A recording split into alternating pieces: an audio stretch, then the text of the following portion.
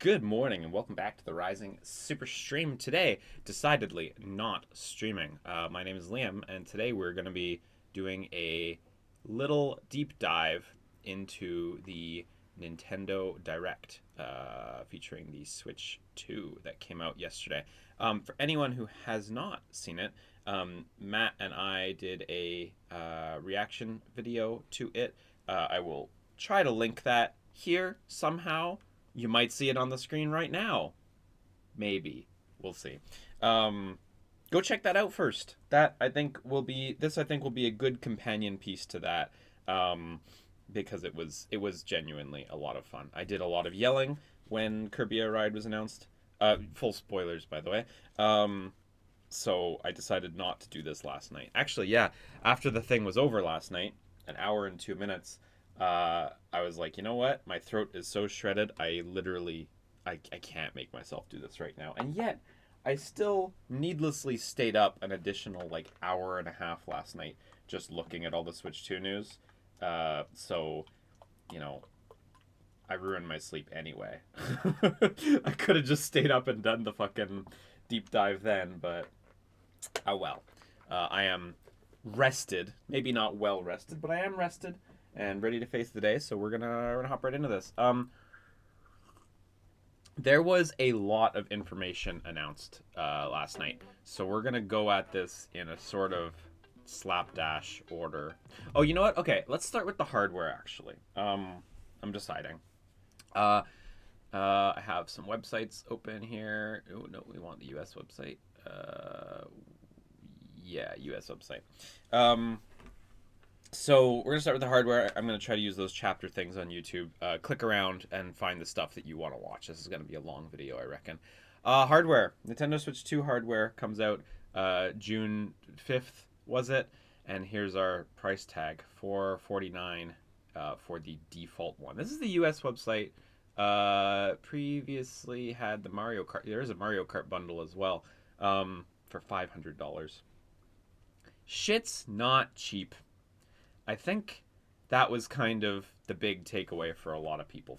For me and my wife, we had already decided we're going to buy one of these no matter what because we like Nintendo games a lot and we have faith that Nintendo will, on average, deliver. Um, so we are going to try to get one right at launch. But yeah, the price is a shame. I think a lot of people were hoping for $399 US. 449 US is it's just not cheap no matter how you slice it. I think unfortunately Nintendo's kind of in between a rock and a hard place here. You know, they sell the Switch OLED for I believe 350 US dollars. That's the MSRP. That's still what it sells for. Regular Switch is 299, I believe. Forgive me, I don't live in America. I'm going off my memory for these. Um, you know, they're in a tough spot. The Switch 2 unambiguously does pack in like a lot more shit than the first Switch, but we're definitely hitting a point on this planet. God, this is depressing. We're hitting a point on this planet where electronics are just not able to be really cheap anymore. You know, the only way you're gonna get like a cheap version of the Switch 2 is if they do a Switch Lite or like a docked only console, which was, you know, something people wanted for the first one, something a minority of people wanted for the first one. We'll see if they finally make that call. But there's just so much going on in this hardware. Yeah. I will say Nintendo does sell stuff at profit. They are very likely making profit off of this. You know, they're not benevolent. They're not out to cut you, you know, an amazing deal or anything. Um, but at the same time, you know, you look at how much a PS5 retails for, compare it to this, it starts to get into questions of like, ooh, well, if I'm gonna buy a Switch 2, I should consider a PS5. You know, PS5 you can get for $399, so it's tricky. You know, one of the things that I think is tricky is Nvidia. I don't ever look up stock prices, um, but you know, Nintendo kind of has to work with Nvidia. Nvidia provided the chipset for the first Switch. Uh, Nvidia once upon a time made a device called the Nvidia Shield. This guy, this handheld Android console. I have one. It's not great. It just doesn't have the software. The hardware is cool and it's got a great form factor.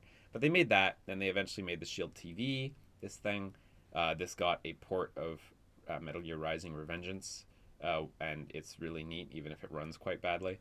And then the final Fire TV.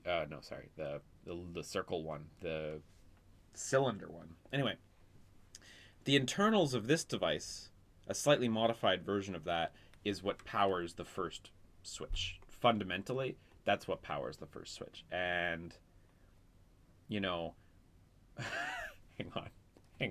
Let me just, yeah, March 3rd, 2017 is when the Switch came out, right? That's like here. And, you know, when they were making deals for figuring out the Switch 2 hardware, it was probably somewhere in this range.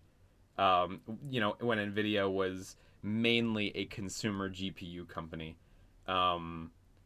This was where the Switch came out. This is where we're at now.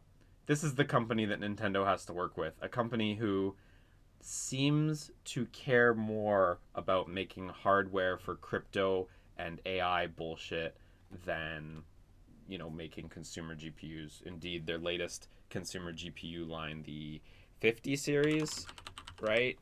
I'm not much of a... Yeah, the 50 series just came out recently. Seems like it has a bunch of unfortunate little issues, and the price is not lovely. But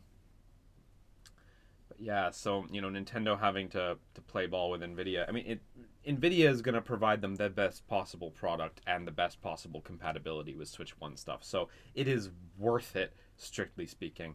But, you know, they're not getting the deal that they were getting back then by any measure. You know, there's just no way. So I think that also contributes to the price. On top of that, the Switch 2 uses a higher bandwidth memory, 256 gig onboard memory at a significantly higher memory bandwidth. That's not a cheap part. The screen, 1080p, 120 FPS supporting LED screen. If I remember, it was an LED screen. Could be LCD, but it's just a 1 liter difference. How much could it mean, right? Yeah. Anyway, they're packing a lot in, and you know the Joy-Cons appear to be just as functional as the first Joy-Cons, plus the mouse, plus new engineering, plus, you know. Anyway, it's a lot of expensive shit. I don't blame anyone who looks at this price and is like, that's too much. I get it. And that pricing extends to games, and that's something we'll talk about as we get a little further in and talk about the games. I do want to talk about the Japan price, just because I live in Japan. Some of you guys might find it interesting. This is the U.S. price. Japan price. Japan. Look at this. We have 49,980 yen. I'm going to turn this. This is a little tool I use. It was recommended by a friend to help translate kanji. Super helpful learning tool. Anyway, 50,000 yen, which is 337 US dollars. That's a killer deal, right? You're getting it for like 100 US dollars less than North America. You know, one catch, this is a Japan only one. Actually, they have it written in English, which is very helpful. But yeah, only Japanese system language and only Nintendo accounts with the country/region set to Japan can be linked to the system. So basically, for me, I have a Japan account, but I primarily use my Canadian account, it's not super usable. Plus, only having a Japanese language capability is very limiting, and something I'm, you know, not a huge fan of. This is the one for me. We got the Gaijin tax version, 70,000 yen, which is 472 US dollars, which is a smidge more expensive than the US price tag, but I imagine that is just a rounding bullshit thing. A lot of these companies tend to just round up for regions that aren't America. We see this in Canada and Australia and Japan all the time, where they just round up and you end up paying a little bit more, $10-$20 more, whatever. So here it is, $22 more expensive than the Japan one. This one appears to be basically just a foreign Switch, seems like it will only be sold in My Nintendo stores. Uh, My Nintendo store nomi something to arimasu. So, seems like it's only going to be in My Nintendo store. So that's going to be tricky for me to get. Unfortunately, as I am living in Japan, this is what I got. This is what I got to get, and I'm not super looking forward to that. I don't really care that it's $20 more expensive. That's a rounding error. That's whatever. It's $20 on a $20 on a $470 purchase. That's like less than a 5% margin of error. So like it sucks, but whatever. I can overlook that. I'm just not happy that I have to deal with this whatever this My Nintendo Store only thing. Stock is already going to be limited for the Switch 2. This shit's going to be selling out the day it comes out. I hate that I have to deal with another little layer. And then, of course, we have the Mario Kart bundle, 54,000 yen, which is a bit over 350 US dollars. So, as much as I'm not happy with this, because it sucks for those of us living in Japan who really feel like we need a foreign system, these two are like doable in Japan. These are not cheap prices to see on the shelf in Japan. Japan's economy is in a very troubled place. I say that as someone living here. And the Japanese market is absolutely huge to Nintendo. They do not want to lose the Japanese market. Nintendo is really like an entrenched brand here on a level far beyond where they are anywhere else in the world. You can go to any given convenience store any time of year, and there's like licensed Nintendo stuff there. If you hop on the JR Yamanote train line, which is the most downtown Tokyo train line there is, Nintendo runs ads for Switch stuff year round. Even like they'll run ads for older evergreen games because it's just worth it. Nintendo doesn't want to lose the domestic market here, and so choosing to take a hit on Japanese Switch 2 units is clearly their tack. I think it's a great plan, and I'm very happy for all the Japanese users who are getting a relative deal. Because if Japanese users had to pay what the rest of the world was paying, this is more like what they'd be staring down. And this is 450 US dollars is a high price tag for America. It's expensive. 70,000 yen, that is a much worse price tag for Japan, even if the actual dollar amount is the same. Wages are just lower here. So I'm happy for all the Japanese users who are going to get legit a good deal. But while we're on hardware, they have the accessories as well. I'm going to go down these real quick. Switch 2 Pro Controller, $100. Do I have the American? I have the Ask the Developer open. How to buy Switch 2. I wonder if this site has the hardware up yet.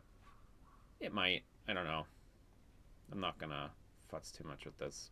The Japanese one's fine. 10,000 yen, equivalent of $100. Pro Controller is great. Hopefully this one will be just as great as the Pro Controller. Back grip buttons, super good. Headphone jack, super good. And you get your C button, so whatever. I don't think I'm going to buy one of those right away, honestly. Joy-Con 2, still expensive. This is like an extra $10 on, or 1,000 yen on what the price of Joy-Con 1s are. Yeah. The chargeable grip. I assume the Switch 2 is still going to come with a non-chargeable grip, just like the first Switch. But the chargeable grip, man, 4,000 yen. That's expensive. The first one was expensive too on the first Switch. I don't fully understand why it's so expensive, but it was expensive on the first Switch too. So whatever. I'm not even going to talk about these. Switch 2 dock. Ouch. Don't lose your dock. But this is the same as the first Switch as well. Docks are crazy expensive on the first Switch. One little upgrade, though. Switching from a dedicated power block to USB-C. Instead, we have a power brick and a USB-C cable separate. That is a good little upgrade on the first Switch, but, minor thing. Switch 2 camera. 6,000 yen. Hard to tell how much of a ripoff this is right now, because we don't know anything about what kind of camera this is, what quality camera this is, etc. You know, 6,000 yen could be not bad if it's relatively high quality, but it could also be not good. We'll see. Hopefully you can plug your own USB camera in, though I doubt that'll be a thing. It doesn't seem like the worst price tag, looking at, you know, some of the other stuff, you know, some cases, whatever. Micro SD Express. Ooh, yeah, this is a fun one. So Switch 2 no longer supports regular micro SD. You now need micro SD Express. Micro SD Express. This shit's not cheap yet.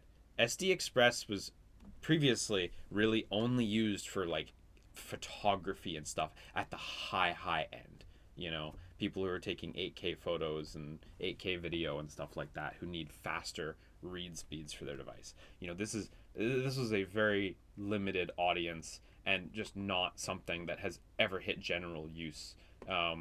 In fact, if I'm not mistaken, there's like only one. I'm just gonna use Amazon.com. There's only like one 1 terabyte one. So, micro SD Express. Yeah, 500 gigs. Gigastone. I don't know what fucking brand that is. Let's go to a real brand. Let's go to Samsung. If Gigastone's a real brand, I apologize, but oh, you can see how Gigastone labels them 4K camera pro. You know, that's what shit's for. Anyway, Samsung 512 gig. Actually, sorry, this is not an Express. It does not have the Express. Actually, this one doesn't have it either. That's confusing. The little EX symbol there, I thought that was the Express indicator. But neither of these have Express. Well, the whole thing just got a little more complicated. Okay, well, forget what I was saying. There are Express cards on the market. Evidently, I don't know how you tell them apart without the EX thing. I don't know. Anyway, they're not cheap. 256 gigs costs like $50. I think a lot. You know, let's reopen that Amazon page. I think a lot of us are used to, like, you know, looking at micro SDs and expecting to pay, you know, nothing, you know, $30 for 50 gigs, for 500 gigs, stuff like that. These are going to be approximately twice as expensive, is what I've been reading and what I believe. Not super fun, but it's nice that the Switch 2 has onboard 256 gigs of memory. That's helpful, at least. Anyway, we should actually probably get to the video at some point, because I'm just circling the drain on Switch hardware. So, what the fuck? Why do I have a scroll bar down there? Why would Chrome do this to me? What the fuck? That's so ugly. Is it because I'm zoomed in?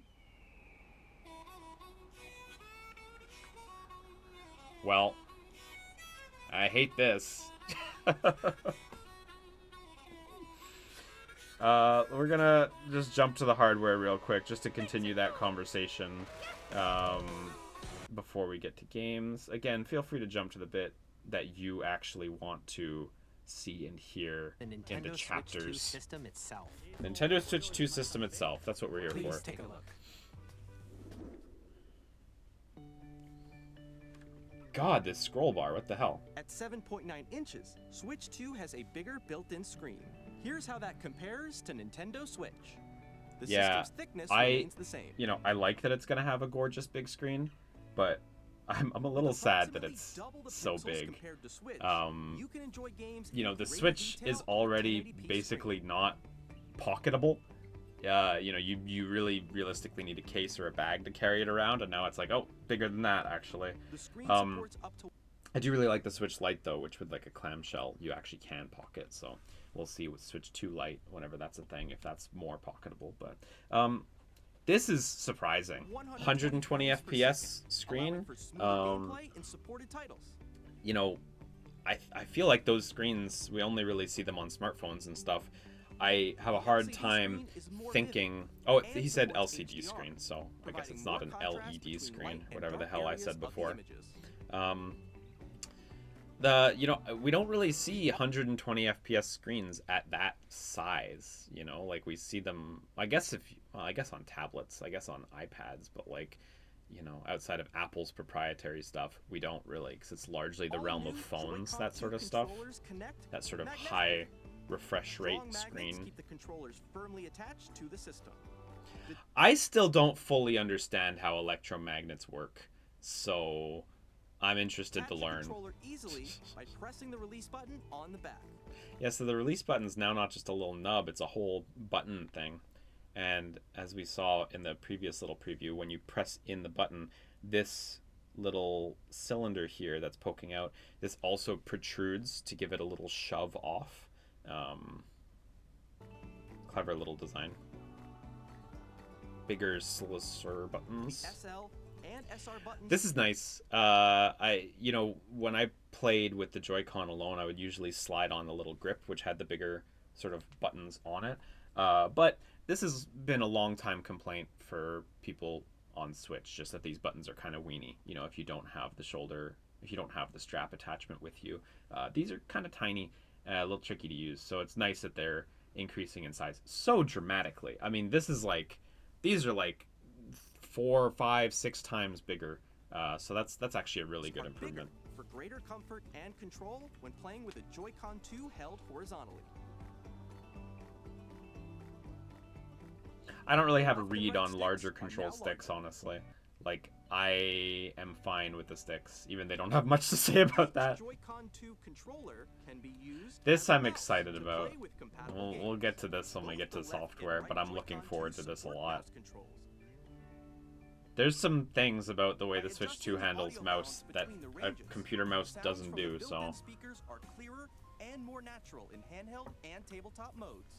Cool.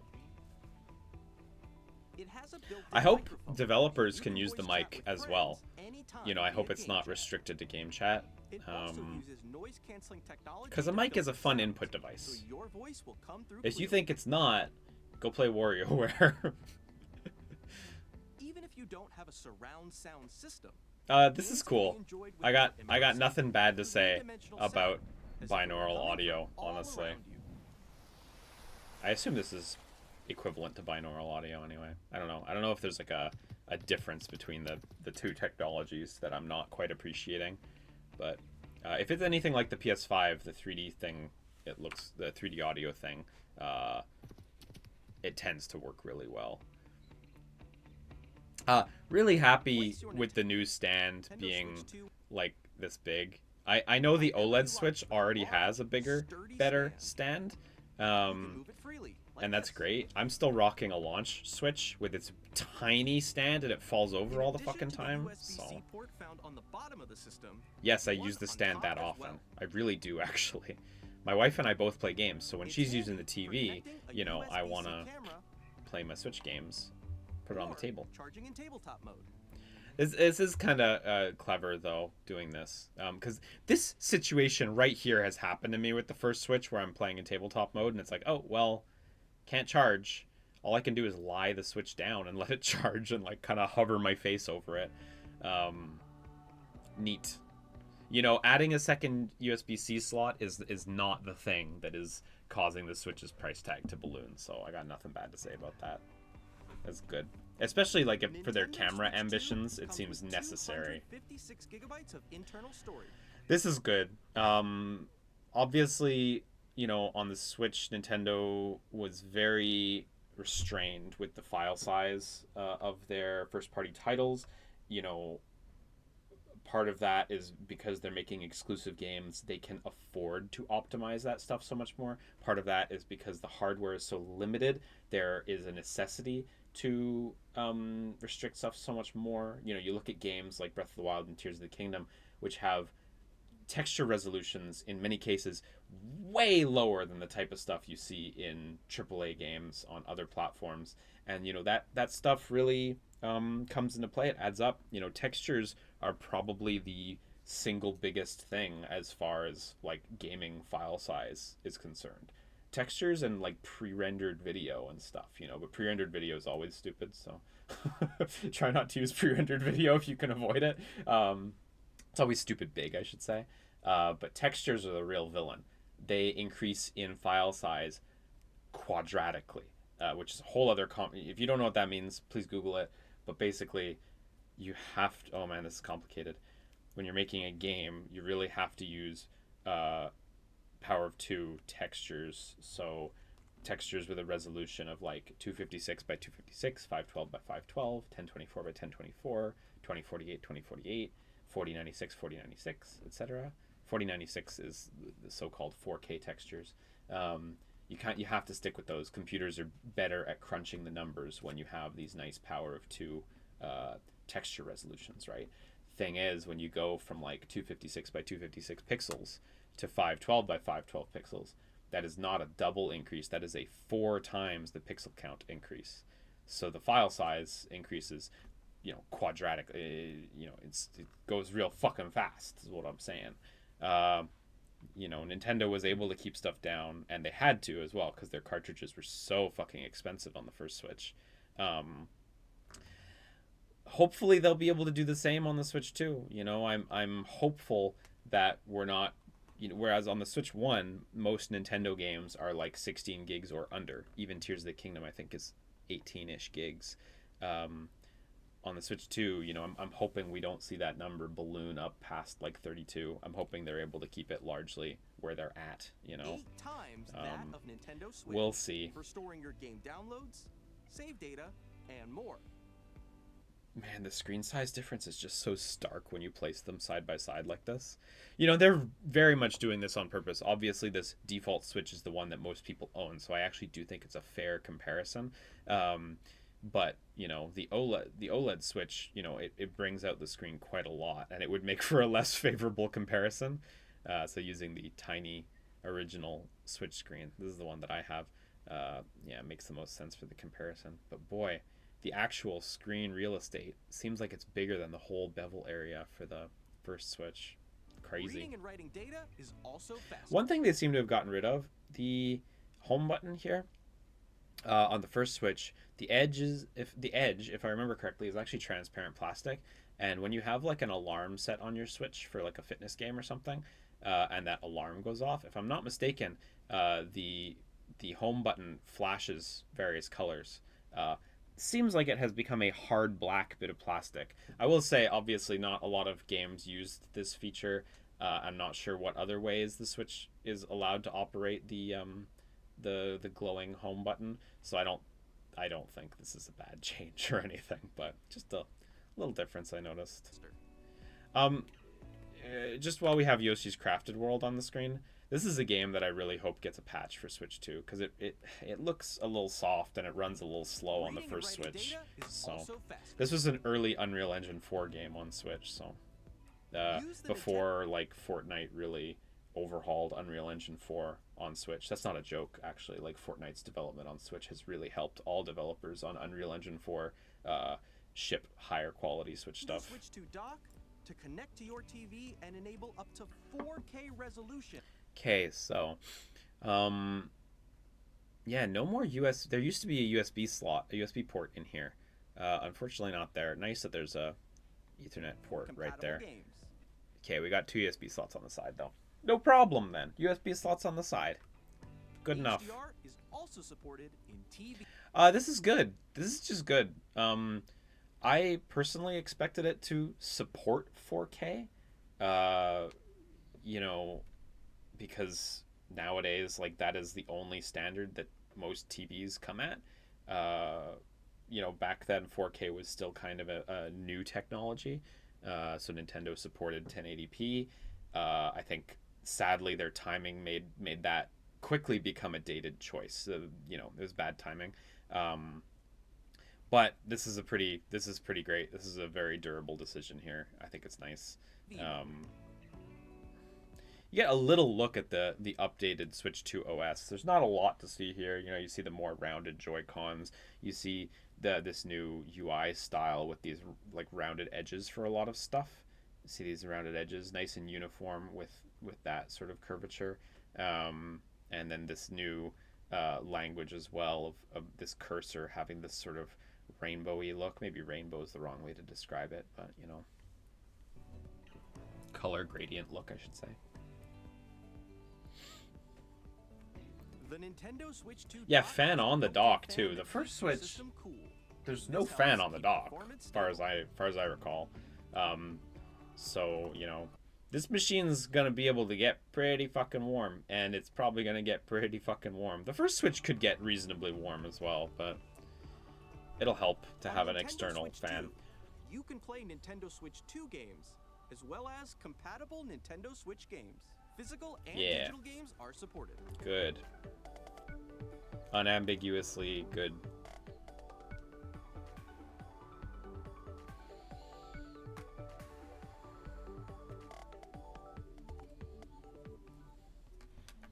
Okay. Do we have a lot more? Yeah, they talk about the hardware here. So let's cut through this a little bit. I'm gonna lower this from 4K just so the buffering, just so yeah. You're not getting this video at 4K, guys. Yeah, maybe that's pretty much all the hardware. No, there's a little more. Okay, well, Welcome Tour is built right into it. I'm gonna loop back around to Welcome Tour because Welcome Tour, I know it's a tech demo, but it is a game. It is technically a game, so I'm gonna loop back around to that one. I want to talk about that one. Got red game carts, same shape, seemingly same size. No big surprise here. Much faster data read speeds is kind of some key language here, because that means that it's new hardware. That means it's not the same hardware, the same flash storage as the first Switch.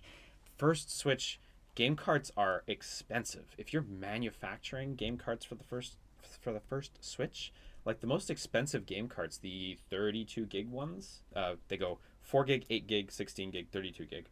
If I'm not mistaken, the 32 gig ones cost, I believe it was 17 or 18 US dollars per unit to produce. So that means if you're Square Enix and you're looking to ship, you know, 100,000 units of a game on a 32 gig card, you know, you're looking at, you know, 18 times 100,000, 1.8 million, you know, dollars just to produce these carts. And you're also looking at, you know, you're selling a $50, $60 game, but with an upfront $17, $18 cost subtracted from that, you know, your profits start a whole lot lower, not to mention retail cut.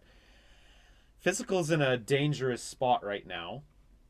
Discs have the advantage of still being cheap, but flash memory is not that cheap, especially in such a proprietary form factor as, you know, Nintendo's Switch stuff. You know, the physical market is still important. While it is contracting, it still represents many, many millions of dollars for the industry. And for Nintendo in particular, they have a big stock. They have a big physical market. So, you know, it's not something that we're ready to get rid of yet. Thank God. But sadly, Nintendo Switch cartridges were always quite expensive. You know, when you go down to the 4 gig stuff, it's a lot more affordable, but, you know, not many games are fitting on that. New Switch cartridge hardware, yipes. I'm curious to see the pricing for these cartridges leak, because I do not feel good about what those are going to be. Micro SD Express. That's what we were talking about a little bit earlier. With micro SD Express cards. They're a different type of SD card and will make high-speed data transfers. Yeah, I think we talked about this a little bit before. Yeah, see, I thought the EX was the differentiating thing. When we looked on Amazon, I couldn't see any with the EX thing. These do exist. I know they exist because there's been people talking about the existing prices right now. Anyway, you can see this one doesn't have the EX, but Switch will not be compatible. Little checkmark will X clear as fucking day. Additionally, to transfer data from Switch to Switch 2, you can log into your Nintendo account to use the system transfer feature. This is unsurprising. We're also releasing a new you can do that for regular Switches already, the transfer thing. Button, which launches Game Chat. And on the I'm curious if this has any other little improvements, little nips, tucks. The D-pad on Switch Pro controllers has always been a little funny. It's a solid D-pad, but you can get some accidental inputs. I know they improved it over time, but I'm still rocking my old Xenoblade 2 one, so I haven't used one with the improvements. We'll see. If they launch a nice promotional one for this, you know, like the Xenoblade one, maybe I'll eventually bite, but I think for now I'm happy to just use mine. The GLGR buttons, which, as they say here, are like custom mappable, that is truly excellent. People love these things, and I think they're fucking awesome. Uh, I don't really use them myself, but like they're really good. I totally see the use case.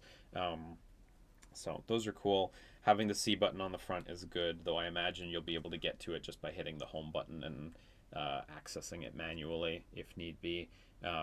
For me, the real sell here is that headphone jack, because I really value that. My wife and I often like to play games at the same time, or like, you know, when one of us is trying to sleep. Usually when she's trying to sleep and I'm trying to play games, it's nice on the PS5 that I can just plug headphones into the DualSense controller, and then everyone is at peace. On Switch, can't do that, so that's actually a really good improvement. It's the one thing that I'm looking at this controller like, ooh. But I mean, $100 controller is no joke either. We've introduced a few new features, so and after today's presentation, I think for now I'll try to stick with my Pro controller. We're gonna look at these shortly, by the way. The three of us will talk about the development of Nintendo Switch 2. We hope you'll check. I'm intending to read through them all, so we're gonna be here for a fucking while. And now, the Nintendo Switch 2 launch date. Yeah, June 5th. June 5th's good. It's pretty much in line with like similar release cadence for the first Switch. Where it was only a couple months between the reveal of the first Switch and the first Switch's release date. Looking forward to the day when you not much to say about it. So my birthday is July 6th, so it's off by a little bit for being something very special, but hey. Now, broadly speaking. Okay, so we're getting to the games. Okay. Was there any other hardware stuff in here? There's the GameCube controller, but we're going to talk about that later. No, okay. So we're going to get to the Ask the Developer things. Are we still recording? We're still recording. Oh yeah, baby.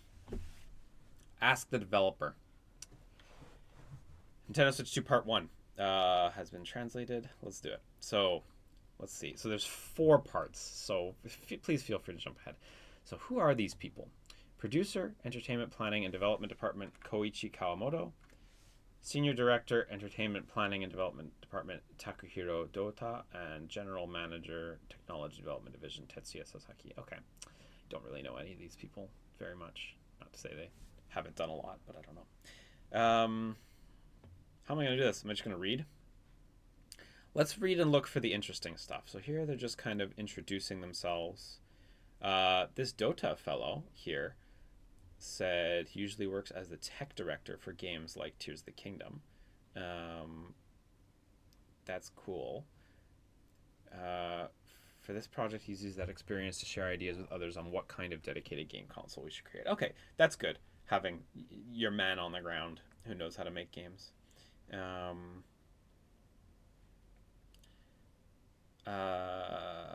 guy works on software. Okay.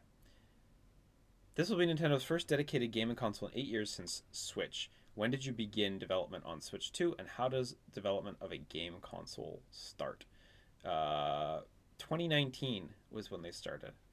Man, 2019. What Nintendo games? Just to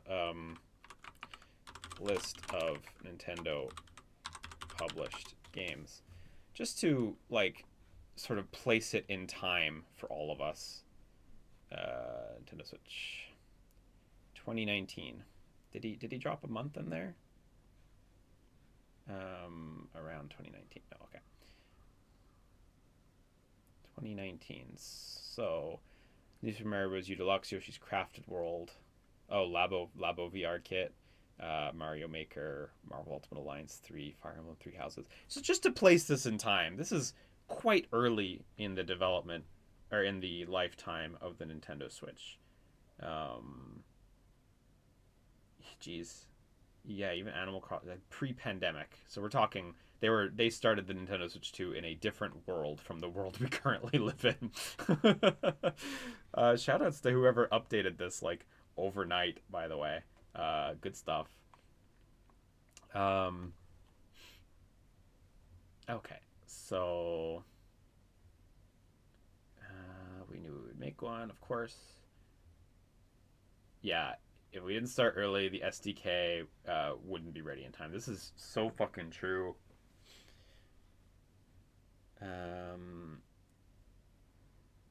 Sorry, this isn't going to be the most exciting section. Again, please feel free to jump ahead.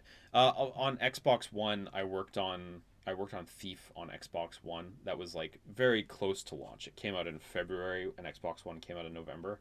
And like, I remember we had serious troubles with that game because the Xbox development environment was just not fully ready for prime time. And we just had to fucking figure it out. And you know, anyone who shipped a game on Xbox One in the first 6 months, it was truly a Herculean effort. You know, it's incredible that there were games as good as like Killer Instinct and stuff coming out at that time when the tools were just not where they needed to be. So, you know, shout outs to Nintendo for understanding the obvious thing that people need to be able to fucking make games. What kinds of things specifically do you consider during the seed sowing stage that precedes hardware development?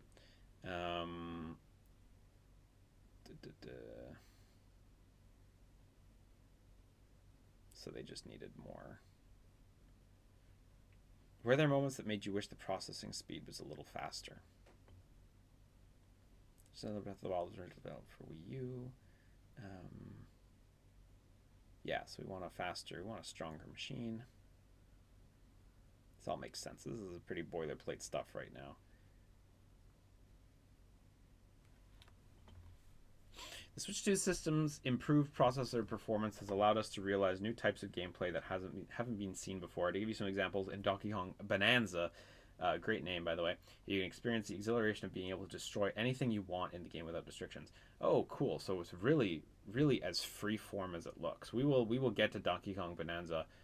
It looked very like free destruction, but I was wondering just how far it went. Anything in the game, huh?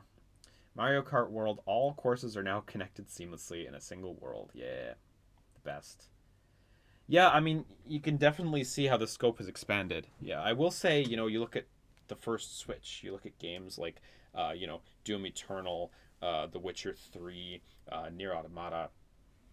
I think it's become very clear that with the tool set, the modern tool sets that we have, it's not really a question of can this game run on this machine. It's usually a question of how much are you willing to sacrifice, right? And I mean, the parallel question is also how much money are you willing to invest in a one platform project, you know?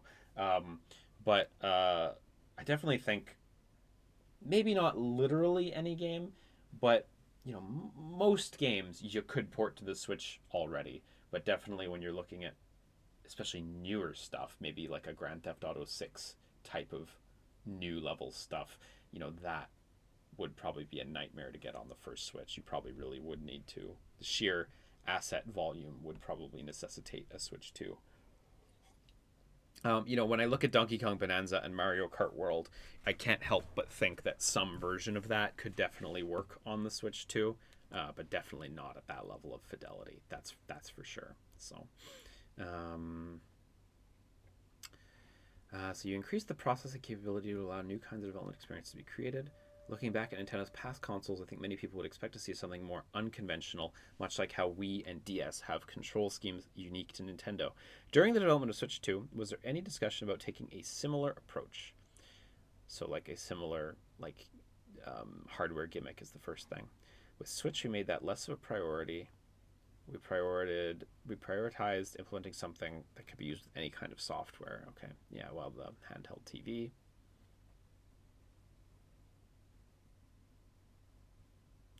From a software developer's perspective, we thought of what we'd want in a console if we were creating a game. So as opposed to just having unique features. Yeah, I mean, this is not much to say here. Bringing up Ring Fit as being able to use an accessory instead of having to build in a thing. Just to be clear, we're not saying that Nintendo will never develop gaming consoles with new and unique hardware features in the future. We made that choice this time because rather than equipping the new console with new hardware features, we thought we'd have the option to offer new gameplay experiences by packaging additional accessories together with games, just as we bundled the Ring Con with Ring Fit Adventure. Okay, so rather than equipping the hardware with rather than equipping the console with new hardware features, their decision appears to be like, yeah, you know what? If we want to do something really unique, we'll just make an accessory. I mean, I don't think that's a bad call. I think the mouse thing works really well because it's such a well developed, well trodden field of computer hardware that I don't think it's rocket science to get a mouse laser in there working properly. And it's flexible. You can use that for a lot of games and game genres, right? Meanwhile, yeah, something like the Ring Con, it's like, yeah, people would be fucking pissed if they had to pay an extra $80 for their Switch because you had to buy a Ring Con with it, you know. I don't think this approach is bad, honestly. Though I do think generally speaking they've been pretty good at that. You know, I think of the Wii and the DS's hardware gimmicks, and those were, you know, very powerful, and developers were frankly ready to embrace them. The hardware limitations were a bigger issue than the actual gimmick themselves.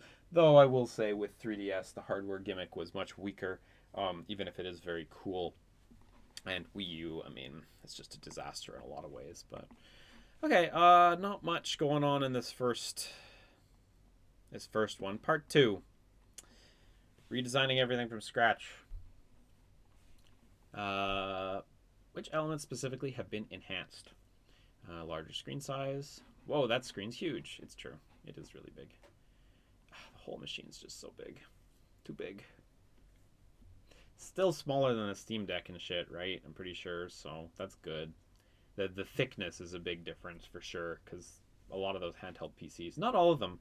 I got to touch one of the recent Aya Neo ones, and like it was really small, but Nintendo, I think, still killing it on the form factor, comparatively, I should say.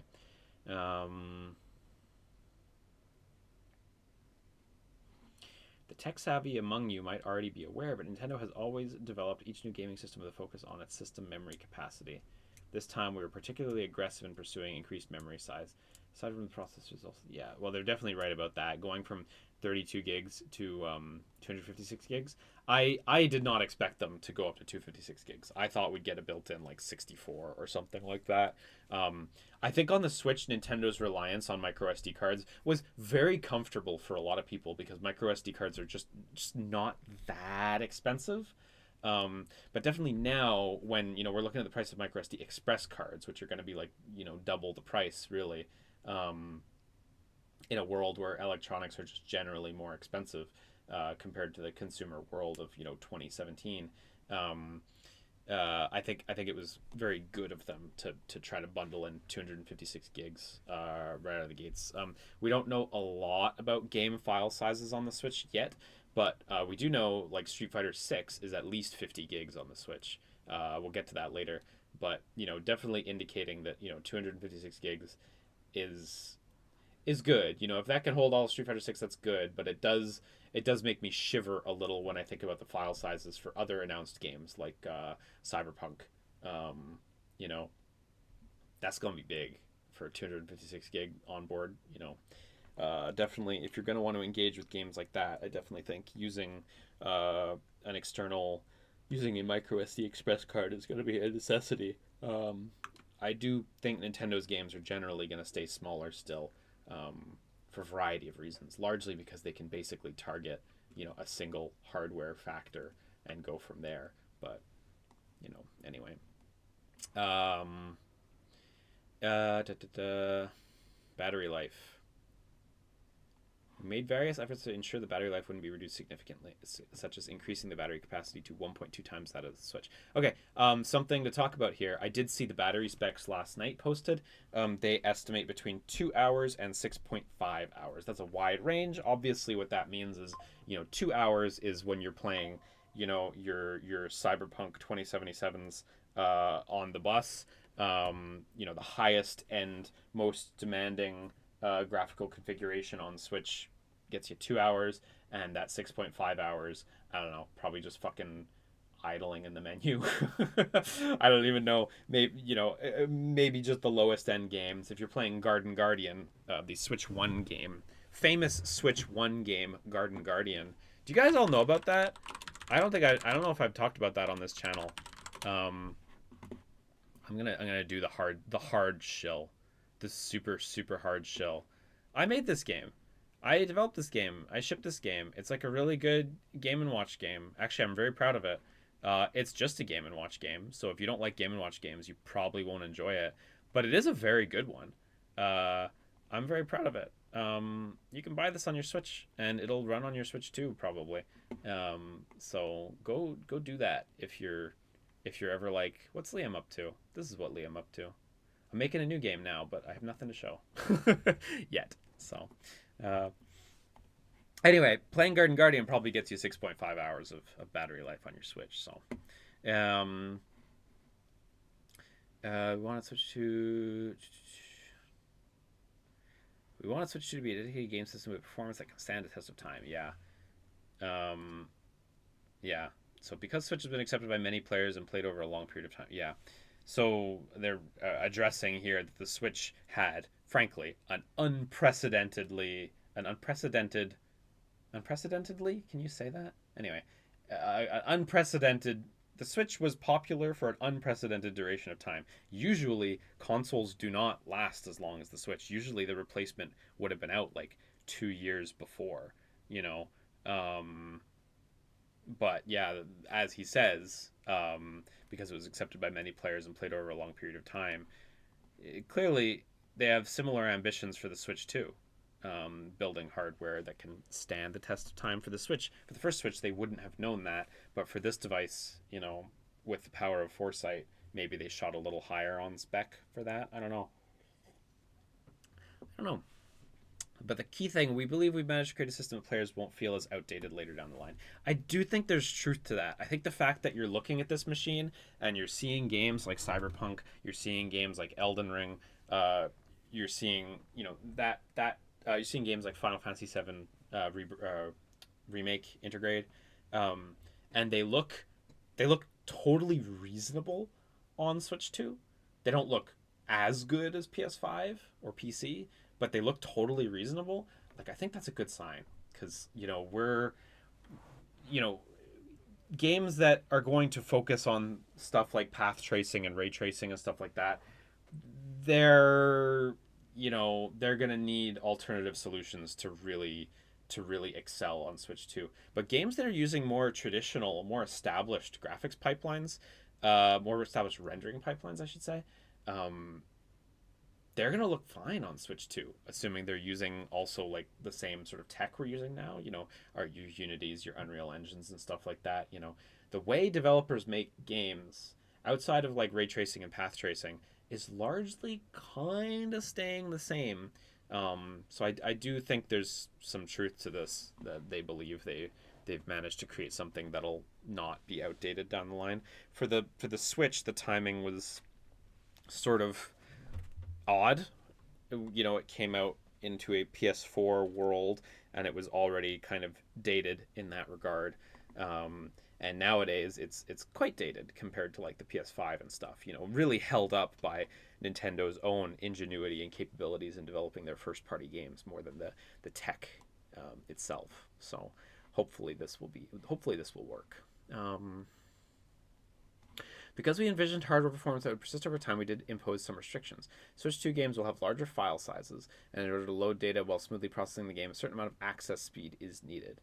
For example, Mario Kart World, driving around open world, your destination needs to be visible. Therefore, it's necessary to use a microSD express card with faster transfer speed. Okay, so this is we did impose some restrictions, yeah.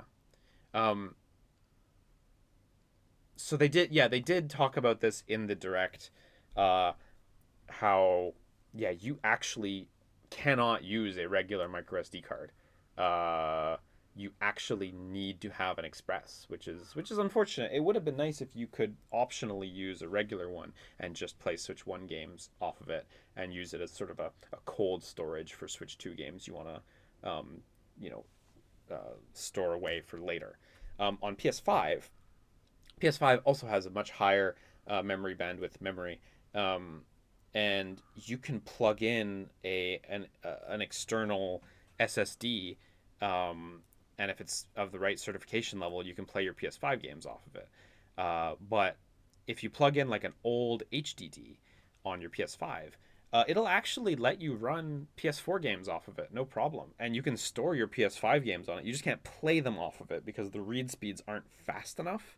But you can still store your games, and that's a really nice hardware feature.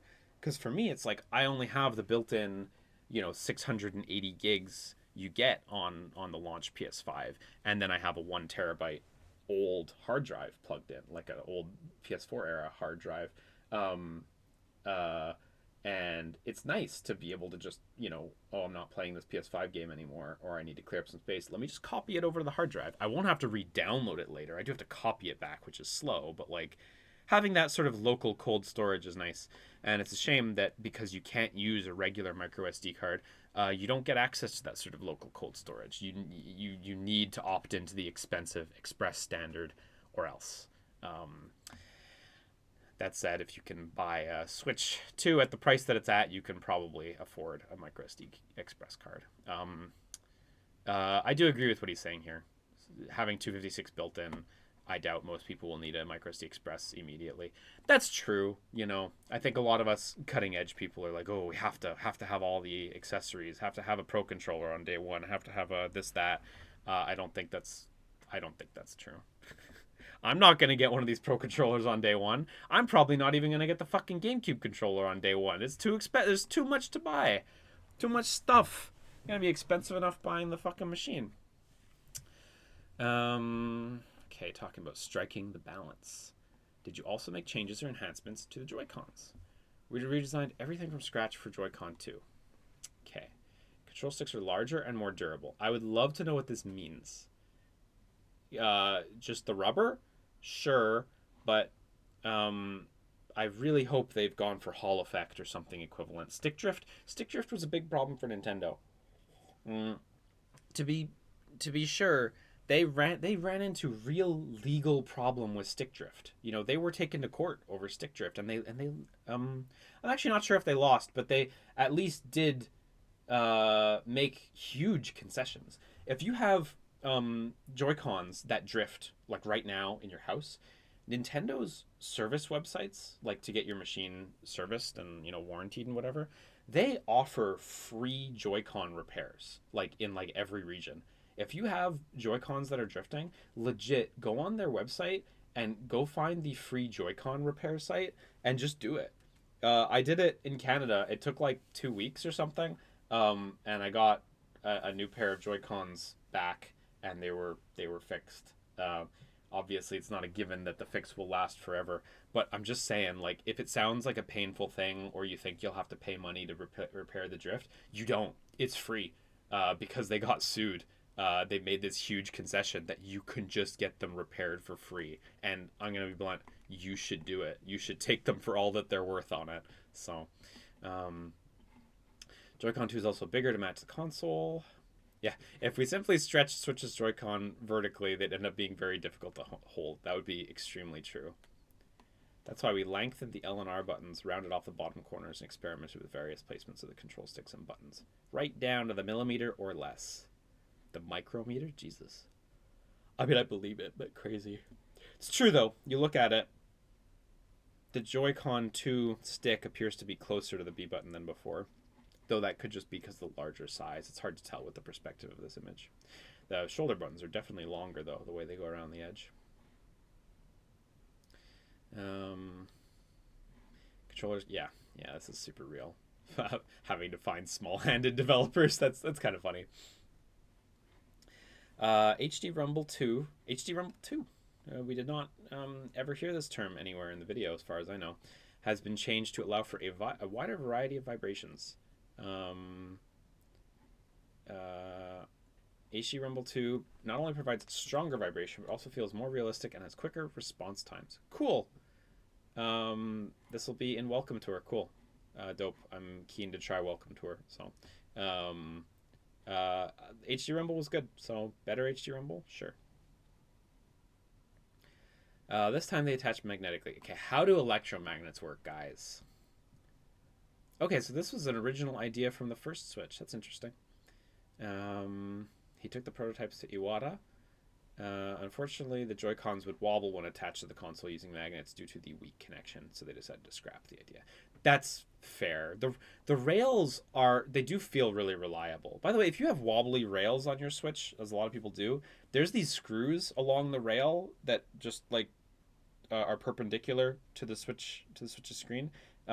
If you just tighten those screws, you can unwobble the rail, and it doesn't void your warranty because they're on the outside. Just FYI. It's super easy fix, actually. But we always wished we could make it easier to attach the controllers. Yeah, this is like a really interesting bit of internal reflection, because for consumers, I think a lot of people feel like it is really easy to attach and detach the controllers. You know, for them, they knew that they had this cool magnet idea all along, maybe other ideas that we didn't get to see either. They knew that there was better, that there was, in their mind, easier. And all this time, you know, we thought we got it pretty good with the Switch, and this guy, Mr. Kawamoto, is kicking himself that it wasn't as easy as it could be. Poor guy. That's a tough little regret to have. So I'm glad they got to do it. This little bit. They have all these little call-outs describing stuff. Here they have one for Iwata. Satoru Iwata, former president of Nintendo, led the release of Nintendo DS and Wii, among others, as well as the development of Nintendo Switch. Worked to deliver Nintendo entertainment to as many people as possible. Made appearances in Nintendo Direct presentations and introduced products and services directly to users. Passed away in 2015. Man, it's still sad.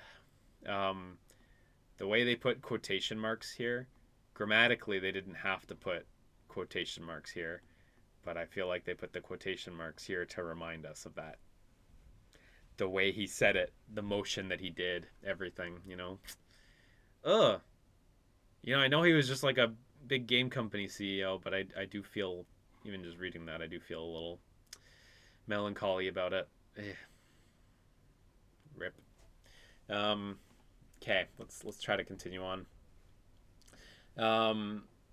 Magnets. We had to continue to research magnets. We didn't understand how magnets worked. No, they know.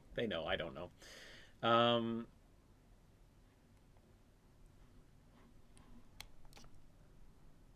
So we wanted it to be easy to detach and comfortable to attach even for children. So we asked the technology development department's hardware team the impossible. They went through a lot of trial and error, and they're finally able to attach it firmly and remove it easily with just a light press of the button. I must say, like, it does look easy.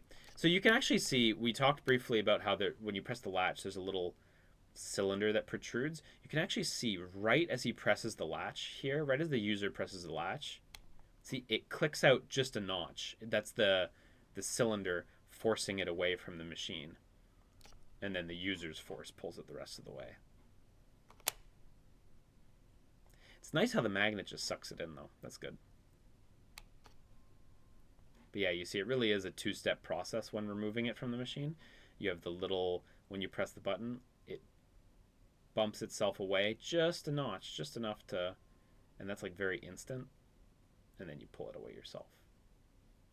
It does look very satisfying, especially to put them on. I do like on like I don't have an iMac or a Mac or anything, but I like when I see people with their MacBooks and I see the charging cable kind of magnet the last centimeter towards the device. I always think, ooh, that looks satisfying. This looks similarly satisfying. Yeah.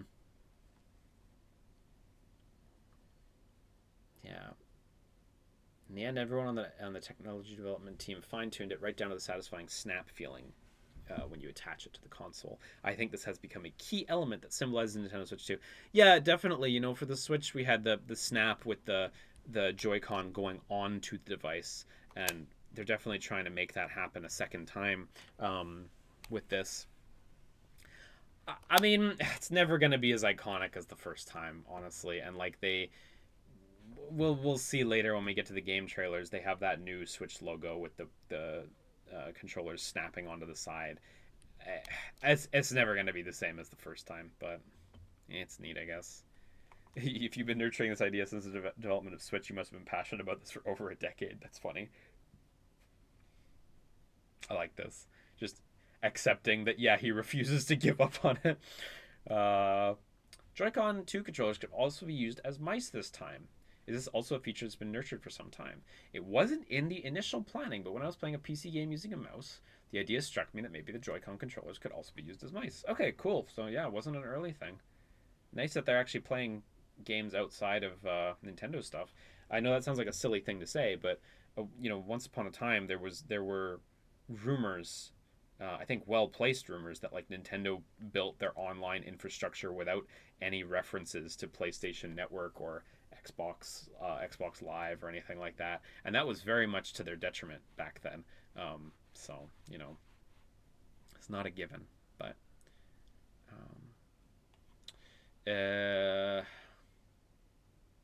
yeah, I think this is perfectly good rationale. Mouse just seems like a good device.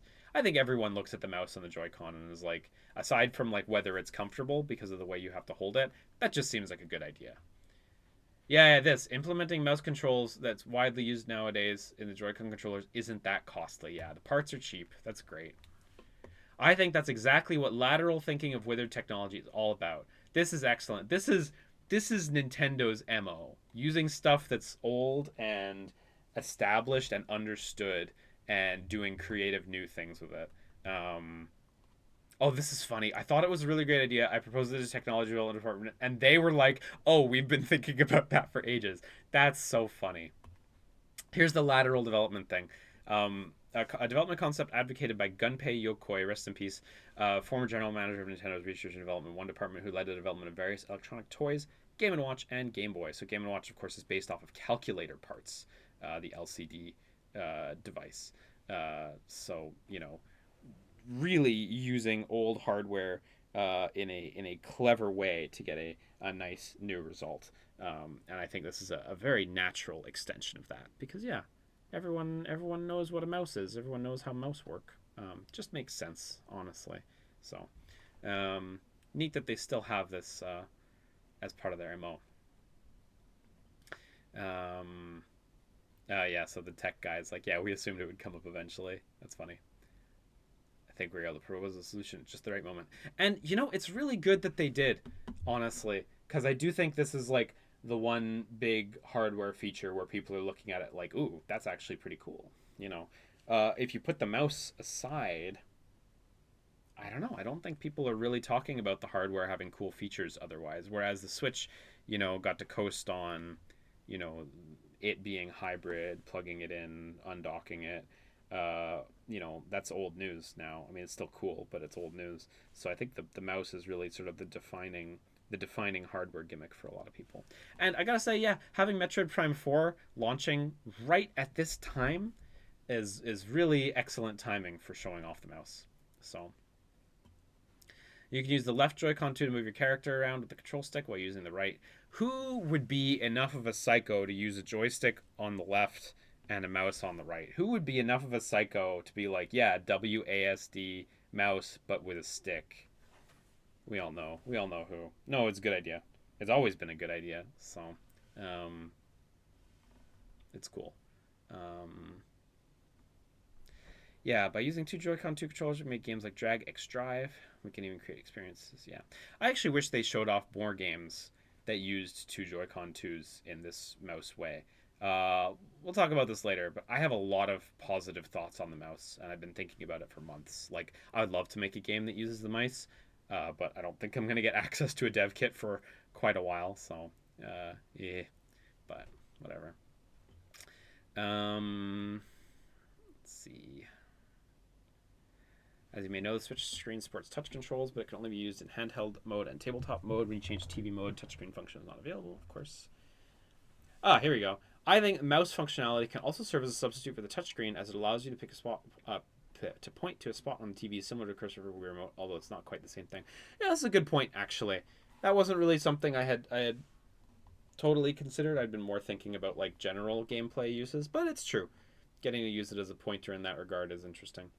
I wonder, they're doing GameCube on the Switch 2 now. I wonder if they'll do Wii on the Switch 2, if they would allow you to use the mouse as a substitute. That'd be interesting. When we were developing Switch, we were wondering whether to remove the touchscreen function as it can't be used in TV mode. But then Iwata said, I'm sure there will be games that make use of it, so why not keep it? So we kept it. Nice. That's good. I'm glad the touchscreen support stayed. Children interact with screens like as touchscreens first and foremost nowadays. So like, I think that's an important thing to have. Garden Guardian, I worked hard to make sure it had touchscreen support for the menus and stuff, and it felt very validating when last year a 4-year-old Japanese child picked up my Switch to play it, and they immediately started touching the menu, and it worked. It was very validating. They didn't go for the buttons, they went for the touchscreen, and I was like very satisfied that the game could respond to their needs. Then of course they got to the gameplay, and it was a disaster because they didn't know how to operate a button, but it was still gratifying to see that first step. I think it was the right call to keep it, though. I know a lot of people use a minority of people, but still millions of people use their Switch docked only, so they don't get any use out of it, but I think it's good, honestly. Speaking as a software developer, it's great to have an option like this. Yeah, I agree. How about the Pro Controller? Has that also been redesigned? May look indistinguishable, but it was also redesigned from scratch. Left and right control sticks are quieter and don't make noise even when they're moved quickly to the edge. Also, they glide very smoothly. So we've taken to calling them smooth gliding sticks. That's so funny that the sticks are so smooth that a team dedicated to hardware, even they think it's particularly smooth. Curious to see when people get their hands on it how true this is. Or if it's just a bit of FUD to talk up their own device. But that's cool. Could be real smooth. Interviewers like, now that you mention it, I don't feel any kind of drag. We made efforts to reduce the feeling of bumping when you tilt them.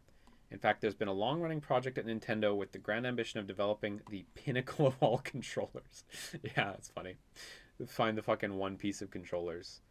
The grip handles this time were designed with reference to the Nintendo GameCube controller. Excellent. Smart. GameCube, best controller. The base of the grip made thinner to give the fingers more space. We removed the seam around the grip part of the Nintendo Switch 2 Pro controller so it feels better to the touch. We refer to them as seamless grips internally. It's true. Yeah. This is the Switch 1 one here. And how this works, these bottom bits, we're going to call them the socks.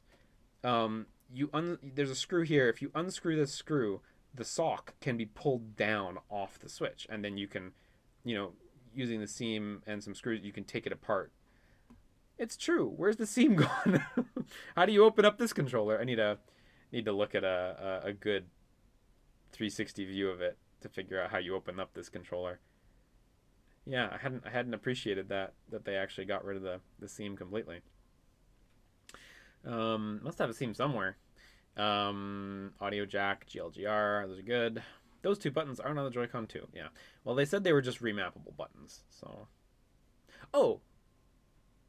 you can find the GLGR buttons on the Switch 2 Pro controller and the Joy-Con 2 charging grip. So that 4,000 yen charging grip for Joy-Con 2, they don't have a picture of it up here. This guy. Apparently this has the buttons. Oh yeah, look. Damn, I didn't realize that. This is what a deep dive's all for. Actually, it says it there in plain text. Cool.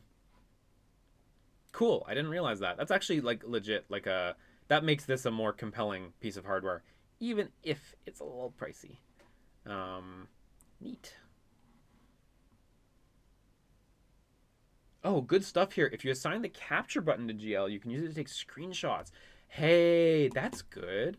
I didn't think you would be able to map something like the capture button. I thought it would only be like the gameplay buttons, shoulders, face buttons, maybe D-pad direction, stuff like that. I did not assume you'd be able to map a system level button like capture to it. I wonder if you can map home and the C button to it as well. I mean, it sounds a little silly, but I wonder. Let's go to part 3. I'm gonna just get up real quick. I need to turn off the heater in the other room. It's chilly outside today, but it is getting way too hot in here.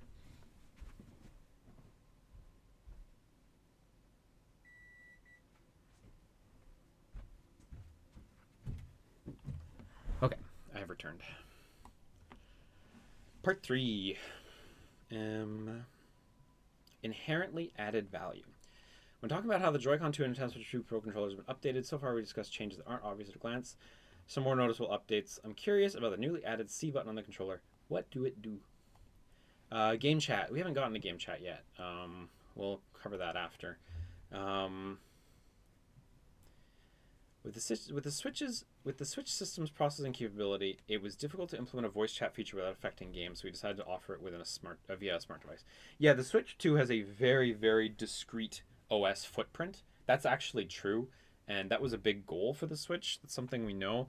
So I guess they had some pretty heavy internal restrictions on that that limited it. I do think this was like a very big, valid criticism of the first Switch, that you had to use a smartphone application or alternative to communicate with your friends. So it's nice that they are not only offering it on Switch 2, but it seems like it's a really big go at it. You know, like they're really trying to have quite a lot of features and concepts happening in a good way.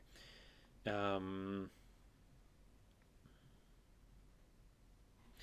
sure many of you have experiences of playing games together as children at a friend's house or in a student lounge where everyone brought their own consoles, and we wanted to recreate that feeling online. Sometimes you'd all play the same game together. There are also times where everyone gathered together even though they were playing their own game.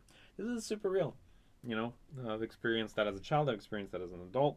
You know, but also I think a lot of people consume games this way nowadays on like programs like Discord and stuff like that, where people just hang out and play games with their friends on Discord, streaming their screens and stuff. You know, I actually think this is like a pretty good read of the moment of like how a lot of young users, well, maybe not just young users, but how a lot of users like to share and consume games with friends. Well, you know, the devil's in the details, but conceptually, I think it's a pretty good read. I remember it being quite common to see children gathering in the park to play Pokemon and Game Boy. Man, so nostalgic. For real. Nowadays, I'm living in Tokyo, and yeah, you don't really see kids out in public often with Switches. I see it every now and again, but like I remember when I visited Tokyo in 2008. Holy shit, it was a long time ago. In 2008, when I visited Tokyo, there were people with DSs and PSPs all over the place. Like, it was a lot. I was impressed by that. In 2014, I still saw quite a lot of 3DSs, but nowadays it's really just smartphones. Switches are a vast minority, but you do see them. This time you can chat with others and play the same game or different games using the features. Yeah, that's good. This was born from our experience developing software remotely for a time due to COVID-19. It's so funny. During the video, me and Matt were joking about how this looked like a COVID-19 feature. That's amusing that this is actually sort of where it came from, although it makes a lot of sense. So, oh, this is funny. Back then, we were using a video conferencing system to check the software we were developing with our team, but the screen sharing function built in only allowed us to share one gameplay screen at a time. So we had each person place their game screen in front of their camera instead of their faces. Oh, that's so funny.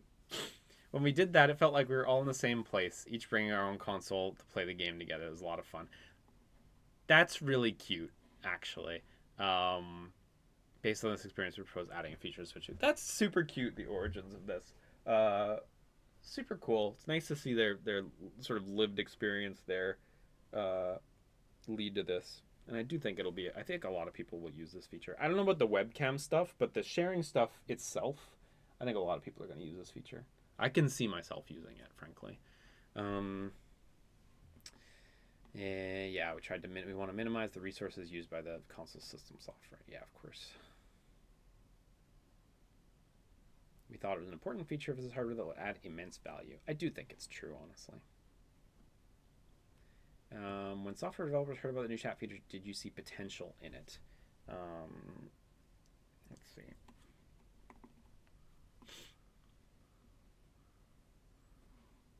Game chat. Automatically available for all games. That's nice. There's no opt-in necessary.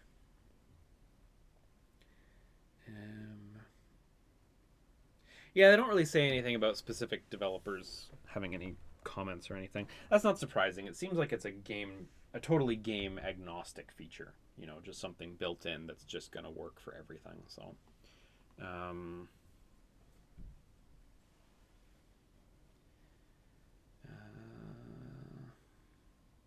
fortunately or unfortunately, we had a group of fussy software developers who were very vocal with us, so we were able to strike a good balance when speaking about how much system resources it's using. That's funny. Almost like a budget negotiation. The software and system developers started discussing how much processing power should be spent on the software versus the system, almost like a budget negotiation. That's a pretty funny image. Software devs would say we want all these features, but with a system resource budget of 0, and system developers would come back with, I'm afraid we can't work within that budget. That's funny. Yeah, unsurprising. So I wonder if that's part of why it seems to be streaming video at such a low resolution and stuff like that. A low frame rate, I should say.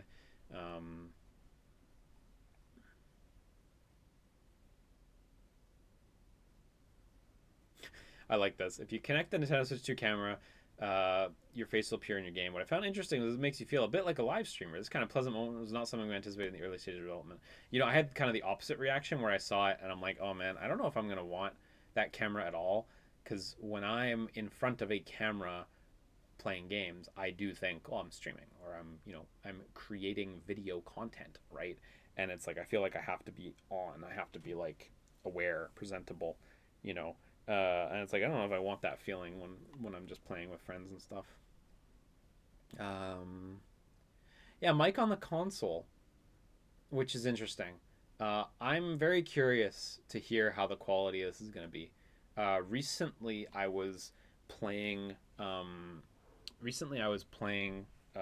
Dead Island 2 with a friend on PS5, and I believe we were using the DualSense's built-in microphones on the controller, and the quality was surprisingly good. I mean, you know, the controller's in your hand, rustling against whatever part of your body it's resting on.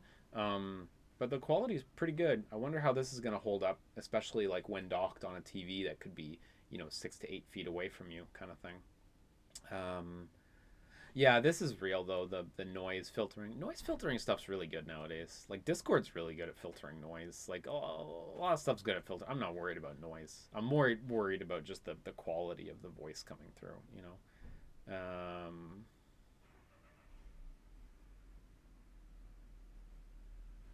This is funny. The software developers' requests regarding noise canceling was also interesting. They wanted the vacuum cleaner's noises to be minimized, but they didn't want the players' excitement, such as applause and cheers, to be cancelled out. Deciding which sounds to let through and which not to, and the development needed to achieve this selective noise cancelling feature was extremely challenging.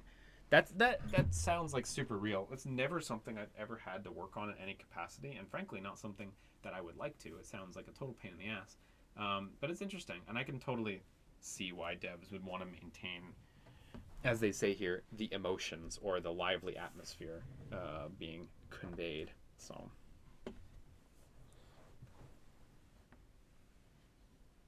oh, this is interesting. The chip has a feature called automatic gain control, so it automatically adjusts the volume of your voice depending on various circumstances. That's handy. Will it work if more than one person speaks into the microphone? Yeah, multiple people. Yeah, okay.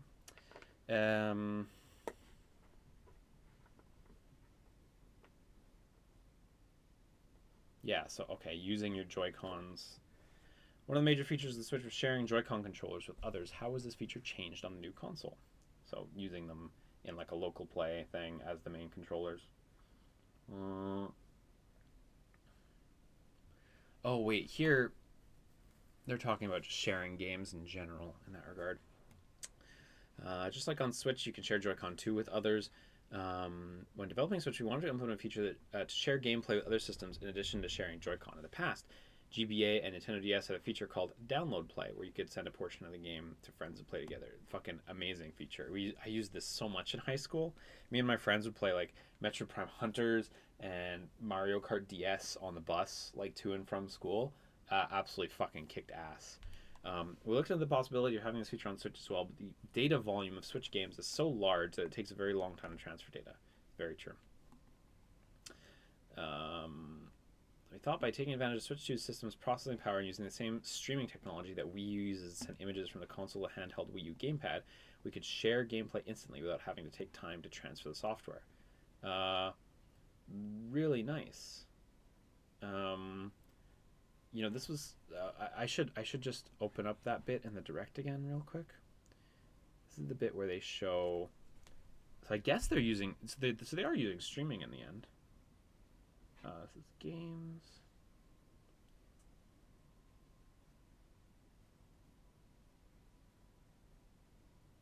This is all game chat here. Game chat is like the first thing they went into. Game share. Yeah. This thing. On Nintendo Switch 2, you can play together locally on multiple systems. Yeah, where basically you can share your screen. So that's interesting. So it's using similar technology to what they did on the Wii U. That's cool. I get how this is similar to the game chat stuff, because fundamentally you're streaming an image to another machine, whether it's game chats online or this local thing. You do see how it doesn't take up the whole size of the screen. I imagine part of that is they want users to have information like which users are involved, signal strength, stuff like that. So they want a certain amount of bevel. But I imagine they also get a nice performance advantage by streaming a lower amount of pixels to other users. I imagine that it was very carefully considered exactly how much screen space they should use and stuff. Really nice that you can game share the original Nintendo Switch titles to the first Switch. They did clarify that you can't use Switch 2 titles and stream them to the first Switch. But this is a very cool feature, honestly. Like online play, game chat, game share. So like, that's cool. If you own a fucking Mario 3D World, you can just grab your friend online. Like, your friend with a original Switch online can just play through the whole game with you. Like, it's fun. That's a good feature. I'm not gonna shit on that. That's a great feature. It reminds me of Split Fiction recently did something like that, where, you know, you could play online cross-platform with people for free as long as one of you own the game. That's good, honestly. That's a good feature. Let's see. Was this something you were already looking into before you received the request? Indeed. Those of us in the tech development department want to be able to say, we thought you'd need something like this. So we're always researching. That's funny. Always trying to get ahead of shit. Something we've been researching for a long time. We realized we could achieve this by taking advantage of the latest tech in wireless streaming communications, which in turn allowed us to come up with a new way of sharing games. Using GameShare to play with others locally works just like Download Play, which is available on some of our previous consoles. What separates it is that you can start playing right away. Yeah, so of course, since it's streaming, there is no actual download. Seems necessary, though, because I agree. Transferring many gigabytes of data, even locally, like, it's just not that fast, right? So having to do it over a wireless protocol, too, you know, it's not realistic compared to the file sizes on the Nintendo DS. Yeah, what's interesting is that when using it locally, so not online, only locally, some games can be shared to Switch consoles. Okay, so if I'm reading this right, it's possible that Game Share Online might only be restricted to Switch 2 consoles. Still good, but yeah, minor nerf.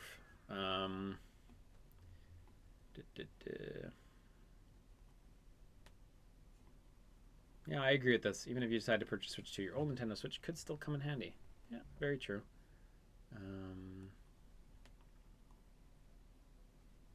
I see. It uses Game Chat to do it on Switch 2, hence why it's only available on Switch 2. Okay.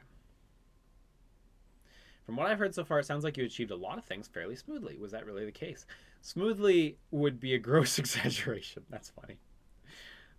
It's nice to hear this human element, though. That, like, no, shit was tough, dude. It's nice. You know, we all like hearing Mark Cerny come up and tell us for 40 minutes why the PS5 is so good, why the PS4 is so good. Because he's a good talker. It's fun to listen to, you know? But it is nice to hear this human, like, no, it wasn't fucking easy. Not that Mark's saying it was easy, you know, but often this stuff gets glossed over. So it's not enough to be confident that a certain tech has potential and could be used in a product. We then need to proceed with development while keeping in mind what kind of experience we want to offer with that technology. Yeah, I wonder how much they cast aside, honestly. I got to go to the Nintendo Museum last year in Kyoto. Highly recommend it if you ever get a chance to visit Kyoto. And they had a bunch of like prototype controllers. Sadly, you're not allowed to take pictures of them. Man, some of them were really interesting. Lot of discarded ideas, honestly. So it wasn't an easy thing to do. The quality of the game image is reduced when transferred using streaming technology. So the team tried to find a way to maintain the quality as much as possible through trial and error. I feel like this is part of the smaller window as well. Having to compress a smaller video is just faster. With GameShare, there are games that are better if players aren't shown the same screen. So we've created a feature that enables each person to see a different screen, even if they're playing together with just one copy of the game. For example, by playing card games and Mahjong and Clubhouse games, each player is shown a different screen because it wouldn't work if everyone was shown the same screen. That's excellent. So that means that the Switch 2 that is running the game is rendering up to 4 scenes for the card games. It's 4 players, rendering up to 4 separate scenes internally, and then shipping each one out as a different stream. That's certainly not a pedestrian feature, you know, having 4 internal rendering cameras and then splitting it out and wirelessly streaming each one separately. That's a cool feature, actually. I'm keen to see how much they can push this idea. Good stuff. You know, in download play, it's just 2 clients. Like on the DS, it's just 2 clients interacting with each other. A much more traditional method of multiplayer experience. This is like, yeah, new technological wrangling. Anyway, sorry, I'm getting lost in the weeds here. Will GameShare only be available in certain? Yes. Compatible with all games. Okay, Game Chat is compatible with all games. GameShare can only be used with compatible games that have a special program built in. GameShare may not be suitable for certain games due to things like responsiveness. Yeah, like a rhythm game. Yeah, totally makes sense, honestly.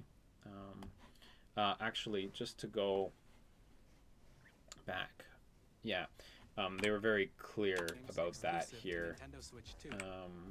GameShare support. They were very clear about that here. Via software updates for select titles in the future, and they only specified these 5, unless there's other footage in the video that I'm like glossing over right now. But yeah, clearly very limited right now. We'll see about that. Cool feature, but see how many games actually support it, you know.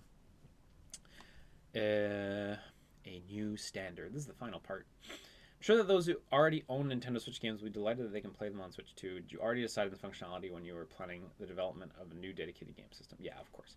I'm not shocked that this was a high priority for them. Like, ditching the old library is a huge, in this day and age, it's like not something you want to do. Yeah, we were told there'd be technical challenges. Yeah, I thought at first that the NVIDIA system on chip they were using for Switch 2 was just like a straight improvement over the previous one, but it seems like there were actually a lot of architectural changes.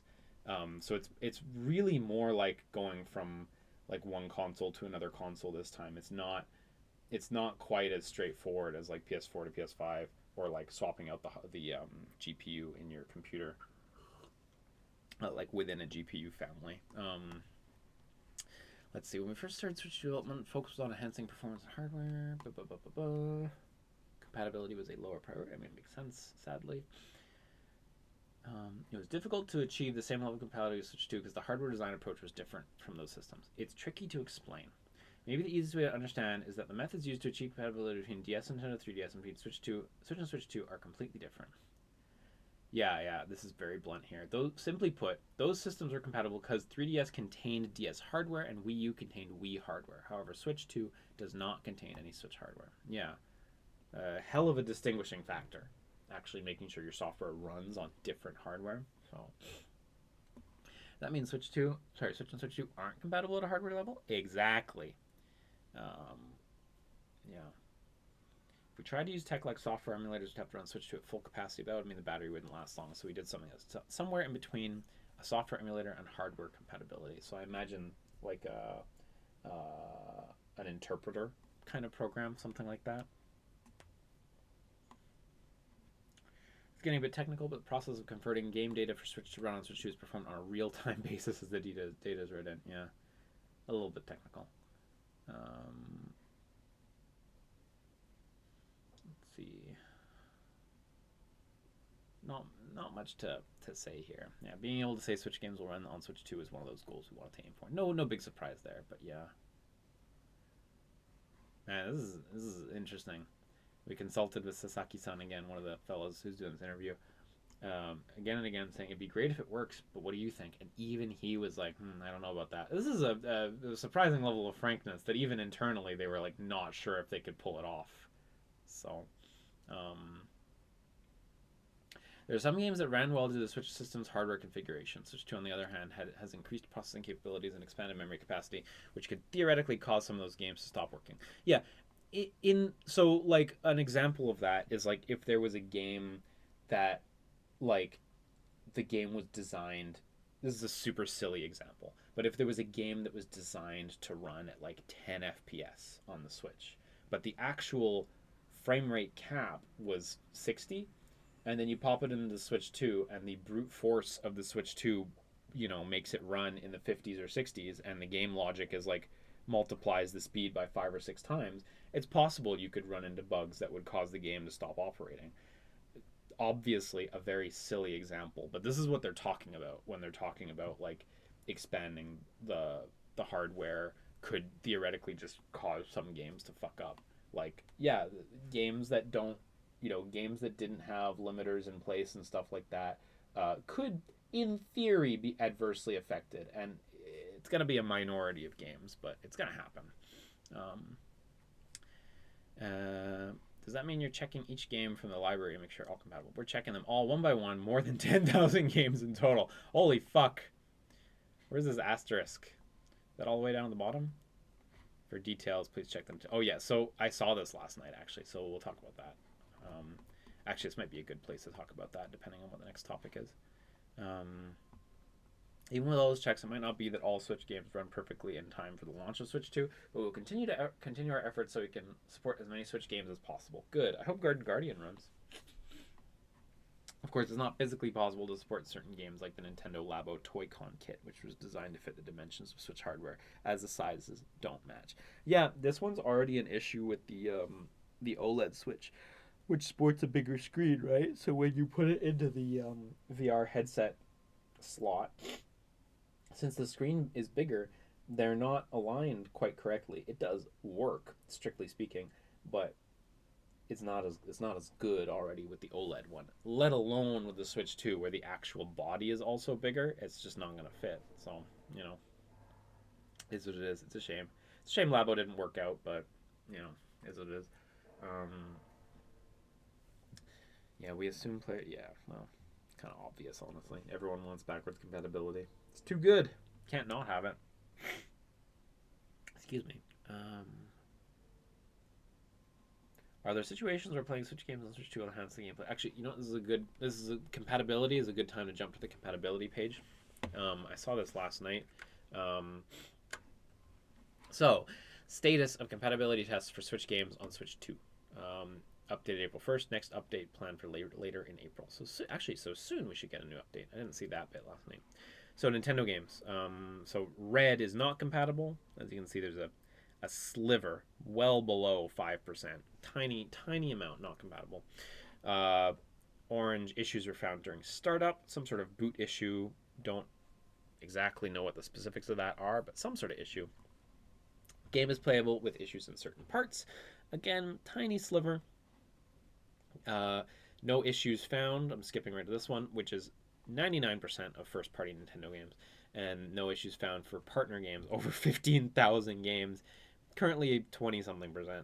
But they have this huge gap here that is 70-something% of the games that can be started further tests in progress. So clearly they've got a lot of work ahead of them to really analyze it all. So what does this shit mean? So there's a couple things. Games that can only be played on Switch 2, which I assume is the red section. It's the Labo VR kit. It's actually just that one, because it doesn't physically fit. That makes sense. There's a rounding error making the red that high. Games with compatibility issues. I looked at this last night. So startup issues and then playable but in-game compatibility. Let's start with startup issues. It's nice that they're being so open with it, and they say they're going to try to improve things, so we'll see how much they improve it. A lot of these developers might have to go in and issue an update for the game. We'll see exactly how this is going to shake out. There are notable games here. There's a lot of arcade archive games for some famous ones, the KOFs, Burger Time, Dig Dug, Pac-Land. I mean, a lot of that. Some notable indie games, another Crab's Treasure, Darksiders Genesis, Dead by Daylight. Dead by Daylight still receives regular updates from Behavior, so I'm sure that'll get fixed. Doom Eternal, some really noteworthy games. Fortnite, yeah, they've already issued that there's just going to be a Switch 2 version, so probably just play the Switch 2 version. Reminds me of Genshin Impact, where at some point they were just like, no, you can't play PS4 version of Genshin Impact on PS5. It's too hard to maintain the compatibility while also building the PS5 version. Anyway, a fair bit of games. Sadly, Kill la Kill If. I would love if they fixed that one, because I do like this game, but yeah, fair list of games that have, these are startup issues. Unclear what that means, but it might take a little bit of fixing. Ooh, Senran Kagura Reflections, gotta fix that one. And then startup issues, startup, but include in-game compatibility issues. A lot of stuff. We got Alan Wake Remastered, Alien Isolation, some big stuff. Fall Guys, Harvestella. Anyway, quite a few games. Smaller list, though. I really appreciate how upfront they're being with this, though. It's nice to have the raw data and the raw list, and I sincerely hope that they will fix as much as possible. So, and then there's a section, games that require Nintendo Switch Joy-Con to play. The important wrinkle here being you can't play these with a Joy-Con 2, so you do need to have an old controller. You want to play Ring Fit, you need an old controller. 1-2 Switch, everybody 1-2 Switch, Game Builder Garage, Switch Sports, WarioWare Move It. WarioWare Move It is a shame, but yeah, it's because they actually explain it quite nicely here. They don't include an IR motion camera, so you need an IR motion camera for some of those minigames. It's true. And the various Labo kits. A lot of them use the IR as well, but the also having to place the screen in certain devices, it's instant out. So this one I thought was funny. Joy-Con 2 controllers do not fit inside the leg strap accessory. But like, can you play the game with a Joy-Con 2? Can you still play the game? Does it boot? It just doesn't fit in the leg strap? Because if it just doesn't fit in the leg strap, that's fine, guys. We'll figure that out. Hopefully we can still play this with Joy-Con 2s. It's a fun game. So, Ring Fit is definitely the big one, where it's just like, yeah, the Ring Con, it's built for the Switch 1 controller. I really, really hope, I must say though, looking at this, I really, really fucking hope that if they do a Ring Fit Adventure 2, and I kind of feel like it's more a matter of time, it's more when they do Ring Fit Adventure 2, I really sincerely hope they allow you to use the Ring Con from the first Switch optionally. I'm going to be frank here, even though I am an idiot who buys a lot of game hardware and software, way too much of it, I don't want to need a second Ring Con. I don't want to need a Ring Con and a Ring Con 2. You know what I mean? I really feel like, I ought to be able to use my Ring Con 1 for Ring Fit 2 whenever that's a thing, if that is a thing. So I'm crossing my fingers that there'll be some smart compatibility choices made there, because I don't want to have to own 2 Ring Cons. That would suck. Okay. Let's get back into this. Are the situations where playing Switch games on Switch 2 will enhance the gameplay experience? So here it's referring to the idea that just because the hardware is faster, there will be advantages. So You know, stuff like that is like, you know, when a game is loading data, it loads data at the, you know, highest memory bandwidth that the system software allows, right? So on Switch 2, in theory, and we've seen this on PlayStation 4 to PlayStation 5 and Xbox One to Xbox Series, you know, those memory bandwidths can get expanded without harming the functionality of games in a lot of cases. So the games just get inherent little benefits. And it's not just memory bandwidth for loading, it's like a lot of other hardware components as well that can have, you know, advantaged implementations just because of the way the game was programmed.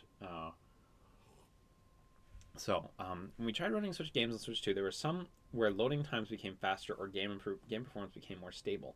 So we realized the overall gameplay experience could improve. That is great, obviously. There's a couple games like Hyrule Warriors Age of Calamities and Bayonetta 3 that really could use it as far as first-party stuff, just getting a little benefit. Xenoblade 2 as well, low resolution. And there's plenty of third-party games that could benefit as well. You know, more stable frame rates on every game. That'd be nice.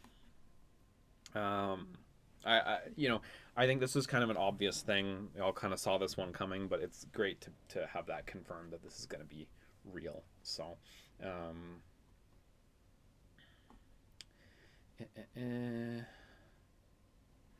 we believe there are many things we can do, such as making Switch games compatible with game share through free updates, as well as leveraging Switch 2's processing power to enable games to run in high resolution with a smoother frame rate. Great. I hope Bayo 3 looks a little sharper. Transferring your data. I expect many people who buy Switch 2 will already own a Switch. That's very true.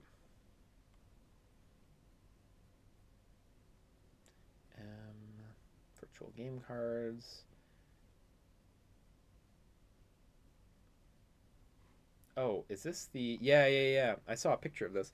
They're adding a new feature to the Nintendo eShop called Game Finds for You. This is the new eShop, by the way, replacing the orange one that we have on the first Switch. It still seems to be a web application, but that looks a little different. A lot of the functionality is kind of in the exact same place as it always was. Wishlist, though, has been super prioritized. Wishlist, I believe, used to be hidden. You know, you had to click on your profile, and then Wishlist was in there. Wishlist getting super prioritized, which is smart, honestly. Wishlist is a great driver of sales. You know, people add their games to the wishlist and they get notifications when they go on sale. Wishlist's really powerful, so it's good that they're sort of putting it up front. But yeah, recommendations. This was not really a thing on the Switch. On the Switch, you kind of had to search, and that could be rough when there's so much garbage on the Switch, because there is a lot of garbage on the Switch. And I don't just mean bad games. I mean garbage. I mean like AI art bullshit. I mean like asset flip bullshit. I don't mean bad games. I don't mean middling games. You know.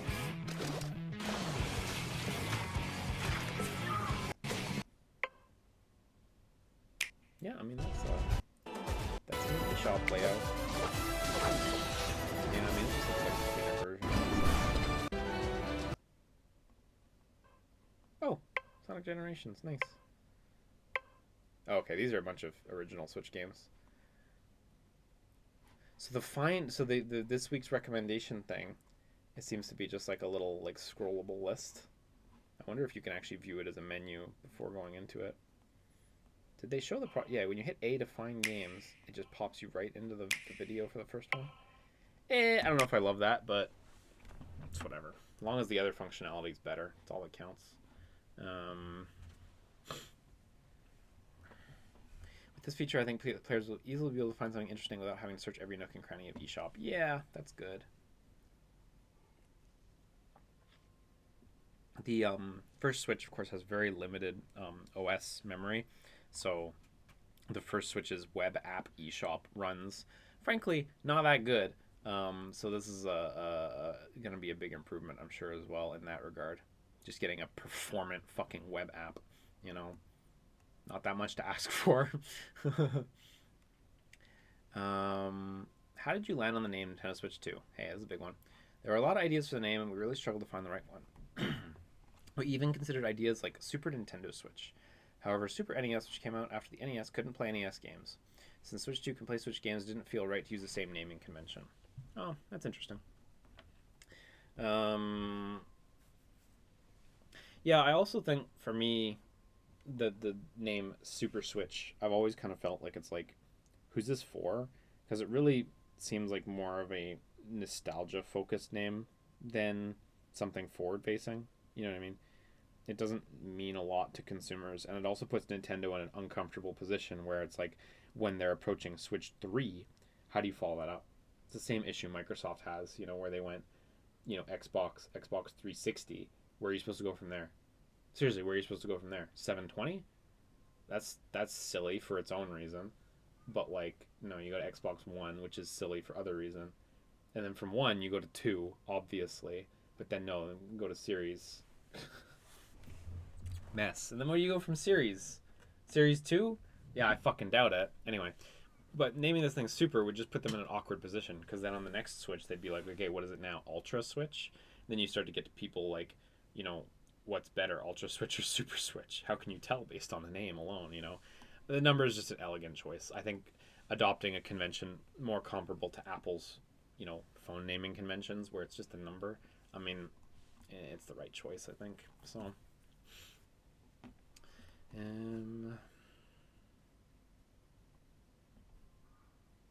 Nintendo Switch 2. After lots of back and forth. Yeah, really? That much? Damn. To conclude, can I ask each of you how you'd like players to enjoy the Switch 2? We've packed the technology development team's devotion to every aspect of this hardware, the system software, and the network services, with the hope that everyone will enjoy playing new games on this dedicated gaming system from Nintendo. After all, games are fun, so we just wish for everyone to genuinely enjoy playing Switch 2 without worrying about all the tech details. Other guys, so yeah, just enjoy playing. Other guy says, going forward, new games will continue to be released by not only Nintendo, but also our publishing partners, leading to brand new gameplay experiences. In that sense, it will be no different from past hardware, so I hope everyone will look forward to that part of Switch 2. Since Switch could be taken on the go in handheld mode, I think it blended more into the daily lives of players compared to past systems, with many becoming attached to it as their own personal Switch system. I think that's very true. We prepared various features such as ensuring compatibility for Switch games and smooth system transfers using Nintendo accounts. I hope everyone will warmly welcome Switch 2 as their own new personal system. I think this is super true and an interesting little wrinkle, because like, yeah, that was more of a handheld device thing. Well, okay, you didn't do that with consoles. When you bought a GameCube, you had a family GameCube, right? Brothers and sisters didn't each have their own GameCube. Right? I'm not crazy. You guys didn't have like a bunch of GameCubes for all your siblings, right? You just had the one GameCube, right? That was what we had. Just the one GameCube. Anyway. But with handheld consoles, it was always different. I had a DS. My sister had a DS. My brother had a DS, That's just how it was. It makes more sense on handheld. Although they make a distinction here as though, like, it's not a handheld, the Switch is fundamentally a handheld device. I know Nintendo, like, maintains that it is a hybrid console. I think that's their language. But it's fundamentally a handheld you can plug in. And it's fine to say that. It's not a bad thing to acknowledge that that's just what it is, right? So, yeah, this naturally comes about because it's a handheld.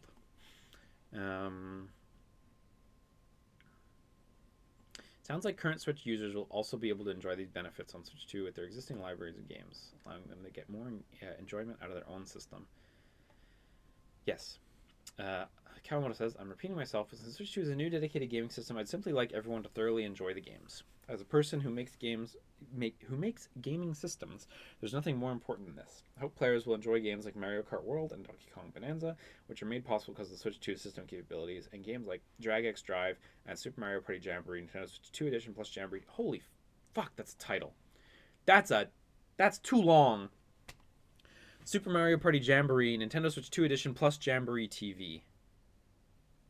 That's too long a title. I guess it's called this because they want to A, label that it's the Switch 2 Edition, but B, highlight the expansion pack. But that's too much. That's too big. It's almost like a whole line here. Look how much space that takes. It's a fucking load-bearing title here. Take that out, the whole article is going to collapse. I also think existing Nintendo Switch games can be enjoyed even more with features like the larger screen and with game chat.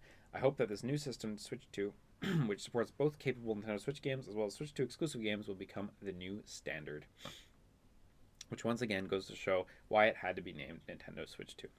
It was fascinating to hear the passion that went to create Nintendo Switch 2. I'm looking forward to the new gameplay experiences that will become the new standard in the future. Thank you very much. Cool. So that was our... This was the whole section on hardware.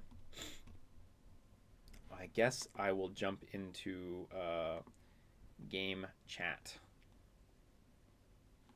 because we really ought to talk about it. But I don't think I'm going to be in game chat very long. After Mario Kart World.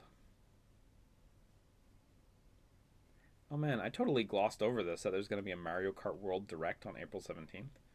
That rocks. I don't think there's much to talk about with game chat. Not that it's not a nice set of functionality, because it is a nice set of functionality. But like, yeah, you gotta, as you can see here, you got a little C button menu, which will open up some sort of menu. Get all your buddies down there. It really looks like a very Discord-like layout in a lot of ways, frankly. I think it's very easy to understand what exactly is going on here. With this feature, I'll use it. Make a left. You check. Yeah, I think they sort of talked about this a lot in the heart. So here's that menu when you pop it open. So screen sharing, turning off and on your webcam, turning off and on your mic, options. Yeah, sharing your screens. If you look at the gameplay screens, you'll see that they run at, you know, what seems to be like, I don't know, 10 FPS or something. I think that's totally fine. You're gonna be focusing on your screen anyway, so it's not a big deal. You can also share your game I screen. hope it can run at a slightly higher frame rate when you like pick it as a focal screen to look at or something. You can chat But to it's your not a big heart's deal. content. Nice that you can all play different games. Even while playing Kirby. I want to get to the webcam bit. Oh, nice. Let's take a picture pose. The system. Yeah, the webcam. Yeah, being able, you know, having all the built-in, like, automatically cropping out the background and stuff is kind of nice. I wonder if this is sort of the quality we should expect from it. Which is not bad, especially considering these guys are going to be like an inch or two tall on your television. You know, the quality is totally acceptable. Zooming in on it like this, you know, super cropped view of the screen, you know, yeah, you can see a bunch of like jagged edges and stuff. But that's hardly gonna be perceptible on a large screen from a distance. I mean, these look totally fine. Her hair has it the worst, I think, with the sunlight on her, the inner back of her hair compared to this woman, where she doesn't have that lighting effect. And video chat while playing a game. Yeah, it looks perfectly good. Don't know if I'm going to use it. I do wonder if these images are fully representative of this thing being, again, this looks to be 6 to 8 feet away. No. Here's how it looks. Hang out, an online multiplayer game anywhere. This I like. This bit, hang on, where you can be playing a game online and you can just stream the screen to each other. Obviously, this has its own little fringe uses, but this seems cute. Playing with your family online and seeing them in their room, how they're playing it. Like, I mean, you know, I know as gamers like to point at these sorts of gimmicks and be like, that's lame. But this is actually like a cute little thing. Kids and parents, or kids and other family members from a distance, will get a lot out of this. This is actually kind of a fun sports feature, competition honestly, between so families. I'm here for this. Still not sure if I actually want to get the webcam though, so. Switch online membership required. Actually, they said it somewhere in here. Yeah, it's going to be free until March 2026, and then you'll need a membership after Controls that. app. And Yeah, same deal. Okay, I think I'm going to wrap up the hardware section here, honestly, because I think we've pretty much covered it all. And I think after this, we will get into the games. Now that all the weeds have left the video because it's just too boring, we're going to get into the games. I'm going to pause this real quick, make myself a nice little cup of tea, and heal my throat. Oh my god, we're already 2 hours in. And then I'm going to pick this up. So I'll see ya for the games.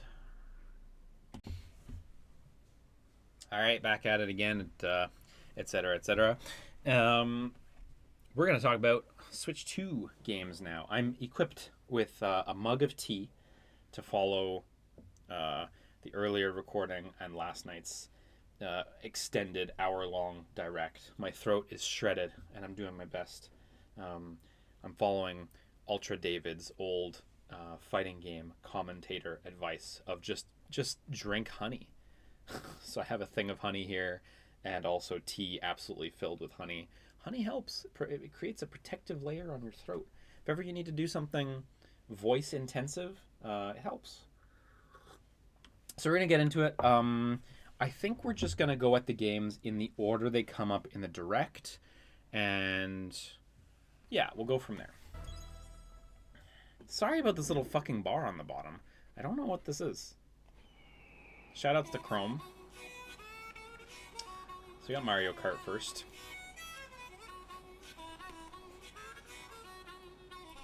So right away, this was a scene that was in the Nintendo Direct reveal, or sorry, Nintendo Switch 2 reveal YouTube.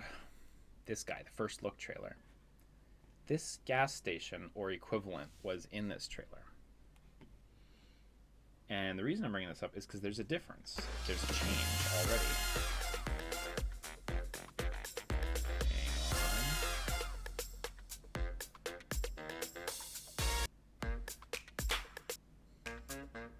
There we go. There we go. Bam, Yoshi's. Let me just sort these. So this appears to be the same Yoshi's with the round parking area, the billboard behind it. Parking hour. Yeah, different time of day. And these big mushroom rock formations just in the distance. This appears to be the same gas station. Visible in this trailer. I don't know how I can zoom in. Is there a way to zoom in on YouTube videos? No, well, it doesn't matter. Under the I don't know, the gas area, you can see this glowing orange object, which we know now are gas tanks. You can kind of see it a little better there. Here it's gone. I wonder if there's a gameplay reason for that, or if this footage is just recorded with a special build. I will say the way the camera pulls in here makes me feel like this is some sort of special build. So by the way, all pretenses of this game's content being secret are aside. So this is open world, right? I like how the highway just has boost pads on it. Could you imagine if in real life we had boost pads on the highway? It'd be so good. I mean, accidents everywhere, but you know, you'd get where you're going a whole lot faster. Okay, so a couple things. So the gas tank appears to be a big thing in this one. You know, customizing your kart is a thing in Mario Kart ever since Mario Kart 7. So gas tank might be a thing now. Don't know whether that modifies the amount of boost you can use or the speed you go at or what. I guess we'll find out. I wonder if it could be a replacement for the coin system. Of course, in previous Mario Karts, you collected coins. And, forgive me if I'm remembering this wrong, but if you had 10 coins, you drove at the maximum speed. And you wanted to get more coins to drive at a higher speed. I believe that's how it works. Shout outs to some little details here. MKTV back from Mario Kart 8. I like that. The branding there. Clearly they got a lot of branding stuff. 1UP Fuel, Red Shell tires. It was kind of cool, the fake car brand thing. That's something that I think really started in Mario Kart 8. I don't think they did it before. It looks really cool. Of course, a lot of the key design language from Mario Kart 8. I don't know if that's gonna get me what I want to get. Okay, this is bullshit Etsy stuff, but these are real. These are from the game, even though this is someone's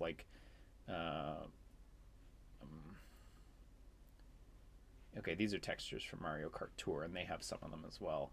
But you know, all these sort of fake logos that they made all look really, really cool, and they contribute to creating a sort of Mario Kart world. Oh, maybe this is what I'm looking for. Sponsors? Yeah, well, this is some of them anyway. But they really contribute to sort of creating a world for Mario Kart. Previously, Mario Kart's world before Mario Kart 8, it was really just a disparate selection of Mario areas that, you know, they work because the art style unifies them, and they're all collected around this Mario idea, right? But as of 8, you bring in you know, all this language of there being all these companies with imagery and stuff like that. And suddenly there's a little bit more to the world of Mario Kart, even if it's just like a little wrinkle there. It's a nice bit of world building that I really like, and it's nice that you can see it present, you know, in this game as well. I think it's very good that they're hanging on to it. Let's get right back into it. We're going to be doing a lot of pausing in this video. So right from that very first shot there, you know what, I'm going to lower it to 1440p just so that I can frame by frame a little quicker. I mentioned this when we were watching the direct live, but just from this shot here, you can tell right away that this ain't your granddaddy's Mario Kart. You can already tell the open world. You can tell that you can go that way. There's a track over here behind this racetrack, and this racetrack. I wonder, right now, see there's this wall. It says Spiny Shell, with a spiny shell leading you into a racetrack. Mario Bros. Circuit, you can see, right? I wonder if these are only for like these walls or whatever, if they're just to direct you to ones you're going to, or perhaps he's at a part in the story sequence where they want you to go to, you know, wherever it is, so they've got this barrier up. I don't know what this barrier is, but anyway, it does guide the user nicely into it. I really like the idea that you can just drive in and out of the tracks. I think that's just really cool. I'm as a huge Burnout Paradise fan. I also played Need for Speed Most Wanted on the PlayStation Vita, which is just Burnout Paradise 2, if you didn't know. As a huge Burnout Paradise fan, I love this because my least favorite part of racing games is that a lot of racing games are just a list of tracks and you race. And I'm just not that into that sort of racing thing. In the same way that there's a lot of people who aren't into fighting games because it's just a list of characters and you fight. You know, there's a lot of people out there who wish there were more substantive single-player stuff. You know, even me with Guilty Gear Strive, I'm like, kind of wish there was more single-player content, you know. Anyway, that's how I feel about racing games. I don't generally play them. There's exceptions, like Kirby Air Ride. But Kirby Air Ride, even then, I'm mostly playing City Trial, so, you know, not racing single tracks. Right away, showing off that increased racer count. Luigi doing his best Elon Musk impression there. God, I can't believe I paused it right on the salute. Yeah, not much. So how many racers was it again? So 6, 12, so 24 racers. It's a big step up. So the tracks right away, I assume this is because there's 24 racers. I assume this is twofold, because there's 24 racers and to accommodate for the new scope of the world. The tracks are a lot wider. I think, obviously for 24 racers, it makes sense that the tracks have to be wider. Otherwise, you're just going to be running into each other all day. But I definitely think also if the tracks were as narrow as previous Mario Kart games, there's a chance they might feel a little unusual in this open world setting. Like they might feel a little too compressed. You know, they might not... You know, you don't want to be driving in the open world and feel like the average scale of roads is such and such size, and then you get to the tracks and the average scale of road is so dramatically different that it feels compressed. So I think maybe that's why overall they look bigger. Shout outs to this vehicle that Yoshi's driving. Totally paused it randomly here. But this is clearly based on the Mario Bros. Arcade game. You know, the pipes, obviously, but even the curved pipes. We have the Mario Bros. Logo on it, and we have a POW block, which of course is like the signature attack item in Super Mario Bros. Very cool. This X with the circle, not sure what that is. It's on the tire. Well, tires might just be spokes, but anyway, I like this arcade Mario Bros. Vehicle there. Daisy almost looks like she's riding a Sea-Doo or something. Wonder if that has anything to do with the water driving, you know, because it really does sort of look like she's sort of using a water vehicle. I don't know. See, yeah, anyway. Maybe I should just lower it to 1080p. Get the... You're not seeing this video at 4K anyway. Man, it really doesn't look as good, though.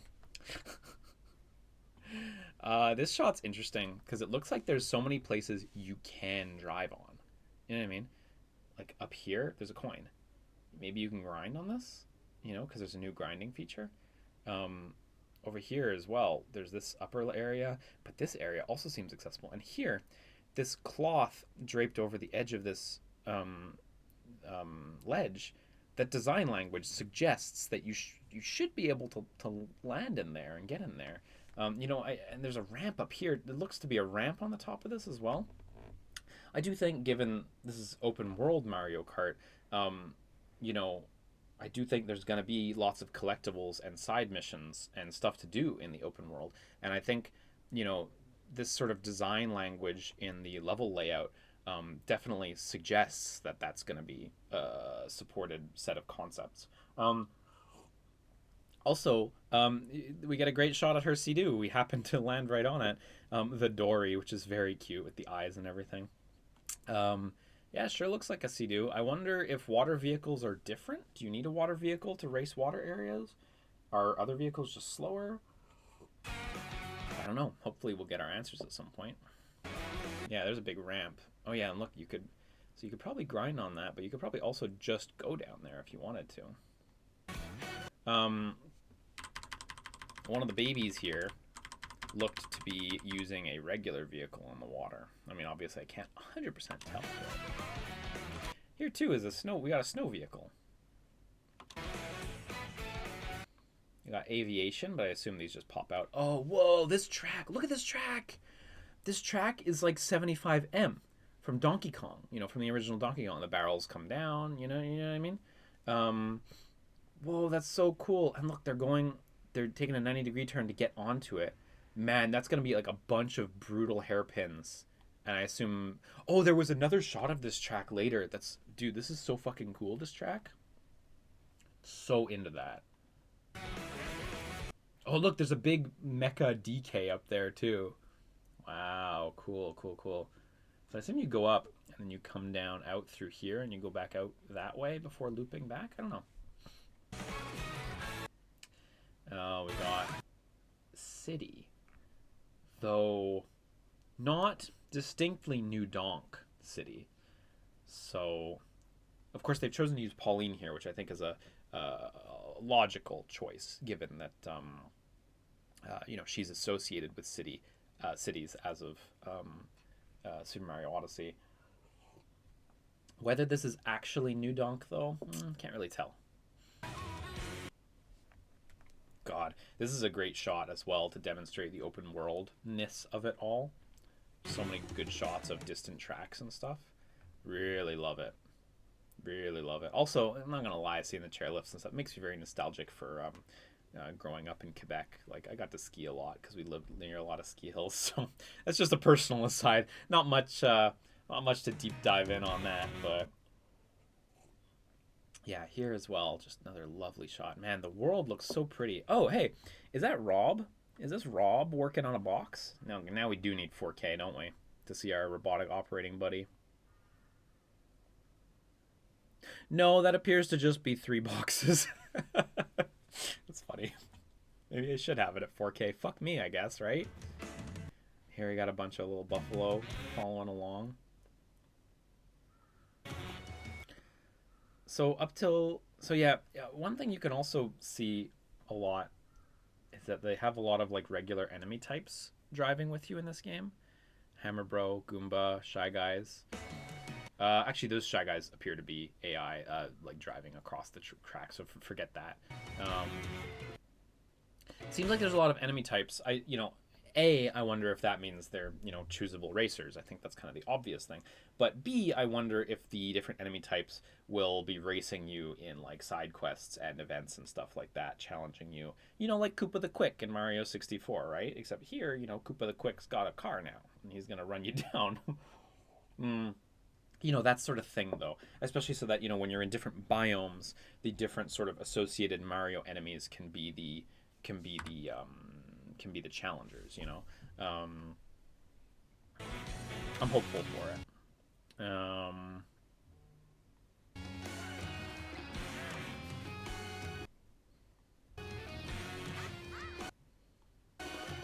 Oh wait, what was that shot there? Sorry, I gotta back up. Gotta back up. Nice new Wario area. I saw it said like Wario Games on the side. Oh, cute. Hang on. Where it says Wario Games, It's got the fucking noses with the nose hair legs from WarioWare. So maybe Wario Games, could that be his brand of Wario? Because you know Wario's also a game developer, canon, which is super fucking funny. I mean, kind of parallel canon, kind of dubious canon, right? But like, I wonder if Wario Games is a reference to his game development career as well. This pirate ship looks really large as well. A lot of explorable land in the background. Here too, you get a wicked good shot. Here we got some piantas on the side as well. Here we got a Koopa with accessories on. Oh yeah, one thing we haven't quite got to in the trailer yet, hasn't focused on it yet, is costumes. You can see here Pauline's got a racing outfit. Peach has a sort of casual fit on. Wario's got this old racing outfit on. We'll get to it later, but there are racing fits, so I wonder if that Koopa's got a racing fit on. This is cool, this cinema thing here.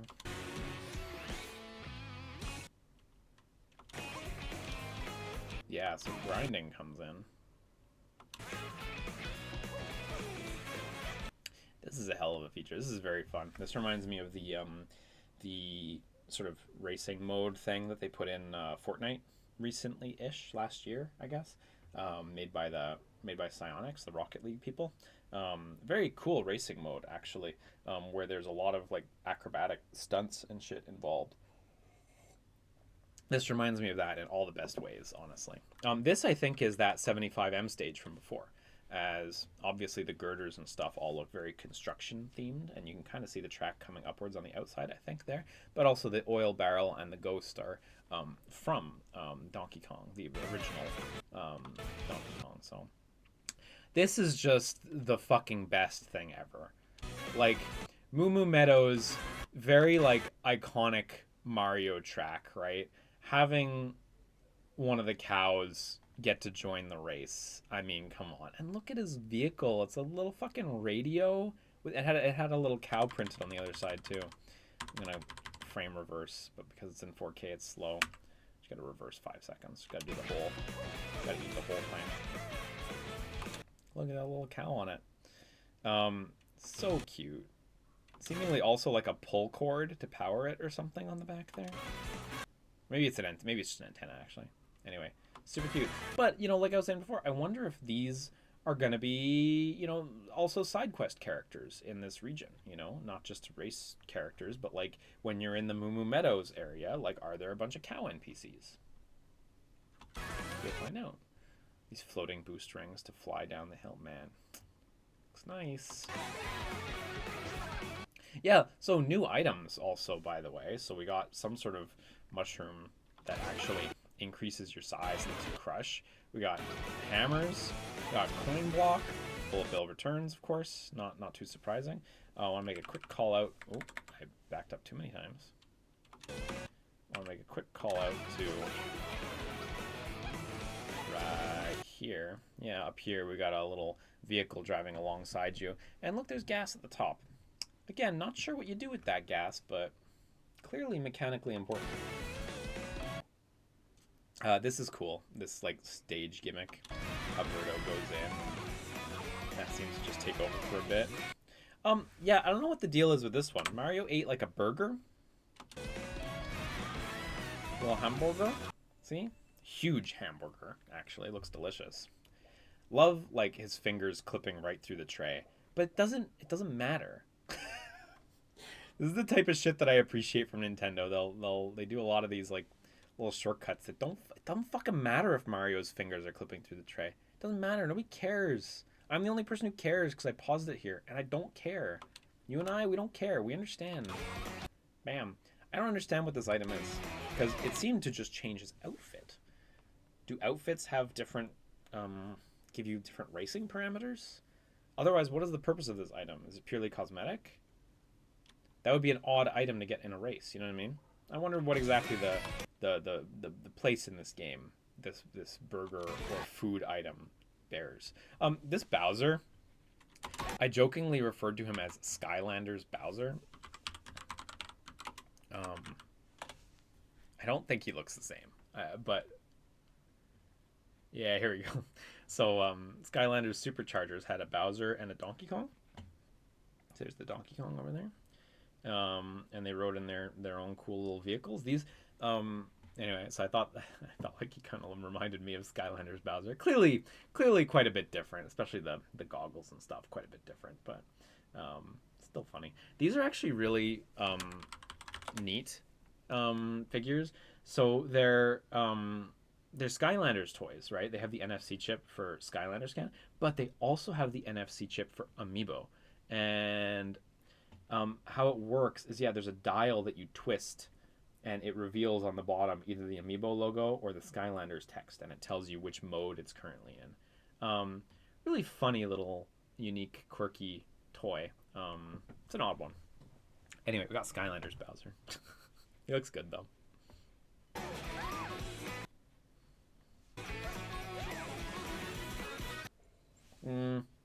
Right there, Peach seemed to do a sequence of tricks in the air. Here she jumps, she does a trick. Very cute. And then another trick. She begins another motion there. So can you multi-trick in the air? I didn't play Mario Kart 8 that much. Maybe 10 hours over the many years since it came out on the Wii U, so I don't remember if multi-tricking was a thing. I don't think it was. That being said, I really didn't play Mario Kart Tour on mobile, so if that was a thing in there, I also don't know. We get a real show of outfits. So we also get a real show of some environments here. Clearly, we get Japan land as well, which was a cool thing in Mario Odyssey.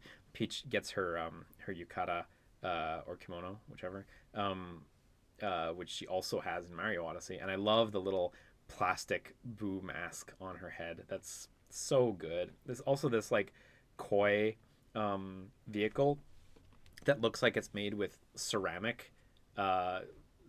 Lovely. Just super lovely.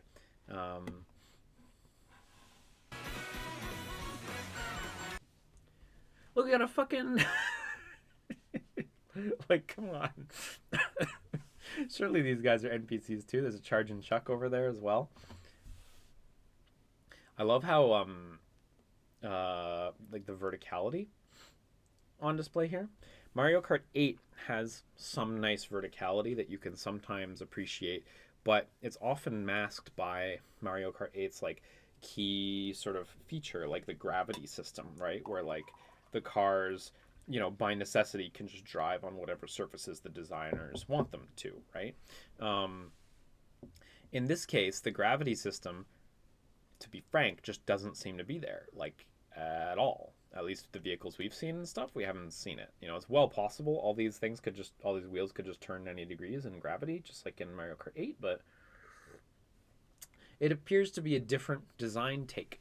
And I like what they're doing here, because as you can see in Mario Circuit as well, I really think you'll be able to appreciate the verticality more by not having this anti-gravity stuff. Actually seeing that you are properly ascending, and also getting to see the tracks from a distance, getting to see how they're actually constructed. I think it's going to deliver a really nice sense of verticality that the series has never really had. So that's really cool. I think that's awesome. I also really like this Fire Flower vehicle that has the muffler at the front that's shaped like a fire flower. Not muffler. Muffler's in the back. I know that. Radiator? I don't know anything about cars, guys. So, but I like it. That much I know. I'm gonna lower this to 1440p because even when I pause it, it buffers. There's no winning here. I don't know why this browser stuff is engaging. This bar, and also on top I have this YouTube search bar. What's with that? What are we doing here? What if I hit F11? No, we still have the fucking bar on the bottom. I hate this. Did YouTube change something recently? I don't know. Anyway, I like his Evel Knievel looking rider suit outfit there. Boy, yeah, here you can really see one of those super wide roads. Look at that giant bob-omb coming to fuck you up. So is that going to be New Donk City? We've got this fake Golden Gate Bridge going into what appears to be a large explorable city. Is that going to be... Is New Donk going to get a slight reimagining here? Actually, there was a map they shared, so we'll look at the map later and we'll try to discern as much as we can. I like this whale here. Here is a great display of the width of some of these tracks. This is huge, the area here. Yeah, here's what I mean by some of that verticality, by the way. Like, physically driving up without, like, an anti-grav thing, and you got to see it in the distance as well. I think that'll be a really nice sense of that. So here's a look at the map. There's an actual map graphic that they shared separately, although it's not a 3D render like this one. So let's take a quick look at this one. Let that logo finish. Actually, maybe I want no logo. Maybe no logo would be easier. So the first thing I want to call attention to, 75M. I love how it's just a little fucking an oil rig off the side here. That's super nifty. Also, like, there's an island down here. There's a bridge that doesn't seem to be complete. Like, I wonder, can you fly from here to there? You know, here there's windmills as well, seeming to suggest that this is a usable bit of land. You know, is this area usable all around the bridge? Can you boat around wherever you want in there? Same over here in this bay? Or is it sort of defined areas? I guess we'll find out. What else is notable? Ski Hill looks amazing. The lighting. One that really stuck out to me over here. This looks like that level from the first Super Nintendo game. Fuck, I forget what it's called. Where it's like the boo level, the creepy level, the boardwalk or whatever. That's what it looks like. This little network of roads looks dope here as well. Some big tree up there. This looks like also classic Super Nintendo stuff with the way the path appears like illustrated on the ground. Very cool. We'll get to a proper look at the map later, because there's actually a map that they shared somewhere that has labels, like names for areas.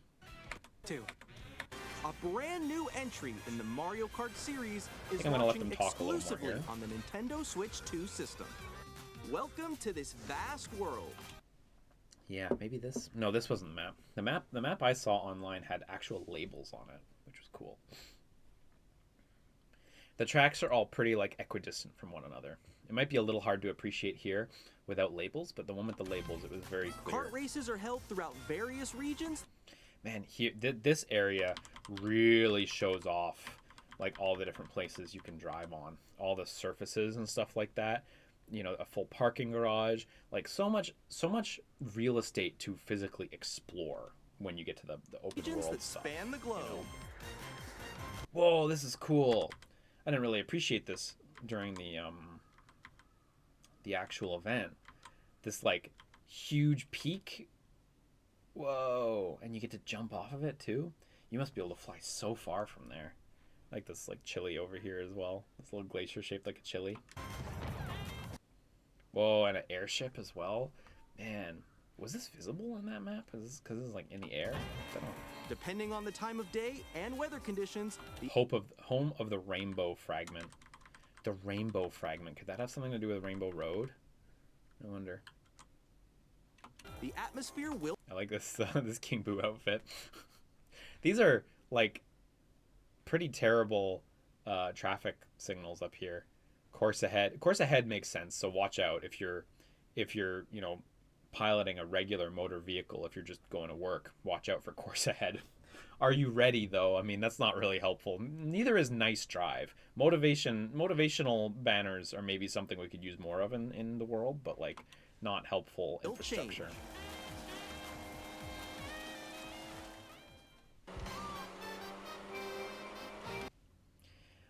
This is interesting too right here. This is Mario Circuit. This road here was where you would drive into Mario Circuit, and the gas station's just over this. You can actually see the gas station sign back there. See, those are the two big mushroom mountains in the background, and there's the gas station sign. So at the beginning of this trailer here, clearly I can't. How do you pull up for precise tracking? How do you do that? Oh, well, I lost it. Rip. Absolute dummy shit. Yeah, here you see Mario drive into Mario Bros. Circuit, right? And there's a track, right? But then when we jump ahead to here, this is interesting. And this is interesting because this is showing open world stuff right away. Or activities, I should say. The circuit is blocked off here in this race. And if you look at the map, we're clearly leaving and going onto the highway. See the gas station's here where there's this little lump.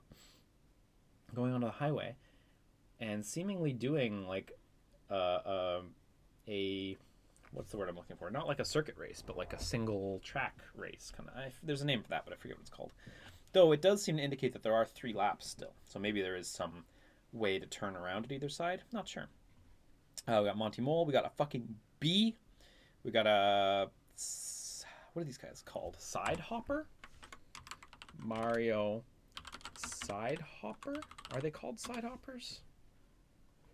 Side Stepper. Foolish me.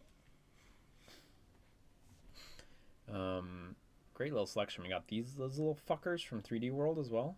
3D Land, I think, actually. We got a Wiggler. Hashtag Wiggler Wednesday.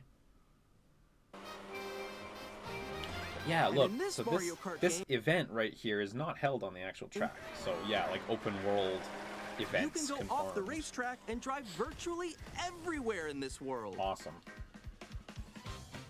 I'm really pumped for this game. Like, I went from like not really looking forward to this much at all because like I bought Mario Kart 8, I played it a little bit. I bought Mario Kart 8 Deluxe, I played it a little bit more. But I'm just not in it for the racing. Battle mode I like, but just the straight races, it just doesn't really do it for me. You know? Having the whole open world tied to it, thinking about my enjoyment of games like Burnout Paradise, this really makes sense for me. In the classic... Okay. I want to... Oh, it's not an oil rig, it's a spaceport. DK spaceport. Cool. I want to analyze this real quick. Mushroom Cup, right?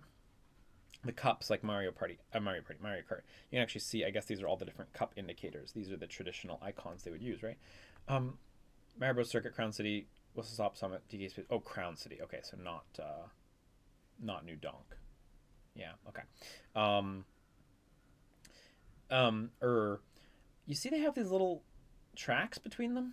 I wonder if when you're doing the cups, you also have to drive to the next racetrack, if that's like an optional mechanic, or you know, in the open world when you do the cups, do you also have to do the drive? Maybe in multiplayer you can do the cups and have the drive skipped. I don't know, but these roads here, I mean, they're not there by mistake. Obviously they're indicating that these are attached in some sort of local geographical configuration, but it does make me wonder if there is a version of playing the Mushroom Cup that also, or any cup that involves driving from place to place, which awesome, by the way. Grand Prix, race through 4 courses in a bid for first place. Yeah, look, they all have that. In the classic Grand Prix, race through 4 courses. See, even though they gray out the screen, you can see that there's the track. In a bid for Sky High Sunday, Wario Shipyard, Starview Peak, cute. First place. A lot of new tracks here. Like, this is like largely new tracks, which is very exciting. Oh, we got a Peach Stadium. Cool. But don't sleep at the wheel. You'll also drive to the next course as part of the competition. God, I wish I could just fucking play the video and consume the video instead of saying all this shit to myself. Of course, me and Matt talked over the whole direct, so... With 24 drivers in each race, the most in series history, the competition is gearing up. Yeah, I wonder if that can be turned off for like multiplayer if you just want to do the races. Introducing Knockout Tour. Yeah, Knockout Tour. Kill your opponents. Non-stop from one corner of the world to another. This is a cool idea, though. Great way to leverage the open world. Along the way. If you're below the placement shown when you hit a checkpoint, you'll be eliminated. This is such a fun idea. Can you make it all the way to the finish line? Eliminating people periodically like that also makes it more fun in a way for lower placers. In a way. Hear me out. If you're like placing low, better to just eliminate you early than string you along the whole time and have you place 17th at the end. You know what I mean? Just let the player, gently force the player to be like, why don't you just try again? You'll have better luck next time, but you're out for this one, That's my personal take on it. Yeah, this is the real shit. Freely drive around this vast Oh, P block. What happens when you hit the P block? world in free roam. I love this fucking Tonka truck shit. Making the silliest little zooming noise. Also, Toadette with a Captain Toad outfit. Cute. By going off-road, you can explore new areas Crazy. and routes. Peach's gonna get So arrested. by going off-road, There's a P block over there too. P switch. I wonder if these P switches are like localized world events. You hit it and a bunch of stuff appears and you gotta collect them all to check that P block off on the you map. can A bunch of cows. Look, we got flying stuff up there. Flying question mark blocks. They're so high. How do you get to those? explore new Must have some system to launch you up. areas You got a B or something. and routes. We also got... No, I think that's just fog. So drive wherever Whoa, cool. That plane just dropped some question mark your heart blocks. takes you. So motorcycle into the water. Oh yeah, it automatically transformed into a C-capable motorcycle. Okay, so that was what Daisy was driving, was something that can automatically transform. This is wicked. Just 4-player, You can sorry, also go however for many scenic player, drives drop with in, drop friends. out, drive around together. And even Wicked. take photos together at different locations.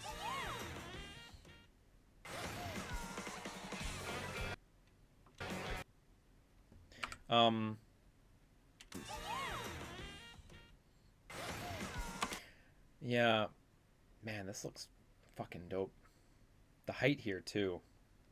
I wonder how it, like, if you fall off, is there like a way to get Lucky 2 to bring you back up when you're just in the open world? If you're in a race, I'm sure they can just detect, oh yeah, you went below the racetrack, let's fly you back up. But like, if you're in open world and you fall down, do you have to cart your way back up, or can you get Lucky 2 to bring you back? Gotta say, just following the design language of this game again, it looks like you can grind up around this tower. You see that column? Like, I'd be shocked if you couldn't grind that. Grinding the rails is cool, like these really extended grinds. Pretty dope.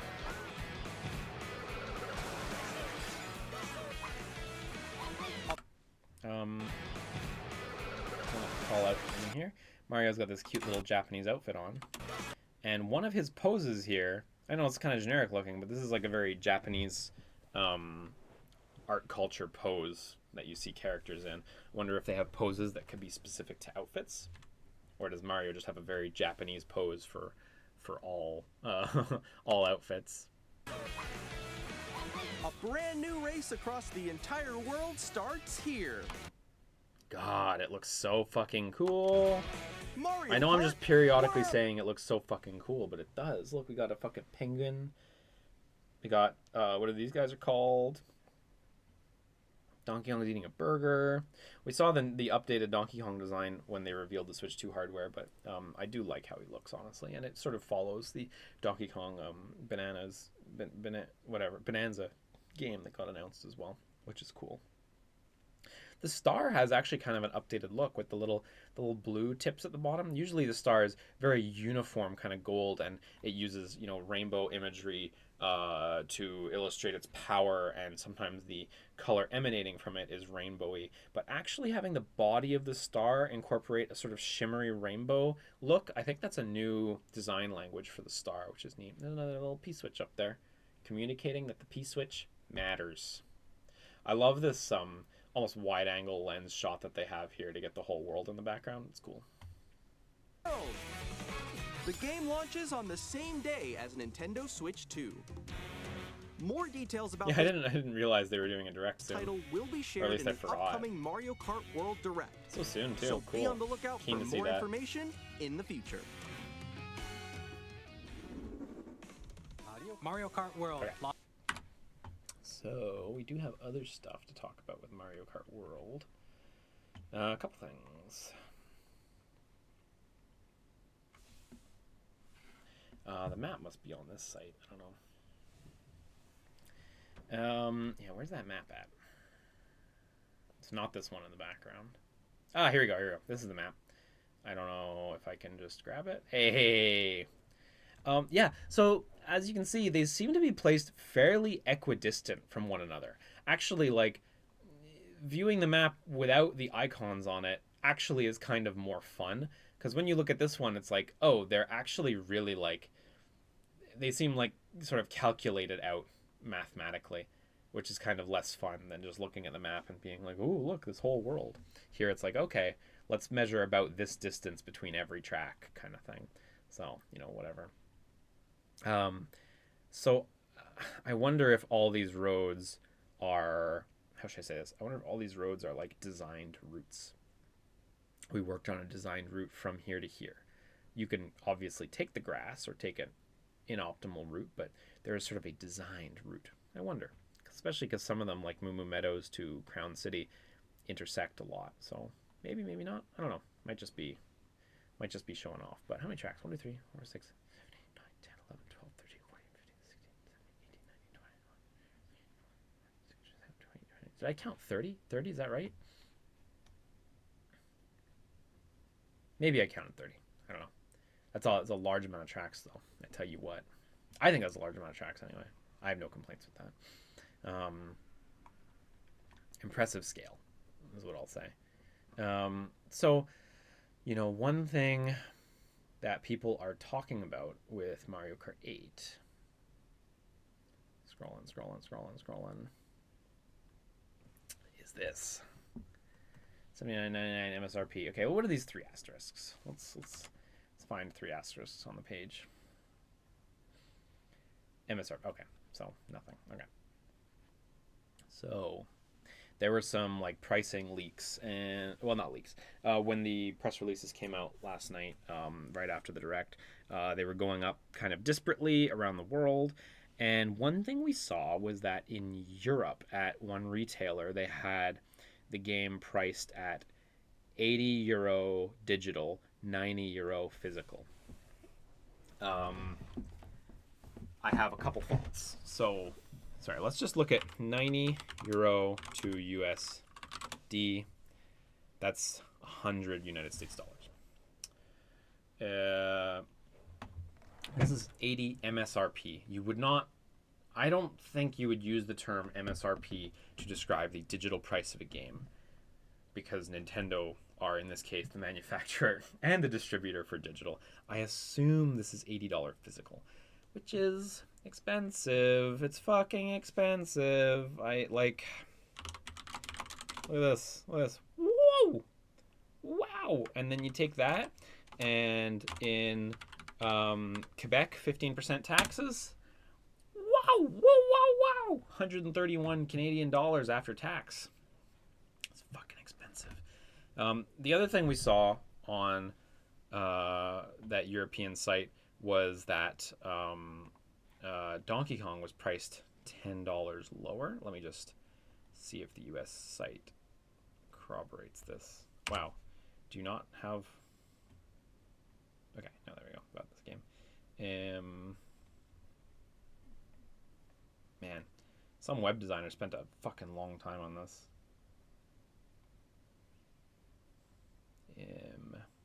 Yeah, $69.99 MSRP. So $10 lower, right? So this is in line with Tears of the Kingdom, right?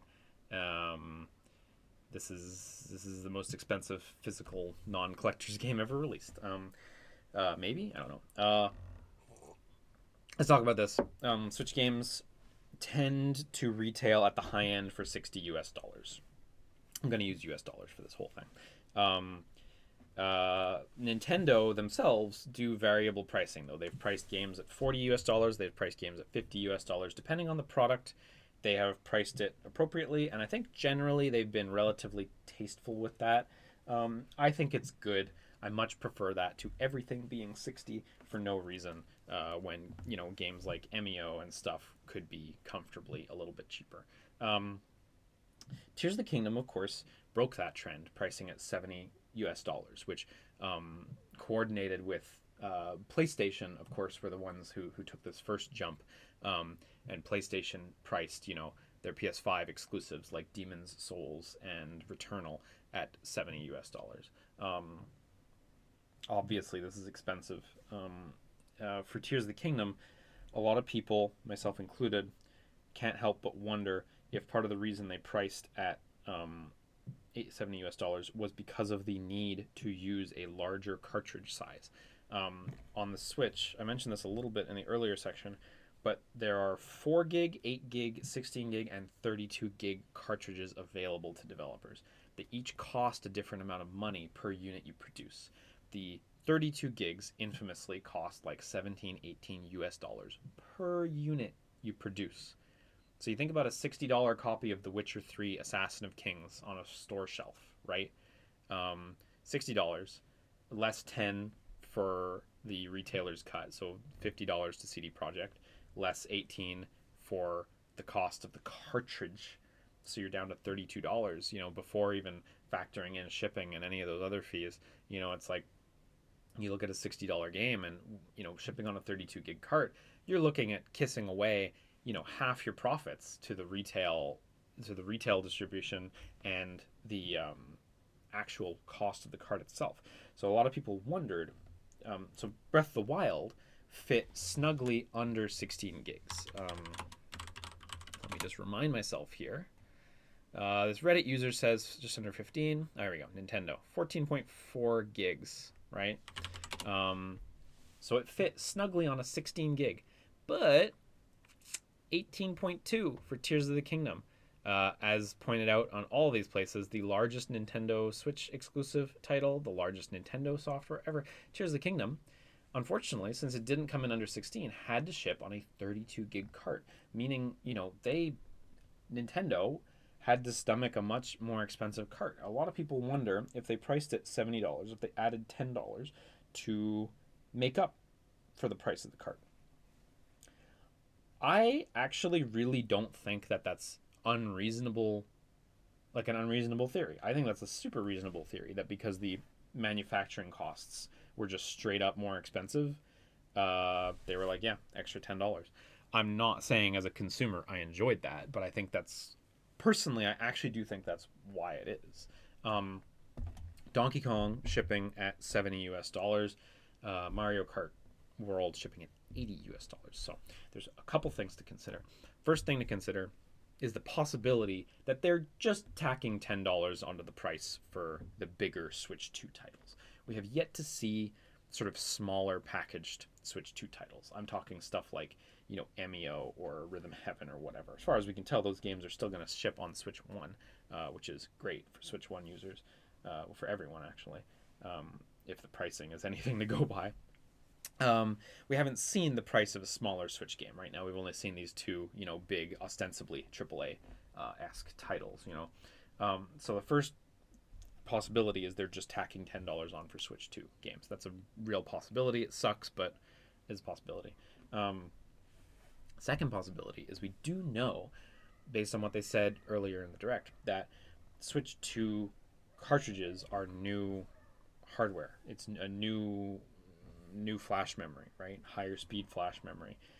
Not the same cartridges as before.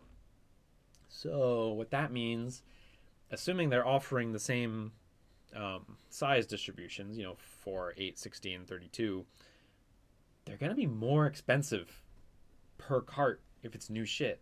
Like straight up. And it was already like $17, $18 for like a 32 gig on the Switch, right? Those are the leaked numbers.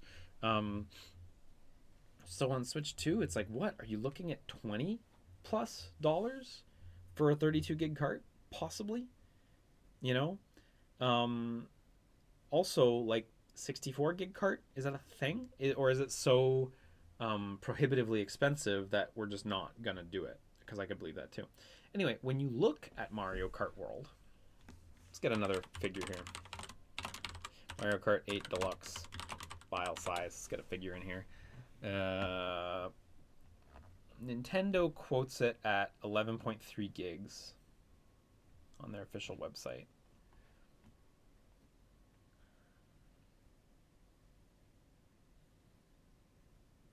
Yeah, Mario Kart 8 Deluxe, 11.3 gigs. Mario Kart World, we all have eyeballs. Clearly a much, much, much, much more elaborate game in so many ways. Clearly a lot more art assets going on in the base game. Obviously the DLC adds to that file size for Mario Kart 8, but this base game seems to have, well, frankly, just a lot going on. So I can't help but wonder if this game has almost certainly slipped past 16 gigs. Like, part of me feels like I'd be shocked if this game was under 16 gigs. It makes me think that they have to use a 32 gig cartridge at minimum for this. We'll see when the file sizes are revealed, but that's my theory. That's my going theory, is that maybe $70, like Donkey Kong Bananza, is going to be the going price for the big AAA games for Switch 2. But having to use a 32 gig cart for Mario Kart World has tacked on additional production costs that have ballooned that extra $10 in the same way that Tears of the Kingdom ballooned an extra $10 on Switch. Not saying I like it. I'm not saying that, like, and thus I'm okay with this price. It sucks. It's expensive. It's nice that they're offering this bundle at launch where you basically get a $50 copy of Mario Kart World.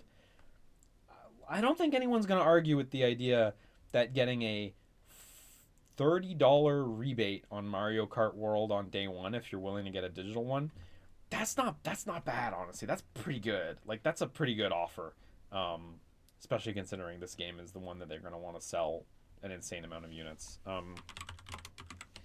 8 deluxe units sold, because it's like obscene. We got Nintendo's official IR information. I mean, look at that. We gotta go get the Wii U numbers. 8.46 million on Wii U. 67.35 million on Switch. So, I mean, like, you know, you're looking at a game like, well, 75 million plus units. Like, that's obscene. That's absolutely obscene. I know Miyamoto a little while ago said, like, every now and then we're gonna need a, like, as we can keep making small games as long as every now and then we have a game that sells 20 million units. He said something like that was like absurd like that. And it's absurd because, like, so few companies in the world can ever make a game that sells 10 million units, let alone 20, let alone these numbers. You know, these are unbelievable. And the fact that Nintendo is able to, with relative consistency in a console generation, ship this many, you know, like, that's, it speaks to the power of Nintendo, right? So anyway, I'm getting a little sidetracked, but, you know, this is the game they're going to want to sell, you know, 20 million plus units on, right? So having it as a pack-in is kind of nice when it would have been so easy to just sell it separately, honestly. Yeah, I don't know if I have much else to say on Mario Kart World.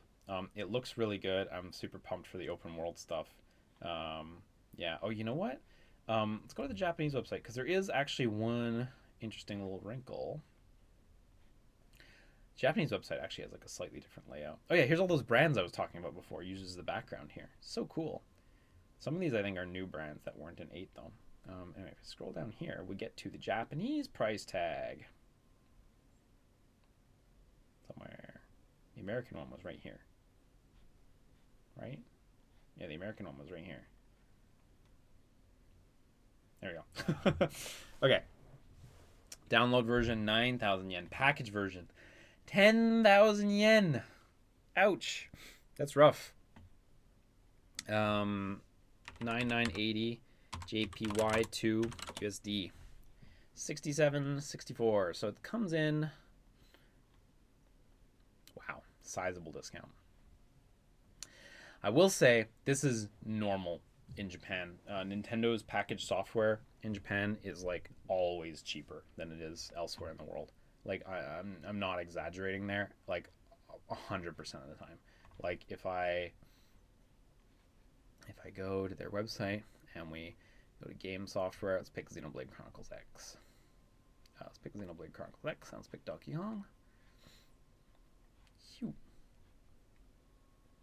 Xenoblade, 76 something yen for a copy. This is $60 US for a copy. Bam, $52 US. Donkey Kong on your returns. 65.78. Bam, I need to delete one of those. 44.60. This is a $50 game in the United States, I'm pretty sure. So, you know, they're always cheaper. So seeing Mario Kart World, presumably Donkey Kong, also clock in lower. We will see how that plays out. There is an interesting thing that I saw. Jesus fuck, I don't remember where it was. And it's on the Japanese website too, so I'm gonna drown a little bit in text that I can't read. Yeah, Switch software and Switch 2 software. No Mibun Keiho. Man, I don't love the new boxes with the big red and stuff. I don't love them. I think they kind of look a little worse, honestly. Oh look, we got another shot of the eShop here.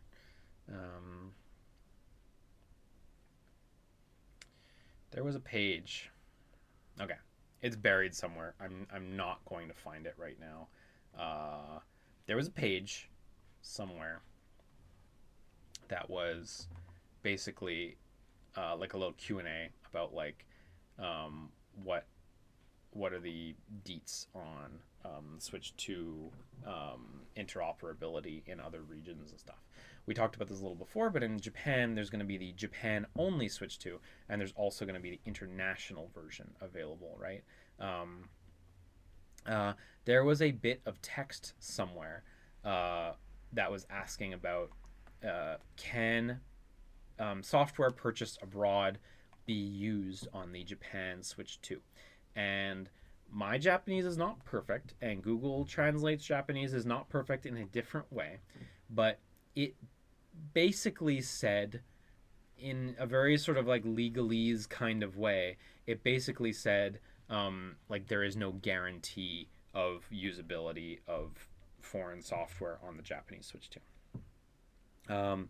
Some people have chosen to believe that this means they're going to fully bring back region locking on physical software between Japan and the rest of the world. Personally, I think this is just a bit of legal text. I'm not sure I want to take it immediately as yes, region locking confirmed. Personally, I fucking pray it's not region locking confirmed. I'm already facing down having to buy an expensive Switch here. It would be nice if I could at least take advantage of the cheaper software prices here. You know what I mean? That would be that would really help the sting a little bit. I have been enjoying that in Japan, how like game software is just generally cheaper. So I would like for the region locking to not be a thing for everyone's sake, but especially mine, because I could really use the help. Anyway, next up, let's move on to Donkey Kong. I'm going to do a quick cut, actually, and then we're going to move on to Donkey Kong. Okay, back at it again. Let's do Donkey Kong now. I don't actually think that the next big AAA game, if we're going in order...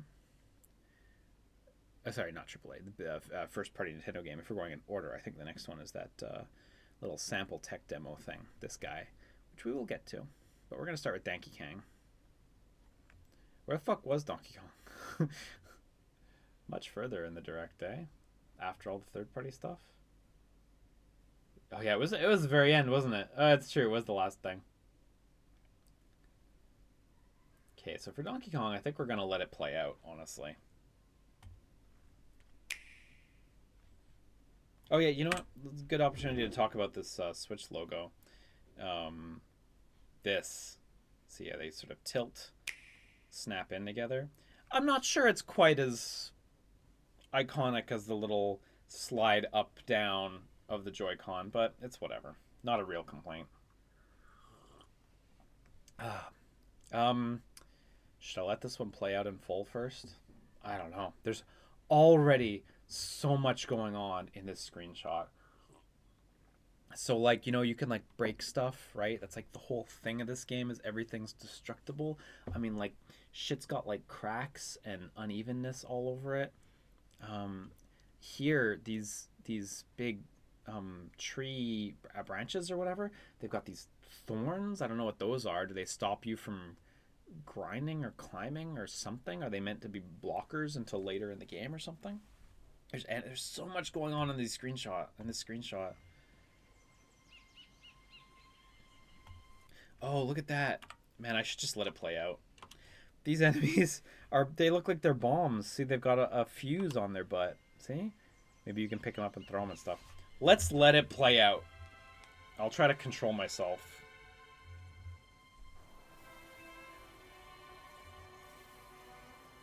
There's so much. I want to talk about stuff. I don't know what that is. Poker chimps.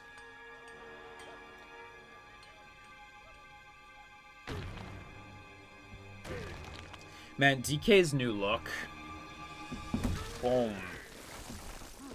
I can't let it play out. I just want to... His new look's great. His new look looks a little bit like his old look, where he's got that kind of darkness around his eyes. People observed this in Mario Kart World when it was shown alongside the Switch hardware reveal. It's good. A lot of personality. Also, his fur is so much more detailed than in other Donkey Kong incarnations. And he's wearing clothes, not just a tie. He's got a whole fucking... He's got pants. How would a monkey wear pants? Look, his smile there is just the cutest thing. This is very, like, classic arcade era Donkey Kong through, like, 90s minus country. Like, this is what, like, the Japanese old Donkey Kong kind of stuff looked like. And country kind of... I don't mean this in a negative way, but country kind of usurped that personality and created something slightly different. Country's still great, but yeah, different. This game mushes together a lot of that Japanese Donkey Kong stuff with country, by the way. God, the destructibility.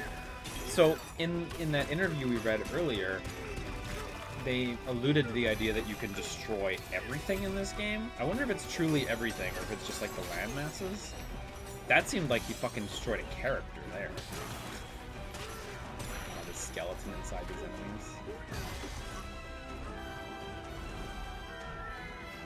enemies. It's just silly little dive there.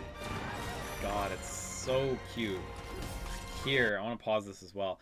This just incredible reimagining of like what Donkey Kong Country looks like. I'm sure... Screenshots. I'm sure you guys all know more or less what Donkey Kong Country looks like, but there's a very purposeful reimagining of sort of what classic Donkey Kong Country looks like. And to be clear, it looks different from Retro's take. You know, it looks like the classic one. I mean, look at the trees.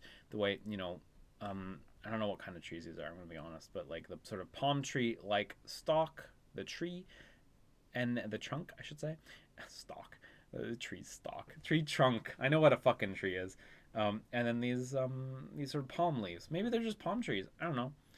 And that's exactly the design in the Super Nintendo one. Like, really, you look at the Super Nintendo one and you look at this. Very, very purposeful design choices to pull in specifically from the original Donkey Kong countries. Not from Retro's work, from the original Donkey Kong countries. Not to mention the section's 2D gameplay, which is country. Yeah, we got a lot to cover in this. There also we had what's her face, the ostrich. I forget her name right now. It's a Donkey Kong Country friend that's not from the Japanese games. I'm not the hugest Donkey Kong guy in the world, by the way, so if I do make a mistake on any of this, please pretend I didn't, and say in the comments that I didn't make a mistake in the Donkey Kong section. That way I will covertly know I made a mistake, but everyone around us doesn't have to think so. You know what I mean? That was a... So, yeah, this comes out a month after launch. Switch is June 5th or whatever it was.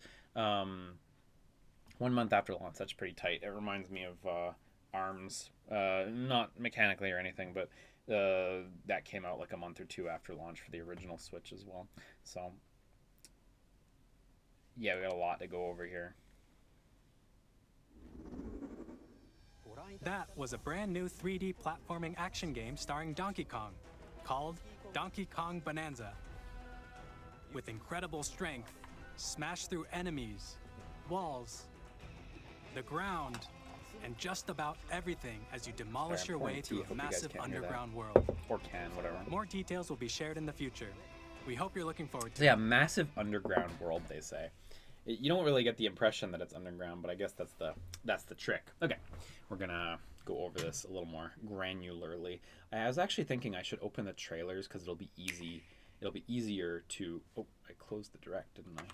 Sorry. In case you guys don't know, Control-Shift-T opens up the last tab you had open. Excellent little thing. Fucking 4K. Let's fucking go.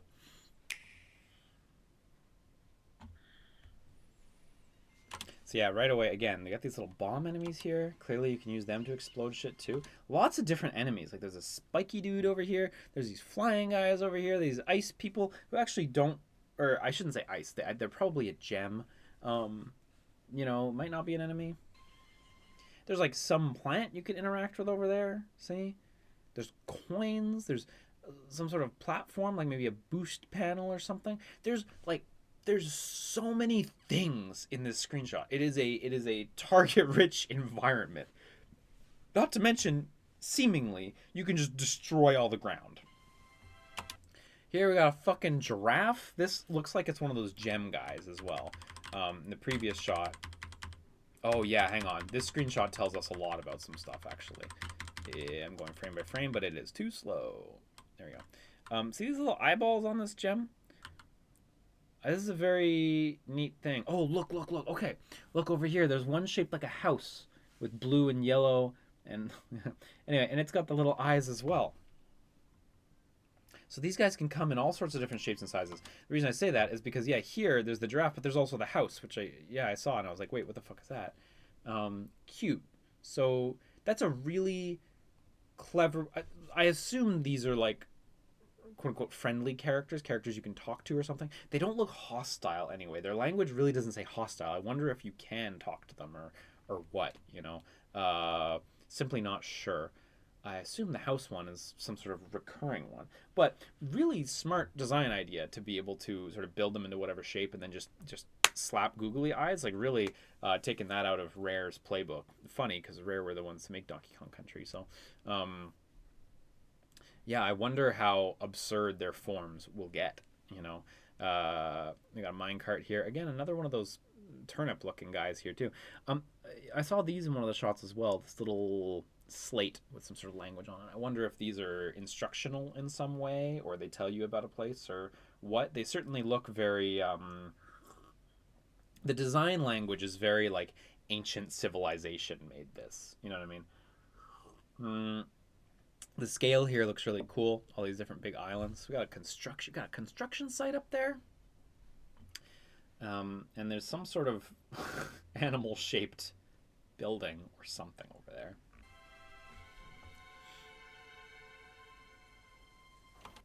Oh, I don't think it's an animal-shaped building. I mean, it might also be shaped like an animal, coincidentally, but there's a second one up here. I don't know. It could be purposefully animal-shaped. I don't know. A lot going on. There's like a sculpture of like some sort of enemy sculpture here. I don't know what this little rock pattern is up there. Lots happening.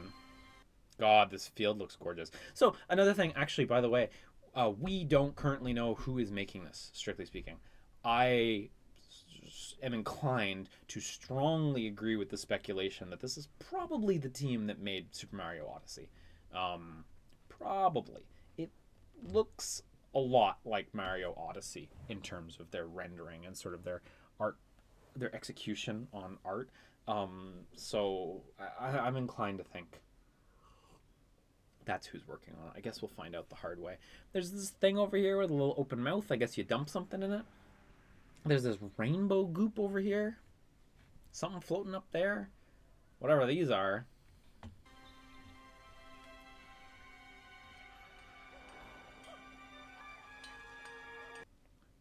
When I watched this trailer with Matt, at first I thought this was a mechanical monkey. He's so glossy, you know, like the rendering. No, that's a real monkey. Authorized monkeys only. We spoke about this a little before, but man, DK's appearance looks so good.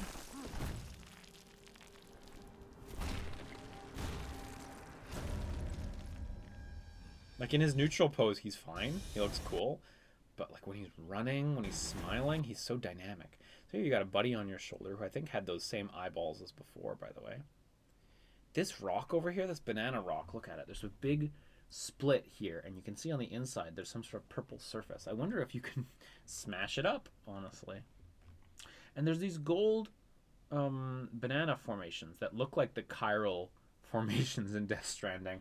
And over here there's what appears to be an absolutely fucking gigantic version of it. And look, it's like bananas growing off of each other in some horrible eldritch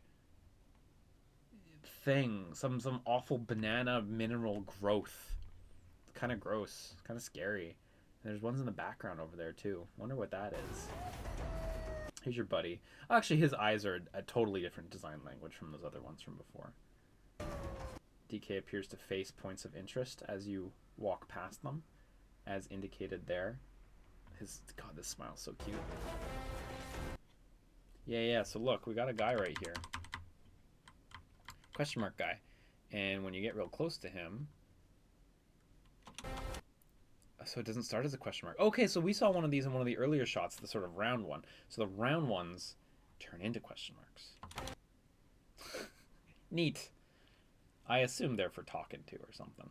But in another shot, I saw him destroy one, so I assume they're also destructible.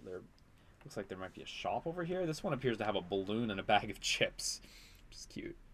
There's another giraffe one up there, too. Yeah, here's more of those. Oh, they're like smokestacks shaped like an animal. Okay, so they probably are meant to be shaped like an animal. Again, the scope here looks great. So wall climbing in that previous shot there, I wonder if you just have universal wall climbing everywhere. You saw there, he did this little... I'm actually going to back up by like 5 seconds. He climbs up the ledge, and then he does a little series of motions. He does this little hop, roll, bounce. See that? He actually... The user, well, it looks to me like the user inputted a jump and then did something. I wonder if that, and here's that roll again.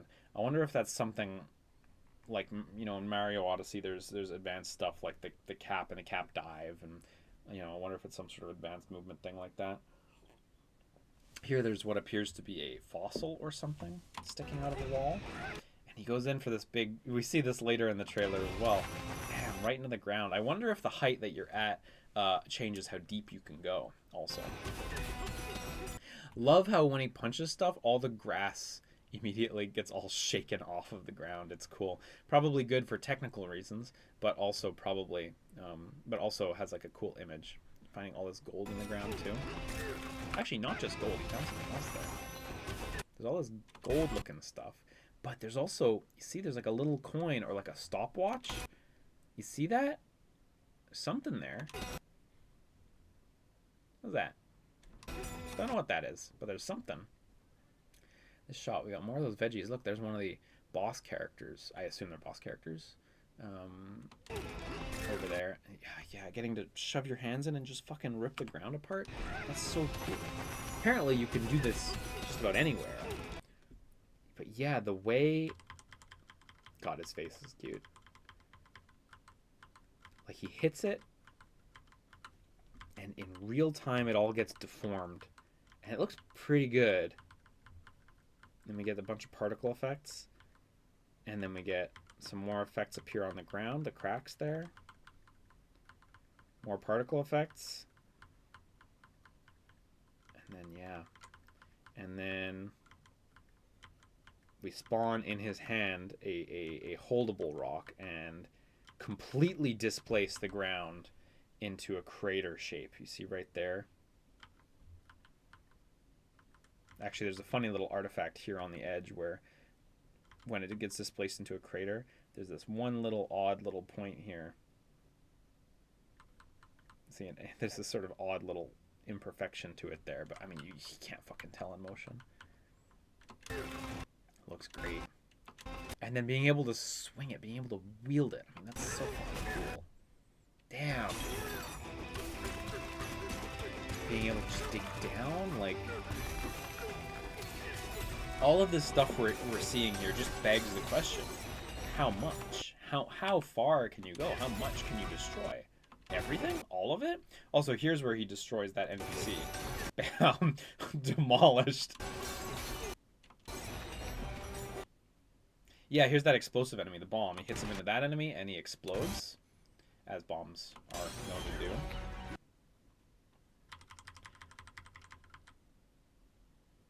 And he got this artifact with his with the fucking rat friend. What the fuck is this guy's name again? All these little espressos here. The bird. I love this enemy here. You can see he's got a little hand under his armor. He's got an arm holding this rock. And he's got his head sort of sticking out right there. See? His little gold bit. And you fucking smash him. Bam. 1, 2. And then the skeleton. Not a real skeleton, but you know, like, actually kind of a real skeleton actually. But like, super cool. Super fun having enemies like that. And then he does some sort of tackle attack to knock him forward. And the cool thing about that tackle attack, I mean, there was many cool things about that tackle attack, but the cool thing about that tackle attack, he executes the tackle. Yeah, the enemy immediately rockets off. I want to back this up a little more. God, it happens really fast. I'm gonna back up just a little further. Just let that play out. So he executes the tackle, bam! And the enemy fucking shoots off like a rocket. And then, as it impacts the ground here, amazing explosion. I wonder if that's a property of these gold enemies, because you see the explosion is colored in this sort of splashy gold look. I wonder if there's some sort of liquid gold enemies. And again, a beautiful crater forms in the ground there. Really cool stuff. There's another one of those hexagons up there. What are you? What is this dome over here? Some sort of dome that I bet you got to break into. This sort of dark purple is the color language of bad thing, you know, so I'm assuming as much.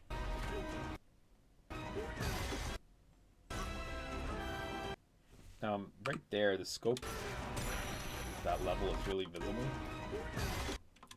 Momentarily. Look at that. It's so big. Oh man, I love these like cut out sort of marble like checkerboard pattern cubes. They look really cool. So this is the top of that construction site, I guess. Maybe not the top, but pretty high up. Yeah, the ground pad, again, I wonder if the higher you do it from, the more impact it has. This is so goofy. This huge crater forming too. Very cool. I know I'm like not saying much interesting stuff here, but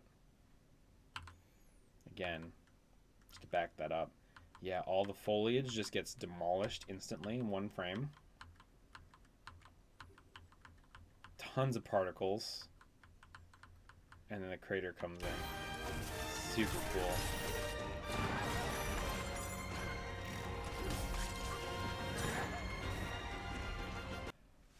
Yeah, the first shot, one of the first shots of this trailer took place down here, and you can see the cart there. Nice that minecarts are in. I mean, of course, you can see there's another minecart track here.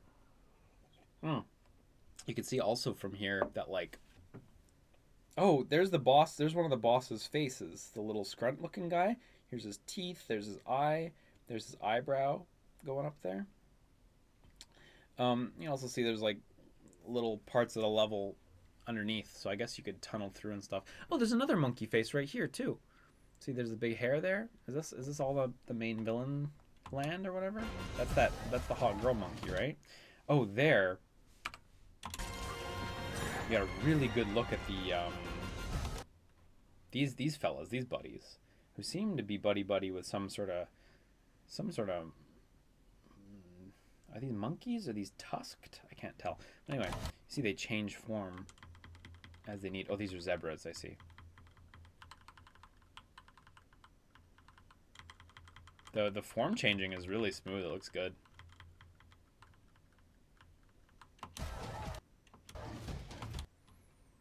Yeah, there was like a big bass like music party there.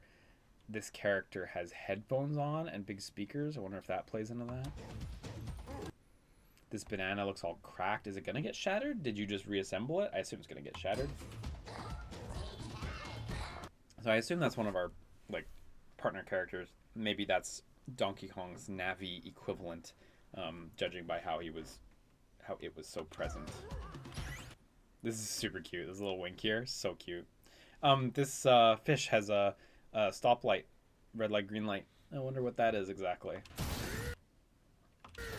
Yeah, so cute. Here's a little espresso. It's actually just a bird. I don't think it's actually espresso. There's another bird. There's plenty of birds around. So lots of animal characters, it seems. Again, though, you know, using this bird, the ostrich, the humble ostrich, a very deliberate choice to call back to specifically Rare's Donkey Kong Country games, in which, you know, espresso was a partner character of Donkey Kong. We've seen quite a bit of that, actually, like the little fucking rat token from before, too. Whatever the fuck that is. God, DK's so cute in that shot there. Look at that! He's adorable! Give me some wine stamps.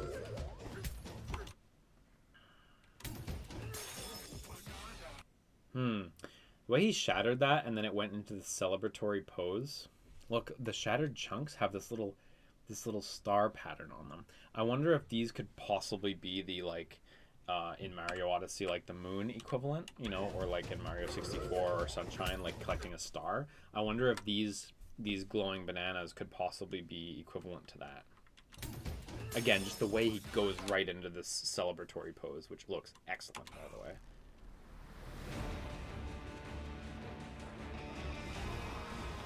Here's our I assume roster of bosses, or initial bosses, or whatever.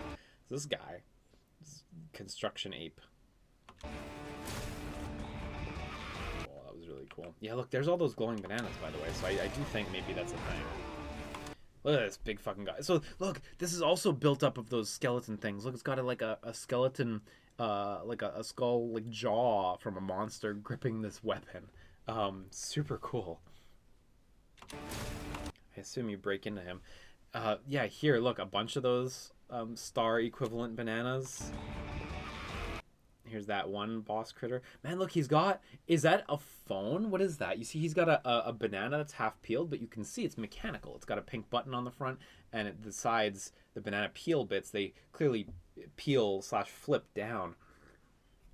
Is that a phone? Is that like a trigger for something? I don't know. And you can see all those star bananas in the background.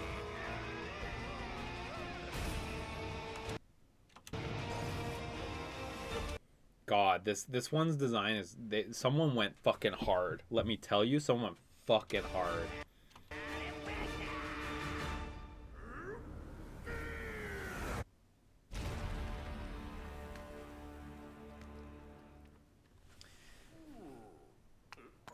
Oh, look, he's naked here. No clothes. Naked DK confirmed. Cool. Good. That's how it should be, right? That game looks so fucking good. That game looks so fucking good, my guys. About this game. I don't know if there's much to glean from here that wasn't in the trailer. Looks like a lot of the same clips, honestly. There was some renders, though, of the bosses, at least. See, this whole place is deep underground. The depths of the underground world. The deeper he goes, the more amazing places he finds. Cool. Man, just like the Mario Kart 1, some web designer went fucking hard.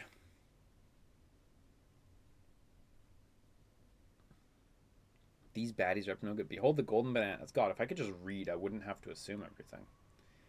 God, they went hard on these designs. They're good. So this guy looks like he's sort of like a scuzzy business guy with his little suit inside there. Bow tie and stuff. Guy look like he's real business. I don't know what he's got here. He's got some tool. I think it might be a hammer, a mallet. I like how it's artistically portrayed like a banana with the shell, with the peel on the outside, and then it's like sliced, and you can see the inside of the banana. Super cool. This lady's design goes really fucking hard, honestly. The cuffs, matching up with her top, and then like her arms, the silhouette of her arms being so thickened by like the heavy fur. Super, just like really good design. Her hair looks super cool too. Look, her earring has that, and also her cuffs has that item that you were picking up, the hexagons. I wonder. Also, her piercing looks really cool too. Look, they made a hot monkey lady. I'm not embarrassed to say it. All of these characters are for someone. Look, what a cute face. So good. The whole island was buzzing about the discovery of the tasty treasure, and then they were all taken away by these fuckos, Voidco. Yeah, there's his new friend.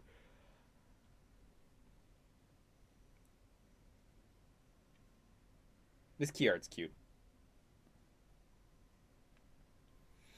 Yeah, we already talked about the pricing previously in the Mario Kart section, so I'm not gonna linger on it too much. $70, same as Tears of the Kingdom. I mean, it is expensive. I'm not gonna bullshit you there, but it doesn't seem outrageous for the next game from presumably the Mario Odyssey team. I will buy it at a high price. Is the truth of the matter.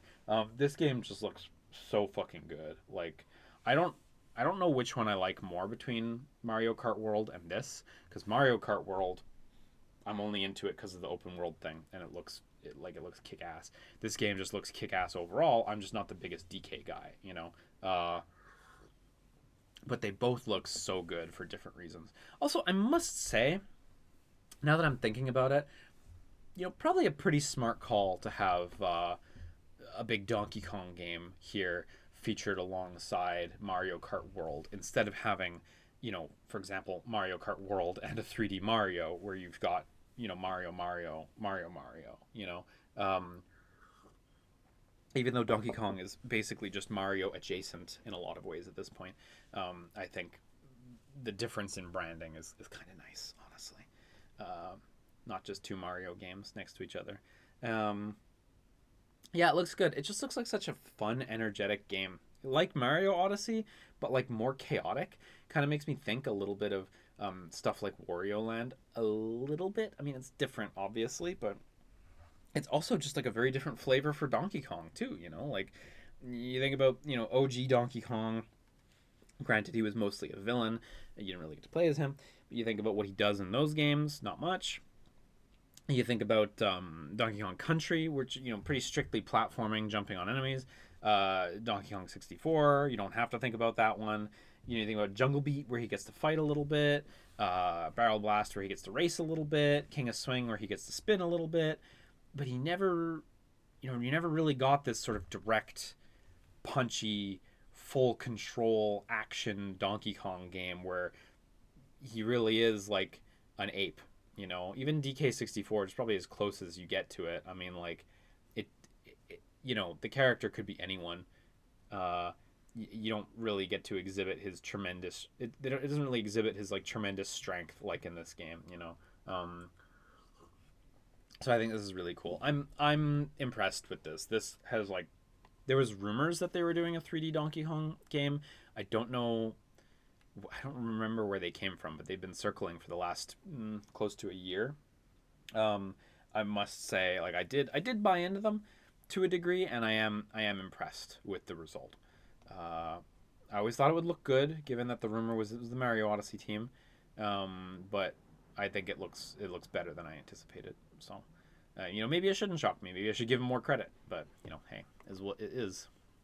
Okay, so we're going to move on to the next game. It might be better at a certain point if I start relying more on these videos and less on the actual direct itself. Except that the game I wanted to look at next is not. It's not here. It's the one that like shows you all the features and stuff. This one.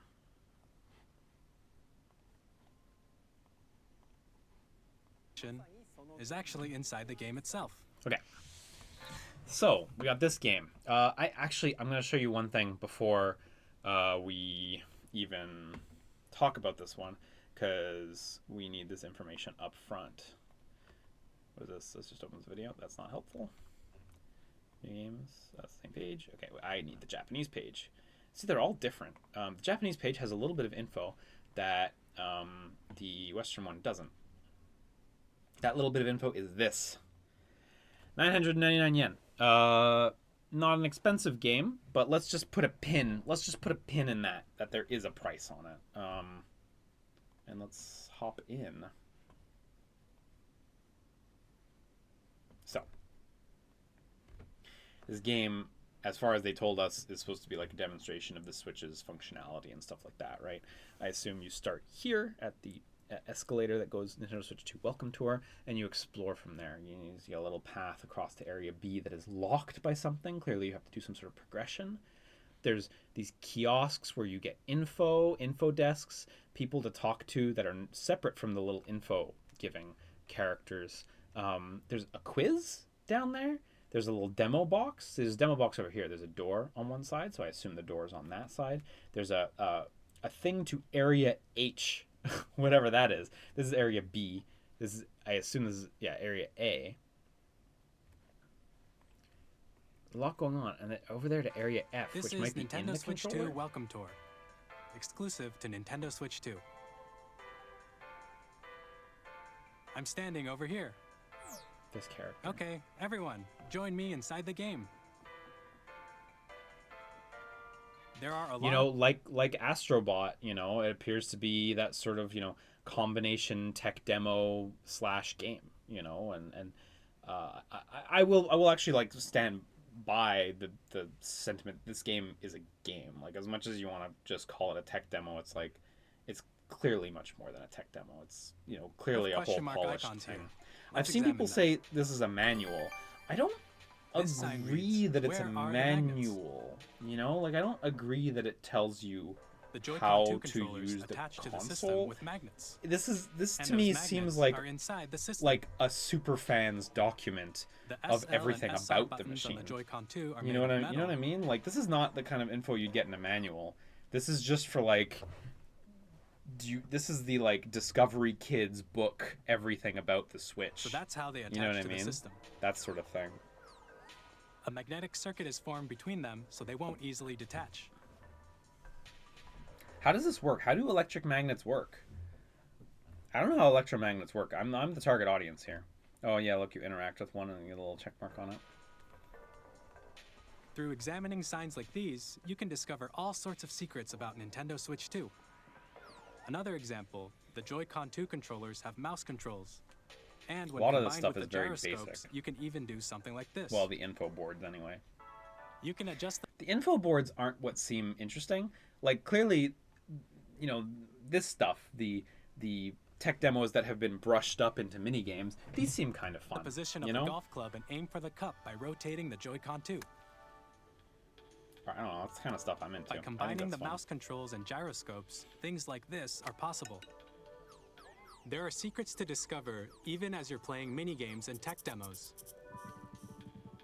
Some of the secrets range from the unique features of the system to tiny details you might not notice until they're pointed out.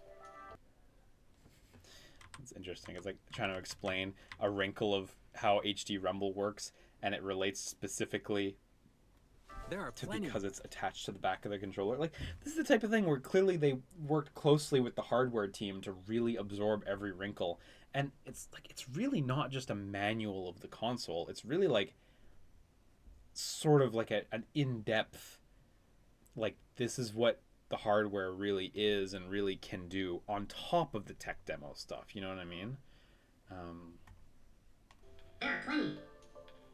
I'm certainly not trying to say this is a killer app, or this game shouldn't be a paid game, or this game shouldn't be a paid game, or whatever. Even I personally feel this probably should have been a free thing, because I know public ridicule doesn't really matter that much for Nintendo, but people are clowning on this game hard for being paid.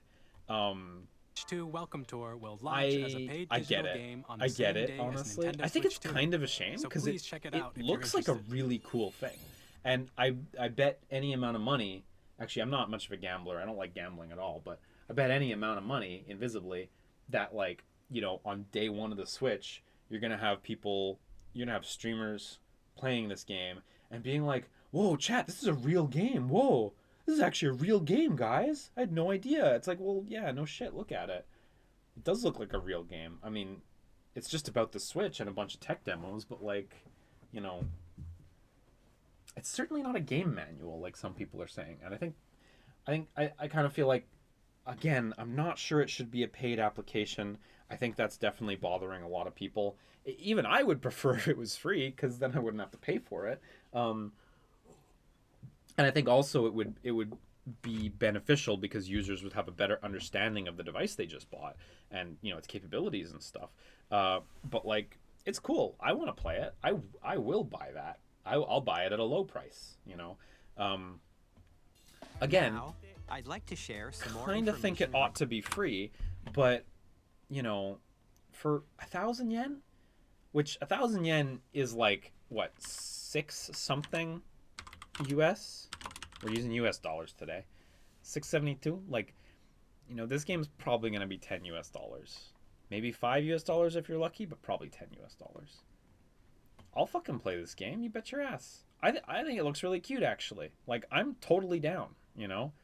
I really like playing... You know what? I really liked playing Astrobot on day one of the PS5 and getting to feel all the little features and fiddle around with it. Obviously, the price was very nice, too, you know? You know, PlayStation's had those quite a bit. Actually, the bots came from that sort of thing. You know, there's...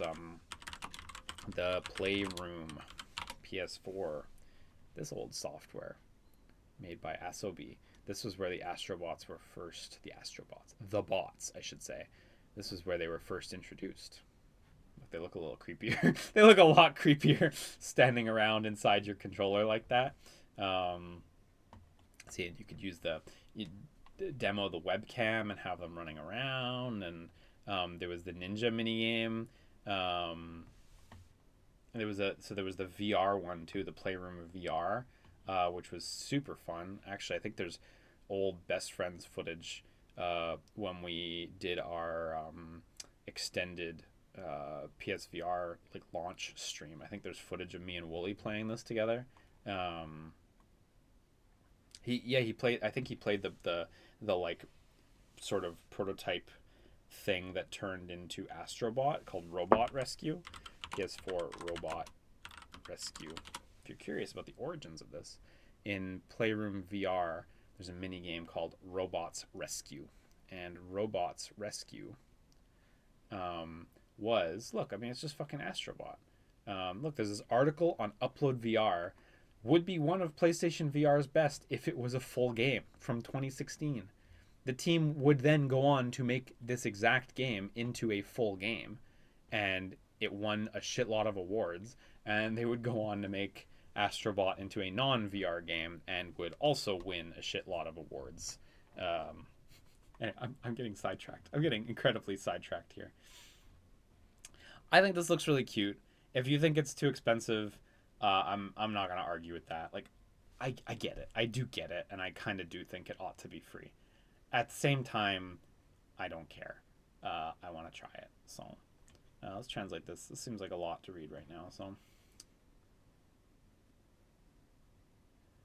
with this software, minigames and tech demos that feature cameras and 4K screen. Okay, so it seems like they'll have minigames and tech demos that can take advantage of specifically the 4K and the USB camera.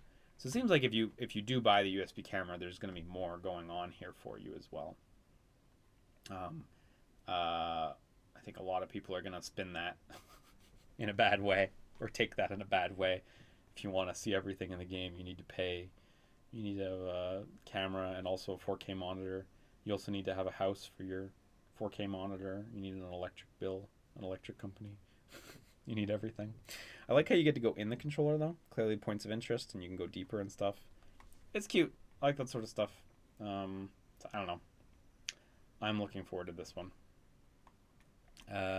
It'll be a fun thing to show to friends, you know, when it comes out. Sort of like 1-2 Switch, but maybe more fun. Okay, next first party game I think we're going to be talking about Drag X Drive. Yeah, I'm a little down on Drag X Drive, which is a shame because I feel like I ought to be target audience. Yeah, you know what? Trailer's right here, so we're just going to consume trailer directly from here.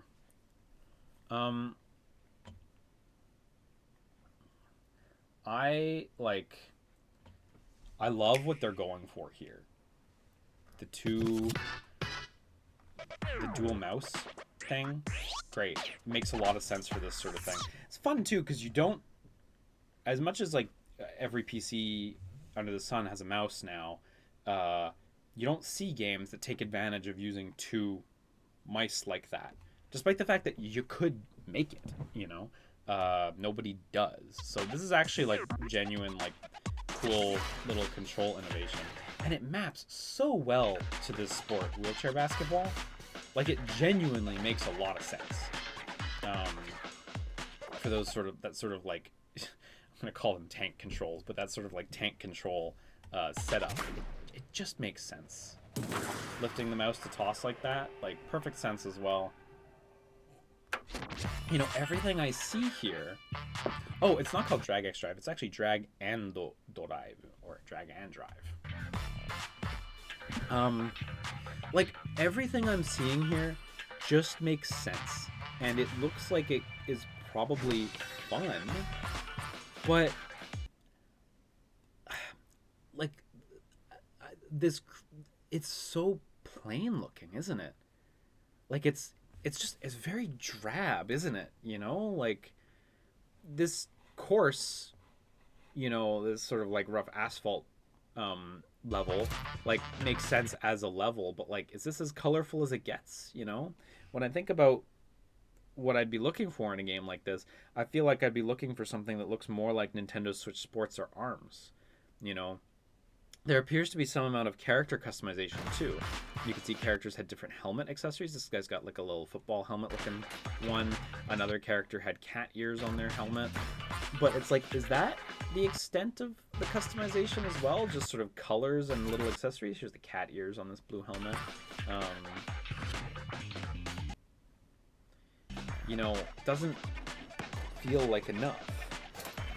And I mean, yeah, it's just the blandness. Oh wait, actually, hang on. I do want to call out something that I didn't notice in previous trailers. This is kind of cool. So I had noticed that there were multiple arenas. I didn't realize, yeah, look, you can be playing multiple games in parallel, but look what's going on in the background. These guys appear to be racing, and there's little ramps, but also there's little like walls, little obstacles. Look at this Danny guy. He's doing a race with stunts over there. Well, it is drag and drive. Maybe the driving element is another thing. That's actually kind of cool, the idea that you can just all sort of be in a room together doing different things, and that there might be a sort of racing component to this. That's actually something I hadn't noticed the first time around, but I think is cool. Scoring seems interesting. Note, you know, 7.4, 4.0 are the scores here. They go for this. They get 2 points plus 0.2 for a cool trick. So decimal points for styling. That's kind of cute.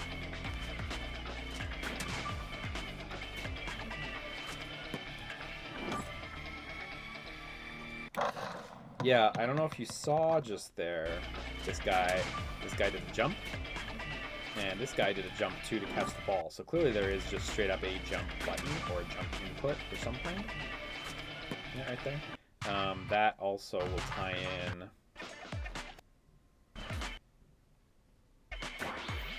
here. You see this racing going on in the background. There's a little thing there. So if you were racing around this corner, you could theoretically jump over that, maybe? Maybe. I'm not sure if you can jump high enough. Anyway, I will say, at very least, this seems to have more going on than I initially thought it did, even if not by a lot. And unfortunately, although I think the new stuff that I didn't notice is cool, the aesthetics still really plain. This game's coming out in summer, which, you know, means that it's pretty much done. It's pretty much finished development. It's pretty much ready to go, you know. It's coming out in summer, so, you know, the look's not going to change. You know, hopefully they can massage it somewhat, improve it somewhat, but the frank truth is, this is not a big game. You know, they're very, very clear. You know, even right here, Nintendo Switch 2 download software right here. It's a downloadable game. It's not going to be a full price game. It's probably not going to be a packaged game in any capacity. You know, this is just meant to be like a smaller downloadable multiplayer experience. You know, I wonder if it's going to have any single player or anything like that, or just objectives to do or something like that. Because, yeah, the controls seem really cool and fun. Genuinely. But, yeah, it just looks really plain, doesn't it? Like, there's not a lot of character. I kind of like the big gear that they have on and stuff. The oversized hands, you know. Like, I kind of like that, but it's not enough. It's really not enough, you know. Game goes on, stay ready. I like that. It's goofy. So I don't know. I am optimistic that the game will be fun because it is made by Nintendo and I have a certain amount of faith in them. But man, can't really overcome how sort of plain it looks, right? Like, I mean, is what it is, I guess. Hopefully the game's priced nicely as well. $20-$30. Here's hoping. I mean, $20 would be nice. Next first party game, Kirby Air Riders. Holy fuck, guys. I'm just gonna put it out there. I always thought we would get a new Air Ride eventually. Air Ride was so influential to Sakurai's style. Everything after Air Ride is so clearly influenced by Air Ride in terms of its like aesthetic design and a lot of like conceptual designs and high level game design ideas as well. Not to mention Sakurai's never ending obsession that I love with sort of control schemes that revolve around like simplistic inputs and stuff like that. You know, I know Smash nowadays, a lot of people might not think it's like that simple to play, but like, you know, the reality is you point the stick in a direction and you press A, you know, that's kind of the core of Smash, right? That's, you know, there's a lot more wrinkles to it and stuff now, but that's kind of what it is. And that was, you know, a counter dialogue to, you know, the growing popularity, the huge popularity of games like Street Fighter 2, you know, where there were 6 buttons, you know, you had so many different moves right out of the gates without even getting into the command stuff, you know, doing an input for a Hadoken, doing an input for a Shoryuken, doing an input for an SPD, whatever, right? So Smash, you know, the controls were a direct response to that. And Air Ride continues that sort of direct response thing where the A button in Air Ride is just this deeply elegant input that does a lot of things. Shoutouts to Internet Archive. We're going the fuck in. Shoutouts to who published this.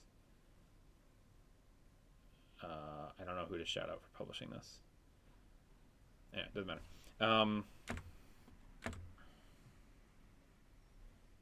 Hey, look at these controls. Super easy controls. Control the Air Ride with only stick and A. Okay? So stick is to steer. So your vehicle automatically accelerates. It just go. Car just go. Tilt left and right to steer.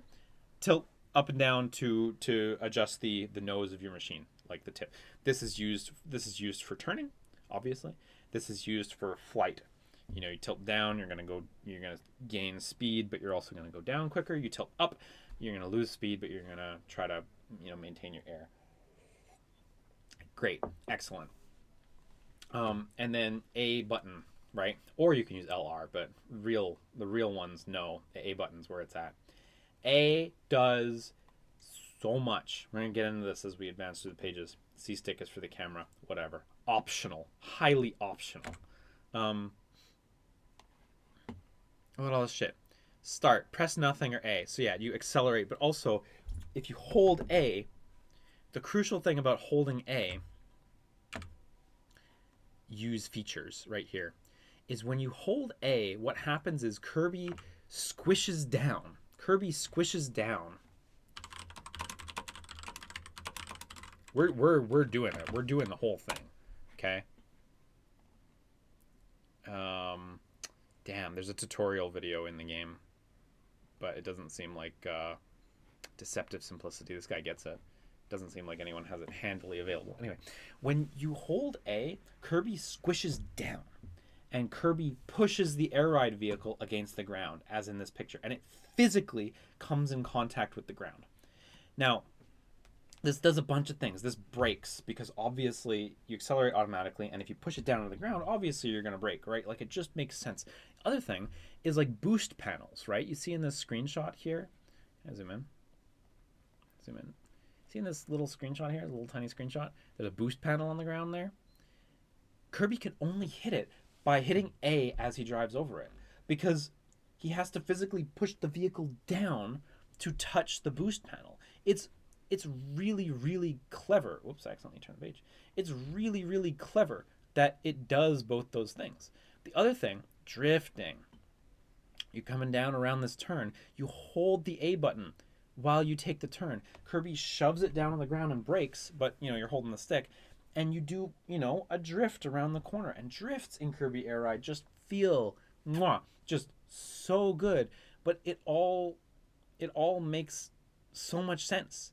And when you're holding the A button, not only are you braking, but you're also charging up a boost gauge. This guy that goes around your accelerometer, this pink charges up on either side. And when it's full, you release it to get a boost. So at the beginning of the race, you can hold down the A button to charge up your boost and then release it right as the race starts. But of course, the more, if you don't release it, you're just going to be sitting there braking, right? So you have to time your release. In a similar way as in other racing games, you hold A to gear up for that opening boost, like in Mario Kart. It's sort of a reverse thing. You hold A and then you have to release on time. And it's actually, in my opinion, a more interesting mechanic. Because in Mario Kart, you press it a little late, you get nothing. You press it a little early, you burn out, right? You press it right on time, you get a boost. Kirby Air Ride eliminates the burnout scenario from that. You hold it. If you release it too early, like you didn't get a full charge, whatever, you're just accelerating normally, it doesn't matter. If you release it on time, great, you boosted right off the track, and you boost depending, your vehicles have different boost parameters as well. Some vehicles don't have time, like the Boost Star. Some vehicles don't have time to charge a full boost in the 3, 2, 1 start, actually. So you have to use it very strategically, if I remember correctly. But if you when you're holding it and waiting for the release, if you release too early, you don't get the boost. It just gets eaten by the countdown. You only get the boost if you nail the timing. And if someone nails the timing better than you, then they literally get off the line faster than you. And I always thought that was such a smart little twist on that sort of traditional kart racing thing. And see, so using the A button, you can boost, you can brake, you can charge, you can touch things on the ground. Touching things on the ground is not just boost panels, by the way. There's switches and levels that activate level gimmicks and stuff like that you have to manually touch. When you're gliding, I don't think it says it here, you can also press A and Kirby will smush the vehicle down in the air rapidly. Not instantly, rapidly. So you can use it to lower yourself if for some reason you need to get down right now. And you can also use A to drift. It has all of this functionality built into, just the A button. Just beautiful, just design elegance. It's so good. Just A and the stick. The other thing, this guy, copy abilities, if you're near an enemy and you hit A, again the A button, Kirby sucks and automatically eats the enemy. or spits them out if they have no ability. And then the ability takes up A. So using the ability the copy ability, requires you to press A, which is also the break button. It's really fascinating. It's really interesting to learn to utilize enemies properly, because the A button makes you break as well as all these other functionalities. So you have to be very careful with how you use it. There is a real powerful feeling of mastery to getting good at Kirby Air Ride. It has a truly deceptive depth. City Trial mode is the fucking best. You guys are going to learn about this when it comes out on the Switch. City Trial is the GOAT. We'll see exactly how much more City Trial they want to make. I hope they make a lot. Here's the Hydra. There's also the Dragoon, another legendary air ride vehicle you might have seen in Smash Brothers. In City Trial mode, you're going to want to tilt left and right on the stick to attack boxes and other players. But you can also get off vehicles and run around like a Grand Theft Auto. To get off a machine, what do? You hold A to brake, and then you hold down on the stick. It just makes sense. The whole thing just makes sense. We got all these incredibly fun vehicles. This is my guy, the Swerve Star, my favorite. This vehicle moves very fast and accelerates almost instantly to top speed, but its brake is incredibly powerful, and when you hit A, it immediately stops. So how you use it is you sort of, and it doesn't turn very well either. It can only turn while you're holding A. So you can only go straight from point to point to point with it, and I fucking love this vehicle. It's my fucking favorite. There's so many interesting ones. I said Boost Star before. I meant Rocket Star. Not a great vehicle, but the boost gauge, which takes like 5 seconds to charge or something absurd, this orb increases and increases and increases in size before blasting. You go so fucking fast. Really, really cool. The vehicles are awesome. The vehicles, this ties into the A button shit in such a good way. Vehicles, as you can see, they're touching the ground, right? Vehicles automatically get the benefits, the wheelies, I should say, automatically get the benefits of touching things under them. So the wheelies can drive over boost panels and stuff, and they will automatically be forced to interact with them. And that is like a super interesting wrinkle to using the wheelie vehicles, because you have to be aware of such a thing, plays into your strategy. It's really, really satisfying though. Wheelie Scooter is my other guy. I love Wheelie Scooter. It jumps just incredibly. It doesn't move very fast, but when it jumps into the air, it gets a huge boost of speed, which is really fun. Here's a Dragoon that you've seen in Super Smash Brothers. All the different copy abilities. Boost. Press A in the air for an instant drop. See, there's just so much. There's just so much going on. I mean, like, yeah, Kirby right back at you. Kirby, it's the name you should know. Kirby, he's the star of the show. What was the next line? He's got maximum pink. Kirby's the one. I can't remember. Anyway. Okay, now we've talked about Air Ride sufficiently. We can watch the Air Ride trailer. I think this trailer was great. I think I think they sort of very purposefully portrayed this sort of beat up looking Warp Star and Kirby falling with it. And these swipes, these little swipes here, those swipes don't really make you think Air Ride. They make you think something's going on. Is it an action sequence? Is it combat? Is it Smash Brothers? I don't know what you think when you see those swipes, but you don't really see Air Ride. You don't really think Air Ride. This sort of imagery of Kirby sort of struggling to grab onto a ride vehicle is not something that's present in Air Ride, like, at all. 0%. And then Kirby angrily slamming his fist into the ride machine to get it to start. It's imagery you don't really see in Air Ride, so I definitely think it's a nice little deflection. But I think around here it was pretty clear to me that it was Air Ride the way it was zooming in on the back of the star. Because, like, why else would it zoom in on the back of the star if not to show this off? You know, like...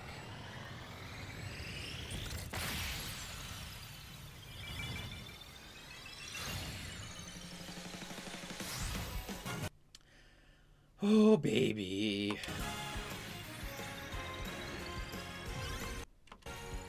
So this looks a lot like a track from Kirby Air Riders.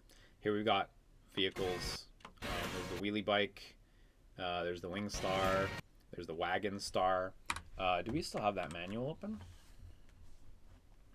You can actually see pretty cleanly that those are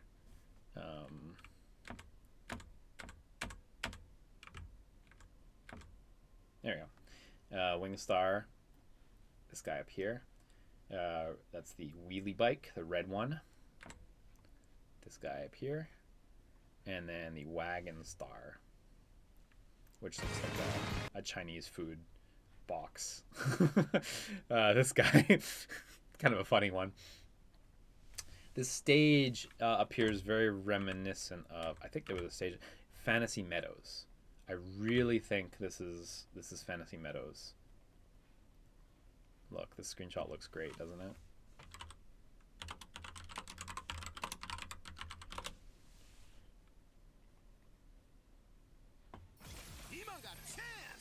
Big shout outs to Yoshiller, I guess. Oof, this quality.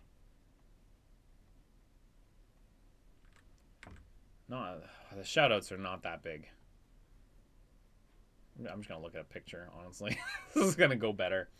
I really think this is a new take on Fantasy Meadows. Obviously, like, super beautified, lots of plants and stuff, you know. GameCube was as it was, but you do get that's not. This is a Mario Kart 8 Deluxe mod. That's so funny.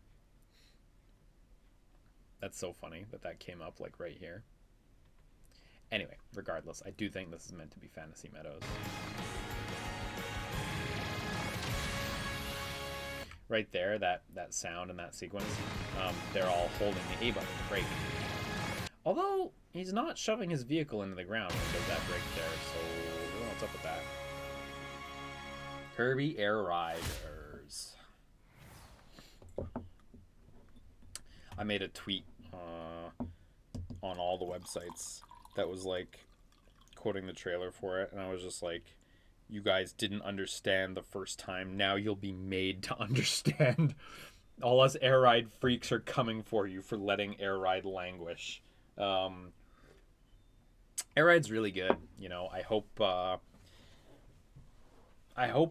millions of children will become indoctrinated in air ride and how fucking good air ride is.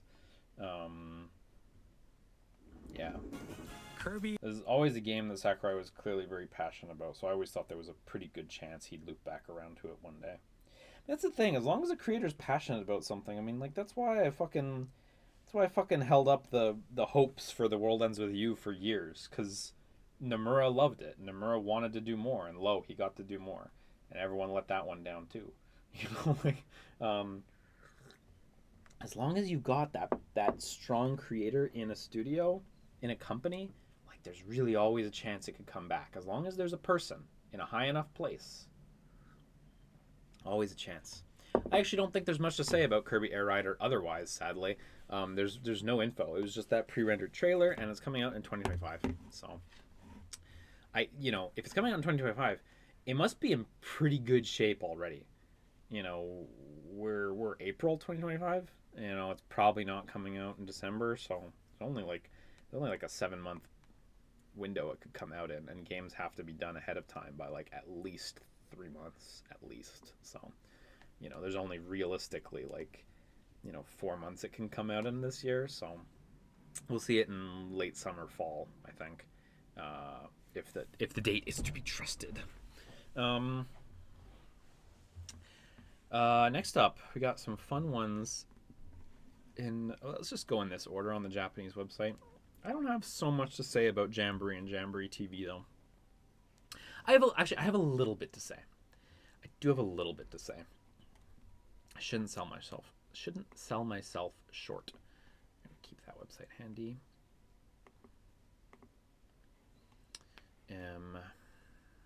Jamboree plus Jamboree TV. Mario Party Jamboree, by the way, is really good. Really good Mario Party game. So this game, Great. this upgrade, Switch 2. clearly they're going very hard on the camera upgrade stuff for expands on the this. base game But and adds new features, they're actually going really hard on all the including Switch 2 features, I would mouse say. control. So mouse mini games. I don't know what to say. Mouse mini games is just a fucking good idea. Like I don't. When was the last time you played a game with friends where the mouse and like frantic mini game mouse movements together was like the input? Because I don't know when I did. We don't play games that use multiple mice. Like, we just really don't. You know, we play stuff like first-person shooters and RTSs and stuff where the mouse is a part of the overall input structure. But we don't tend to play games where competitive mouse use or collaborative mouse use is a thing. And I think there's a lot of really excellent creative space there. So I definitely want to get this expansion because it seems like there's a lot of fun mouse stuff added. Audio recognition. We got voice control minigame, More expressive more rumble. mouse stuff. And gameplay that uses a The camera stuff accessory, interests me the least, probably. all of which can be accessed on Switch 2. Again, though, it Let's seems check to out cut three you new out and really updated well modes. of your background. First up is Mario Party mode. With a single camera, I'm up to really 4 curious to players see can join the if like festivities. VTubers will figure You'll out how to be get their able to see each other's characters faces as you play, so like you in can these experience windows all the somehow, reactions you know? and emotions in real time. This is like Or kind of 4 cute, friends but can take the party I feel like online. I don't know. I don't smile so much when I'm playing Mario Up Party. next, it's Bowser Live. You know? H2. Hit Yeah. blocks to collect the most coins. Yeah, I mean, whatever. This is not the most exciting. Go. And compete and sound. Yeah, the Finally, camera and take sound a stuff ride doesn't on the interest me so much. mouse-controlled carnival. Bar lowered and secured. This I'm down for. You're off. This seems like it's just a little mouse shooter. Use mouse controls to Nothing- shoot down enemies nothing while you super feel the special bumps and going on, rumbles but of the still. coaster. I'll play that. When you enter a pipe, This one's a not so minigame will interesting. begin. The mouse mini games There's interest a me more. bouldering game This where stuff. 2 players each control an arm. Two-player And co-op one mouse stuff. where you Cute. shake a can of spray paint and quickly tag objects. That's cute. That's not something we do with mice. We don't pick up a mouse and use a motion controller, like a gyro or whatever. We don't pick up a mouse and use a motion controller in it and then put it down One and do where you something shake with a it. can of spray paint and quickly You know, tag like objects. that's cool. There's a lot of cool Enjoy input the thrill potential of here. these intuitive mini games. How quickly can you reach the station? From mini games that use a camera, the built-in microphone, the biggest part of Nintendo Switch 2. Yeah, so July for me the 24th. thing that I'm keen about this for is really just all the mouse mini games. There's a lot of fun new input potential that seems to be getting explored there, and that seems really appealing, you know. That other game, Drag and Drive, you know, has a little bit of that going on for sure, but I want to see the minigame version of it. I'm actually really hoping the last WarioWare Get It Together is more or less a spiritual sequel to the Wii WarioWare Smooth Moves, which explores the design space surrounding the Wii remote. And Smooth Moves kicks ass. It's so good. And this new one also kicks ass. It's so good because that sort of motion controller, guess what? It's fucking great for this sort of explorative sort of game design and like mini games tied to it and stuff. Like, it just makes a lot of sense, right? I'm really hoping that the next WarioWare will be a spiritual successor to WarioWare Touched on the Nintendo DS, which explored the space offered in a touchscreen, right? The mouse will offer a sort of similar input to the touchscreen, although it'll have its own extra wrinkle. You know, something we've seen in some of these mini games is like one of the key things is that this mouse, it can actually detect, you know, rotation using the various implements within the Joy-Con. When you spin your mouse, I'm spinning my mouse right now, you know, all you have is a laser. It can't detect, you know, whether you've rotated it or not. You know what I mean? So there's a lot of cool design potential in there that I'm very excited to see explored. And so that's the only reason I'm looking forward to this. All the other stuff, the video stuff, like I don't realistically know when I'm ever even going to get to play that. You know, when am I gonna, like, how many years in the future do I have to go to get 4 friends online with Mario Party Jamboree and the fucking camera? At this point in my life, that's just not gonna happen. You know what I mean?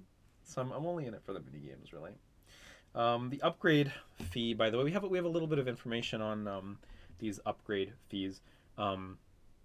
So we don't 100% know for certain, but it seems like what it is oh, this is just the price for the this is the price for the whole bundle with the game and the upgrade. Here we go. 2,000 yen upgrade fee for the expansion. It seems like for the upgrades that are like expansions, so like the Kirby one and this one, we'll get to the Kirby one after, those are 2,000 yen for the expansion ones. For the ones that are just like mostly largely graphical updates and stuff like that, so like Tears of the Kingdom, Breath of the Wild, those are 1,000 yen each. So you know, not the end of the world in terms of pricing, honestly. Next up, we got, oh wait, didn't I just click on you? Nope, didn't like that. I'm gonna open the English. Ooh, it's loud. I'm gonna open the English trailer for that. Zelda. So I do need to look something up first. Koei Tecmo AAA Studio. Yeah, here we go. So let's see, there was a new AAA studio established by Koei Tecmo. Plans 2025 game debut. Yosuke Hayashi in charge, who did a lot of cool stuff. The general goal is to produce AAA games more consistently. Yeah. Anyway, literally called AAA Studio. So I was very surprised to see this logo. AAA Game Studio, which is it's so generic, but yeah, it's owned by Tecmo Koei. It is an internal Tecmo Koei studio. Of course, though, they probably have a lot of staff that overlap with Age of Calamity. Descended from the heavens. Joined hands This is, of with course, the Hylians, for anyone keeping who track, dwelled this is, on of course, the surface. 3rd Hyrule Warriors Their game, union led to a great and prosperous kingdom. not counting the expansion Hyrule Warriors Legends. But in time, a terrible evil arose. So I don't think there's a whole ton of stuff to see here. Future generations would call. Graphics look very good for anyone who hasn't played Tears of the Kingdom. This appears to take place in the distant past, where you get to, in Tears of the Kingdom, you get to see little peaks of it all over the place. One thing I gotta call out, though, this is a Hyrule Warriors game. It is labeled as such, a Hyrule Warriors game. But look at this scene right here.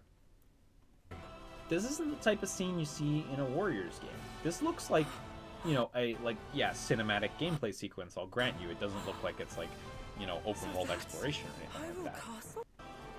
But there's clearly gonna be some amount of exploration and non-Muso gameplay stapled into this.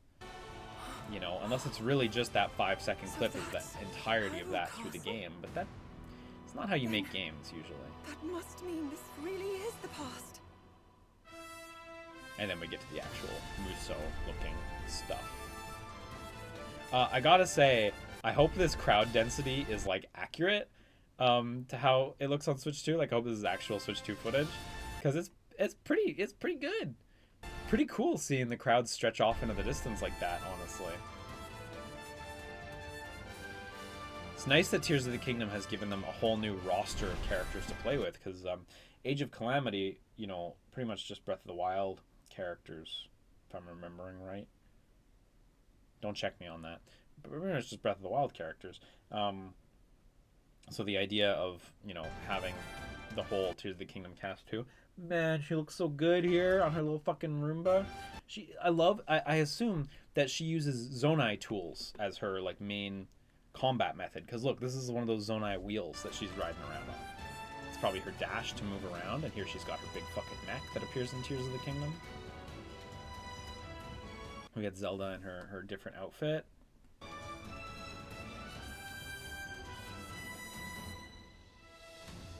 We got all the old champions or whatever, who I assume are going to get elaborated on quite a bit.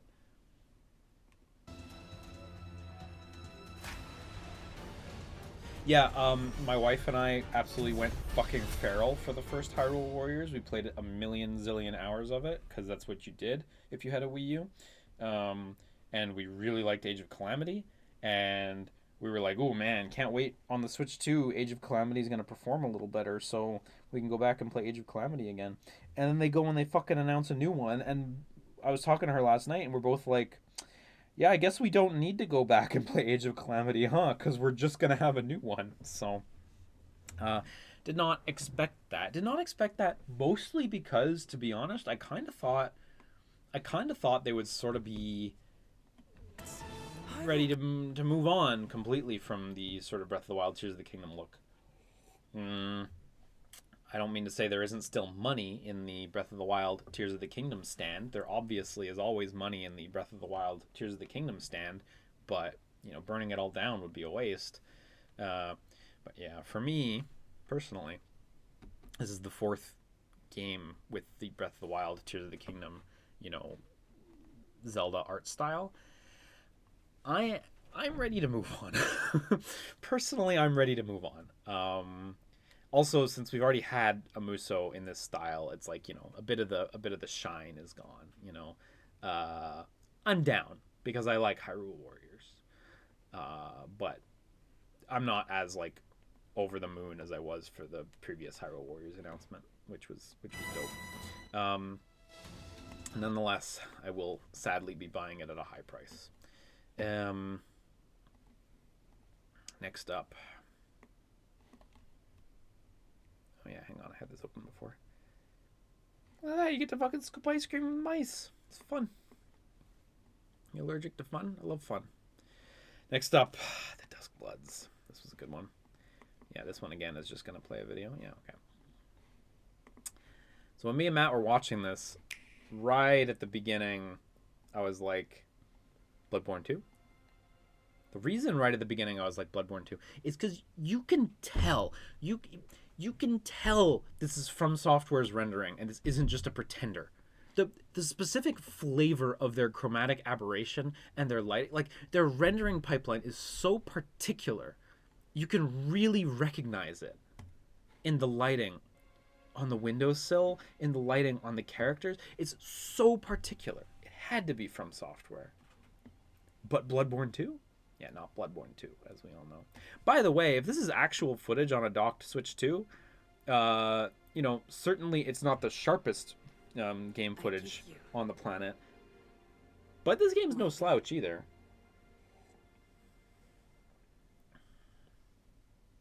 I give you my life. So, what we know about this game is it is a PvPvE game.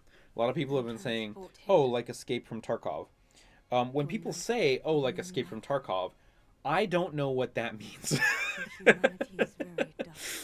My impression is there's a big map. Everyone's thrown on the map. Everyone has to gear up on their own and compete with each other and the horrors of the map to be the last one standing, maybe? People say things like extraction shooter, and I remind people that I was born in 1992 and I don't know what an extraction shooter is.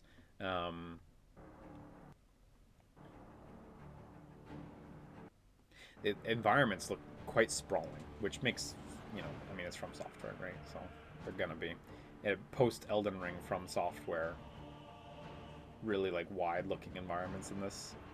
Very wide environments. I mean, fuck, look at that.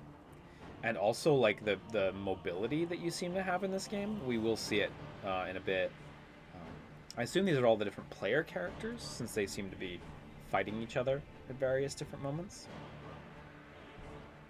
I like this guy. That's my style. Look, here we go. He's got a fucking jetpack. Look at that. Look at that.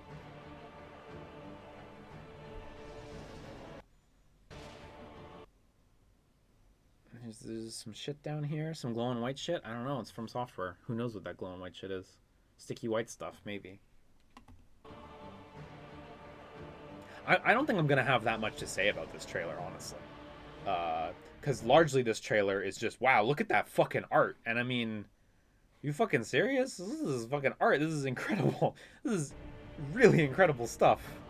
Some of these designs, some of these concepts, I mean, holy shit. Sasuga from Software and all that, right?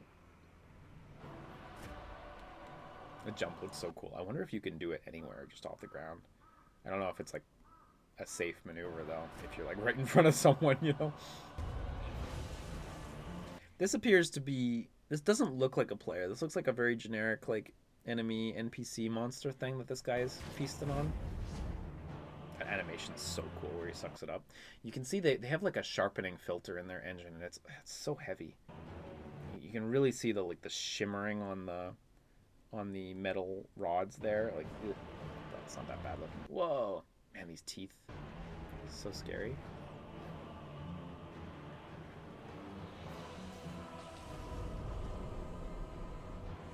Perhaps summoning another player there or something.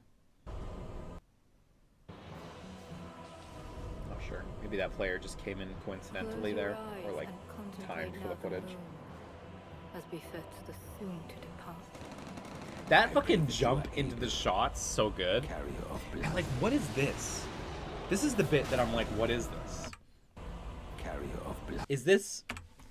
Is this shot from the side here, like the monster holding this guy?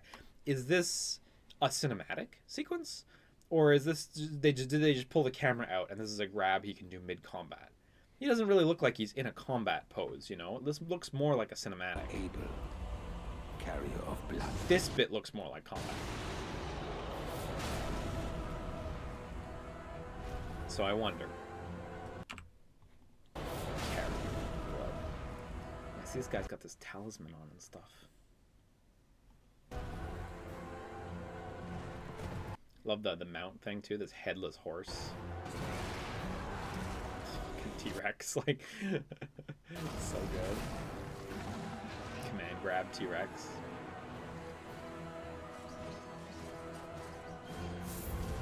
The big train stations too. Do you use trains to get around the map?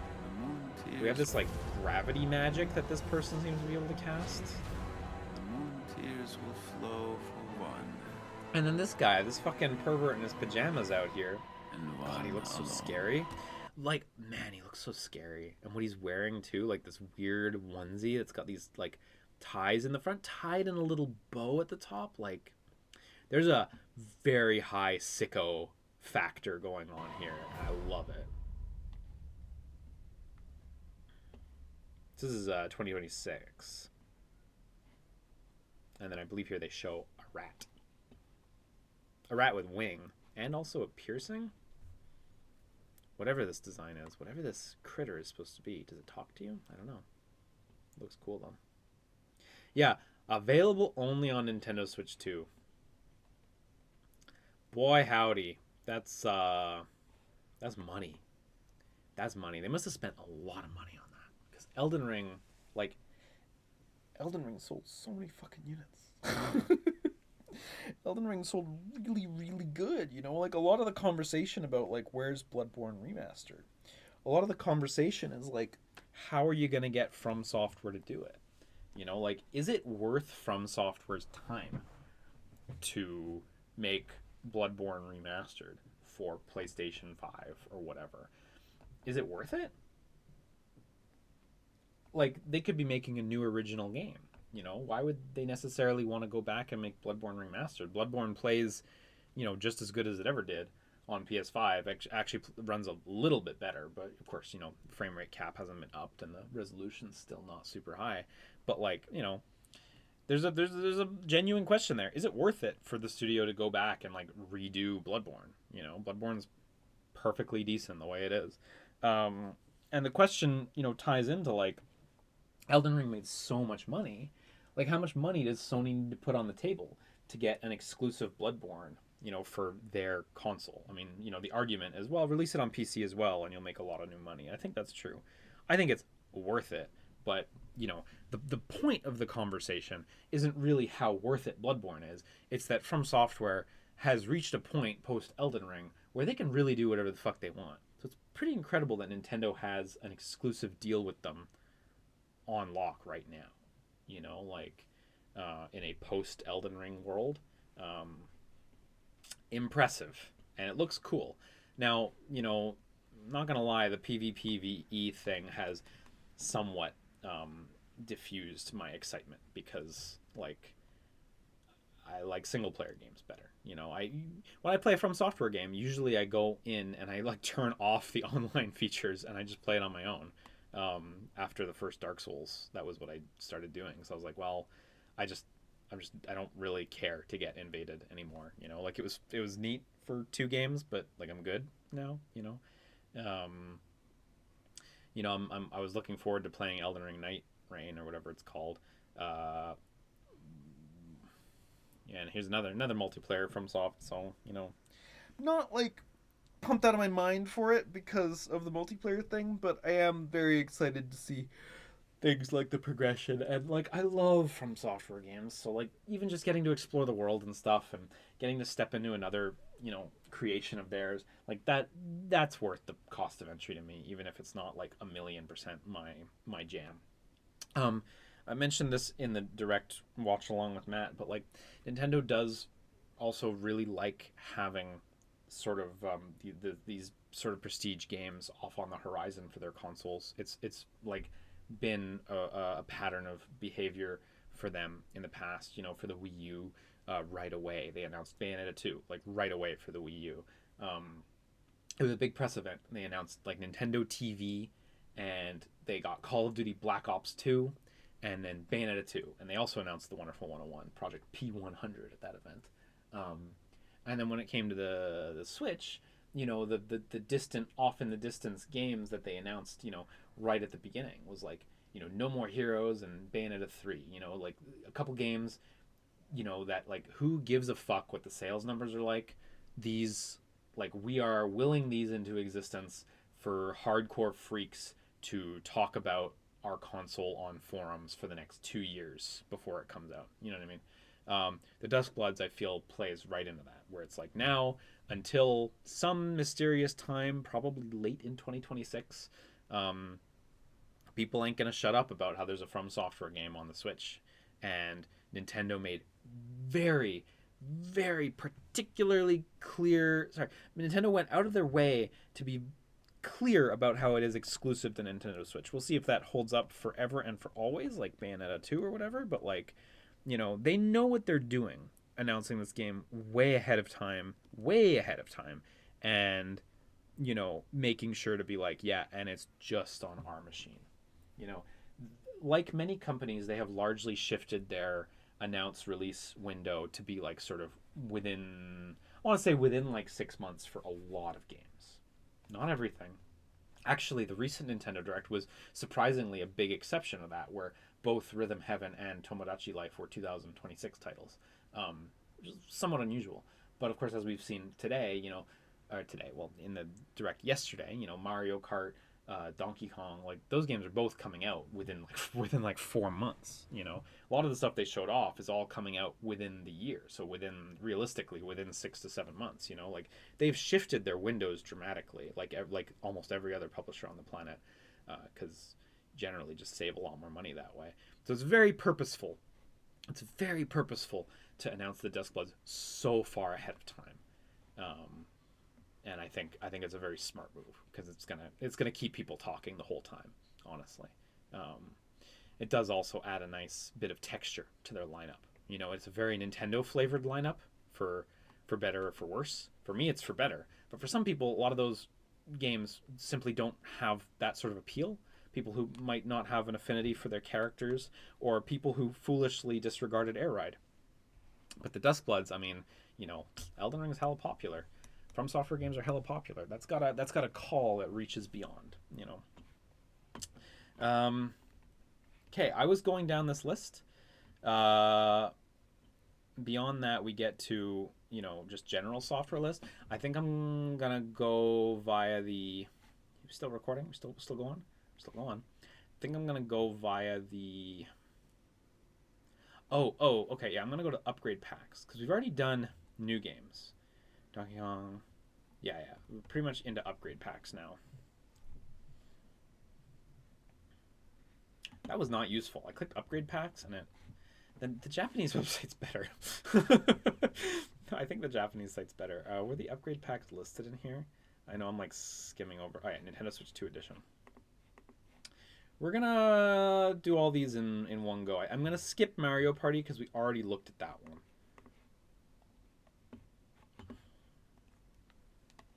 That one was lucky. You know what? Then I'll do Kirby because this one also seems quite significant. August 28th. So just straight up like an expansion to Kirby. What the fuck is this game called? The Japanese the Japanese title has the Japanese name, which is Hoshino Kirby Discovery. What is this fucking called?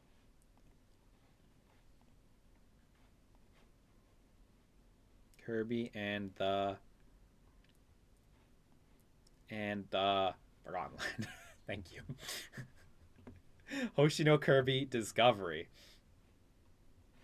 This is another 2,000 yen upgrade. And for 8,500 yen, you get the game and the upgrade. So it seems like it's a whole new world stapled onto the side of the game, basically. I'm going to open up the Nintendo of America trailer. Star-Crossed World. This game absolutely whips, by the way. This is a great Kirby game. Perfect transition into 3D. Just so excellent. Hope I don't get a copyright claim on this song.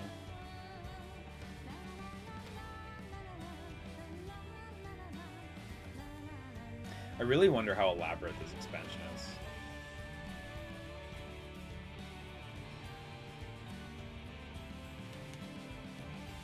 I was really hoping they were developing a sequel to this game. I still hope they are. But I wonder now how far away that is, considering this, you know? So this is interesting. This is like an area that already exists in the game. Of course, you couldn't go up this building, but now they've simply turned the building into its own, you know, into its own level. So probably working within the parameters of a lot of the level geometry they've already made, but just building onto it. Clever. Enemies change, coins change. A lot changes. Man, this look of like another world encroaching on the Forgotten Land world. Very cool.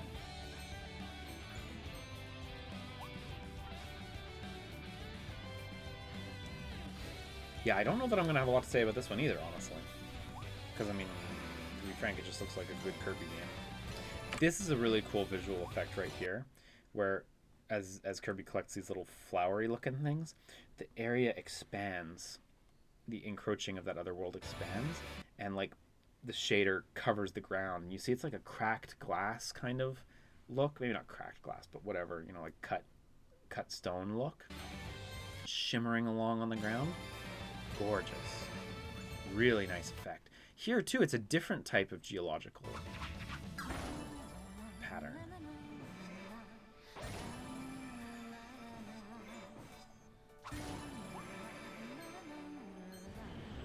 Yeah, I mean, it looks like a really elaborate expansion.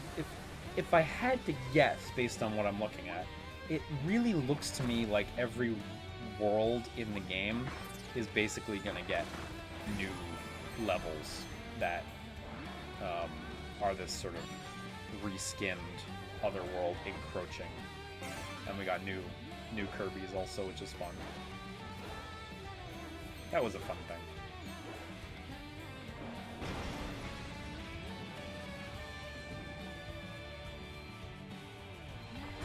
Yeah, there's a shot of the level select right there, actually. Sadly, I don't fully remember, like, what the level select looked like, or if this is different. There's this new, unfortunately, it's like under the YouTube UI, and I can't dismiss it right now. There's this little pixie or something, 0 on 19. I think this is new. The Waddle Dees were the regular collectibles in the base game. There were 3 per level, I believe. Because I kind of think these levels, no, it can't be. I was gonna say, I kind of think these levels maybe are the normal ones, but then when I look at this one, it's clearly got the encroaching, you know, gems and shit. So I don't know. This one's obviously a new one. You can just tell. But these ones, I feel like these were base game levels over here. So maybe they're just like, oh, wait, hang on. Maybe it's the design language. These circle levels are the base game levels, and these hexagon levels are the new ones, perhaps? The hexagon icons? So maybe they're just splashed all over the map. Nonetheless, I think each biome is going to get at least a new level, or at least one new level per biome, probably. That's what it seems like, because they are using a lot of the biomes in the trailers. Yeah, here's those new little sprite cool guys. Yeah, shooting down, Kirby. It's cool how, like, they use it to generate new terrain as well. Like here, when Kirby hits that, it generates a nice little ramp. Fun.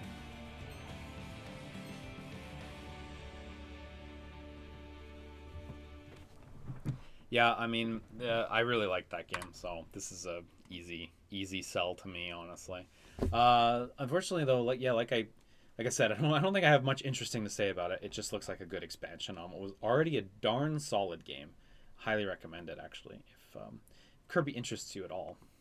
Okay, so let's take a quick look at the other upgrades, but I'm going to do all these, I'm going to bundle all these together, honestly.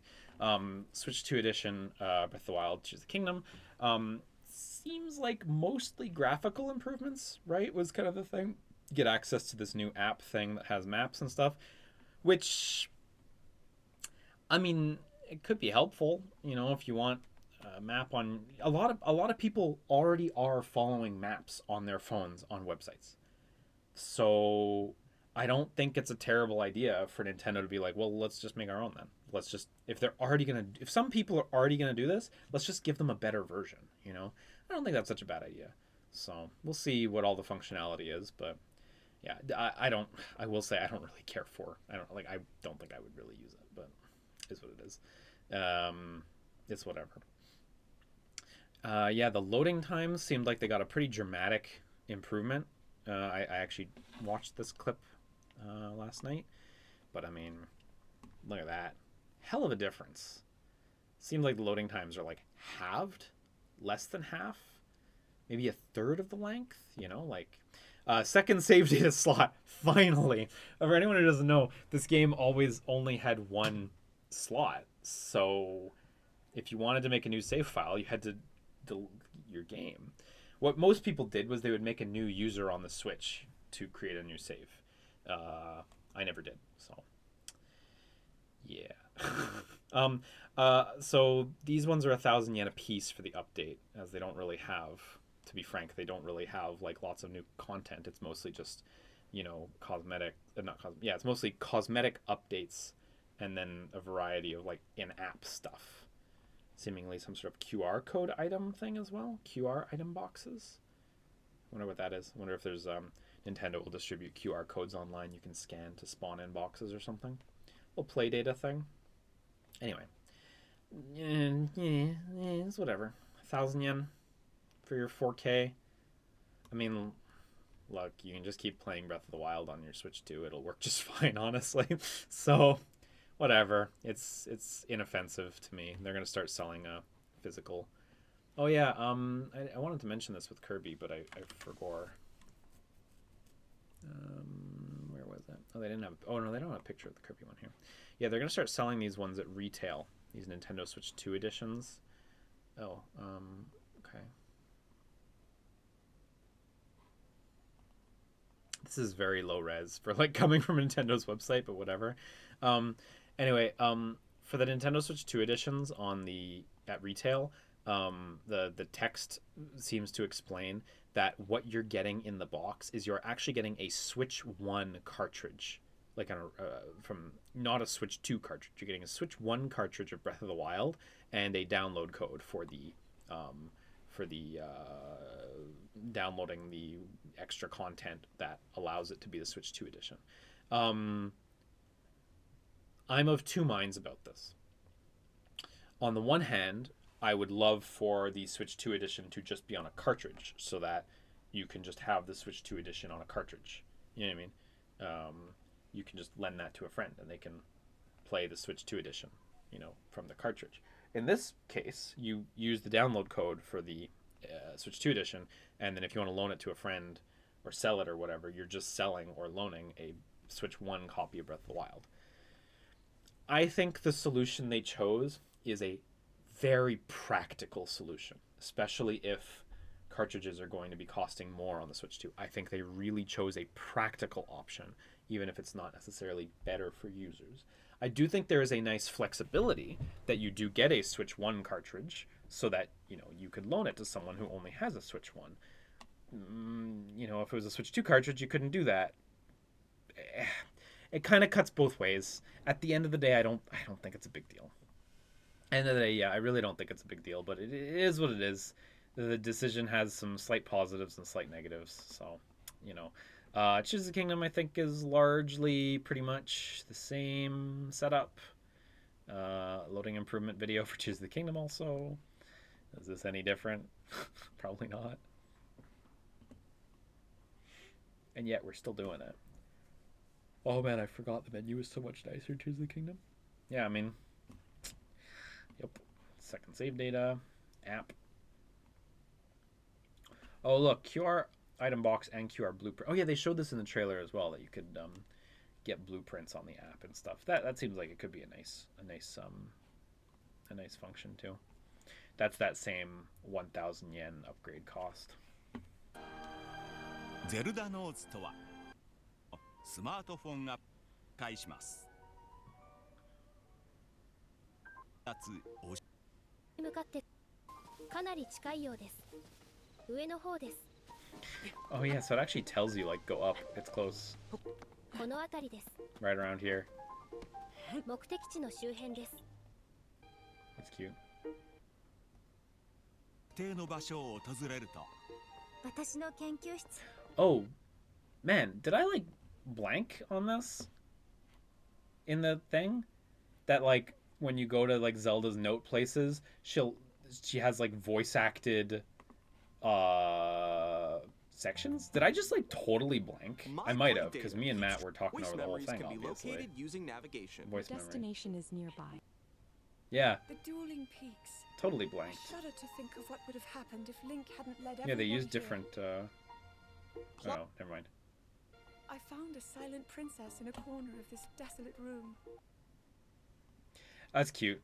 So it does have a little more going on than I give it credit for. From Princess Zelda. This altar is considered the most holy place in the... Yeah, it is neat, but having finished the game already, I'm like, I don't know. I don't think I'm really gonna go back for either of them. We'll see. You know, one nice little wrinkle is the expansions for these two. The Switch 2 editions are free if you have a Switch Online account, which I do. So I might go back in to check them out, but otherwise, don't know. Not much info on these ones. Legends Z to A, which I'm very much excited for. Just looks like it looks a lot better. Frame rate got up, so that means frame rate go up. The graphic up also. Metroid Prime 4 actually looked like a fun one. Metroid Prime 4 Beyond, you get mouse controls, so you can move with the left Joy-Con, mouse controls with the other Joy-Con. That seems fun. I hope it plays good. And we got this Nintendo Switch 2 edition, one of the ugliest box arts. It's so ugly. Like the big red banner that I'm not sure I like that much. And then the banner at the bottom explaining that it's a Switch 1 cartridge with a download code.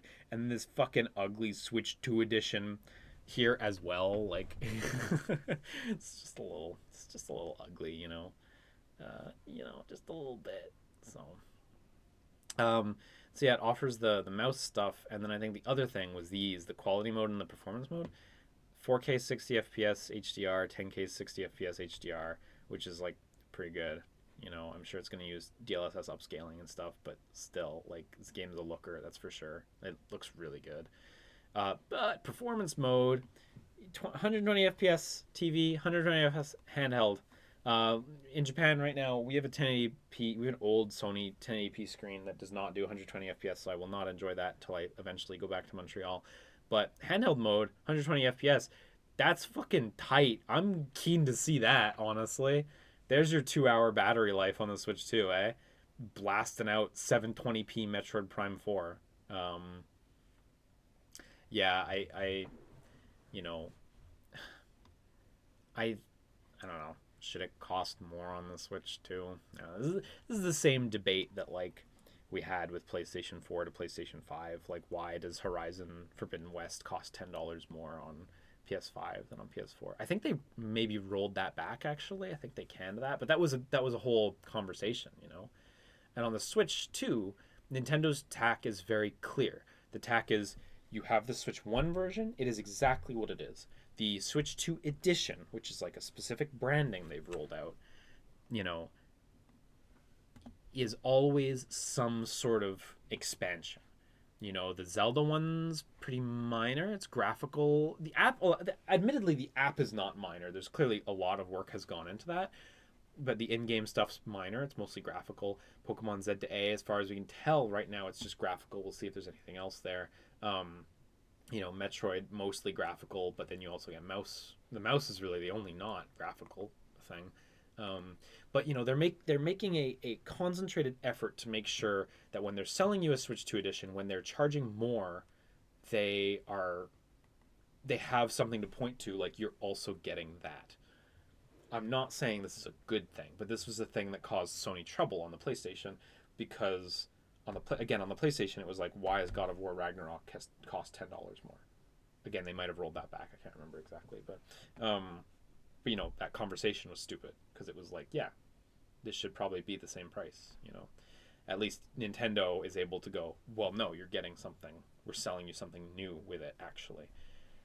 You know, in the case of Metroid Prime 4 Beyond, it's really just mouse controls. I mean, the quality settings, I mean, come on, this is the fucking settings menu stuff. Like, I'm not saying it's not cool that you can turn it up to 120 FPS, but, like, it's very light. We'll see what Pokemon has, right? Pokemon might have even less, you know, so. Pokemon looked good, though. The enhanced, the Switch 2 edition, like, it looked much sharper. Actually, maybe that's something we ought to take a look at. Pokemon ZA. Yes, this is the 1 month ago one. And then we're going to go grab...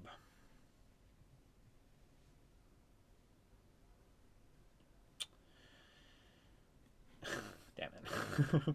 Well, maybe the official Pokemon YouTube channel will have the... Of course it doesn't. Of course. We want the... God, I have so many tabs. We want the direct. Yeah, there we go. Because they didn't have... There is no trailer for all the Switch 2 editions. No, there isn't. Okay. So we just gotta manually locate it.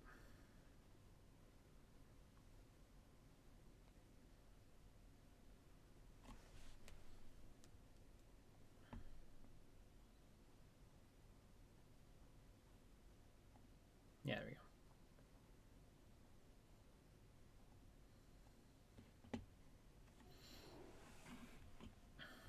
go. HDR, based on your preference and playstyle. What I want to compare is, I think the sharpness was just immediately, like, the quality of the image was just immediately apparent.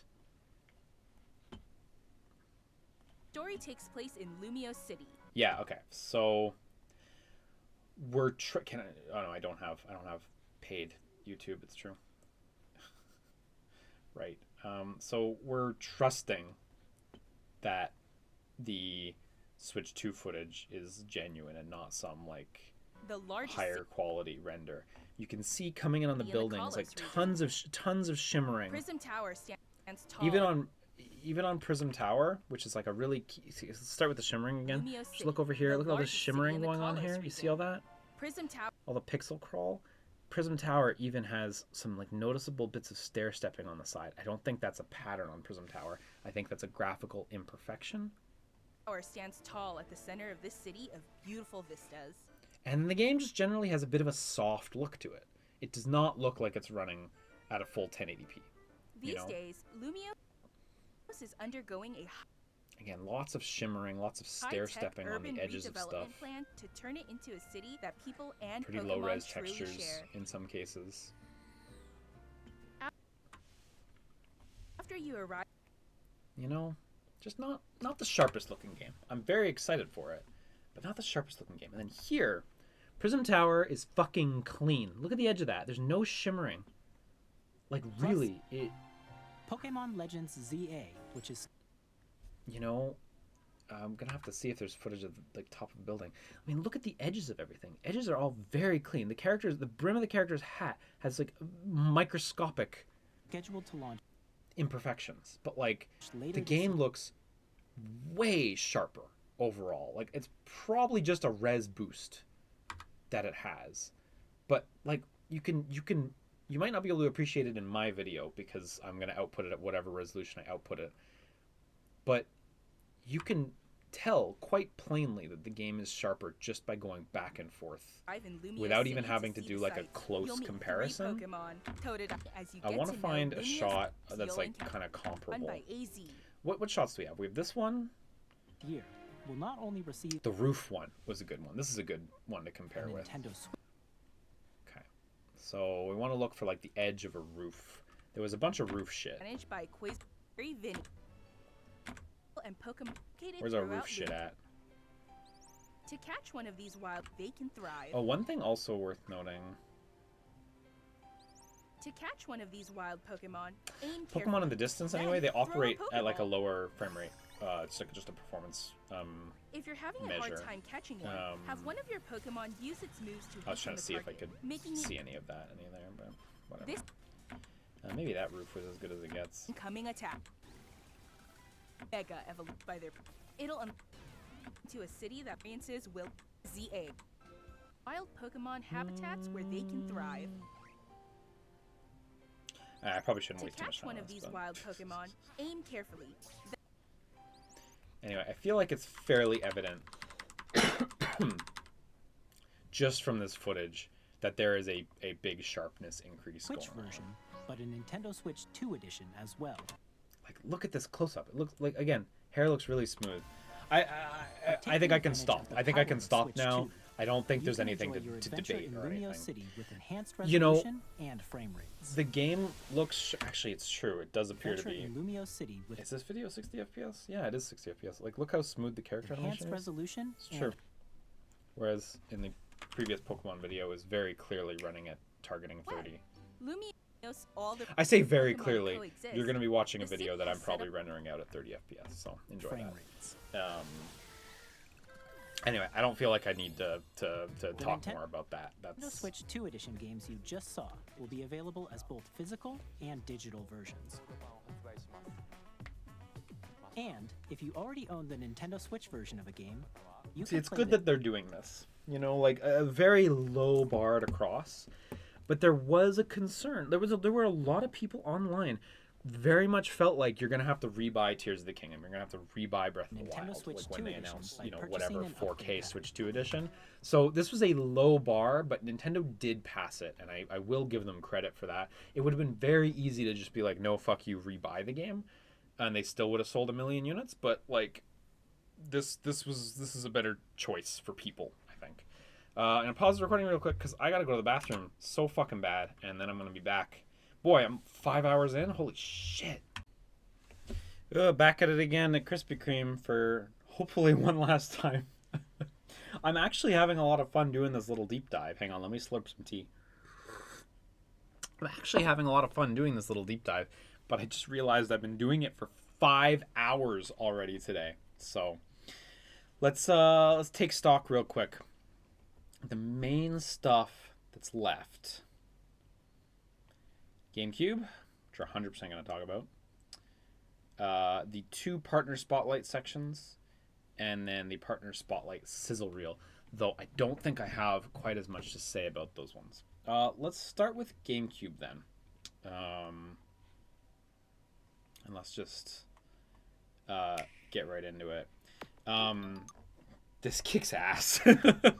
People have been talking about GameCube Nintendo Switch Online app for ages. Nintendo Switch Online Plus expansion. I was actually a little pessimistic about this one. I'm usually pretty positive and like pretty confident about stuff like this, but I was actually a little pessimistic. I want to say like 70% chance it wouldn't happen was my opinion.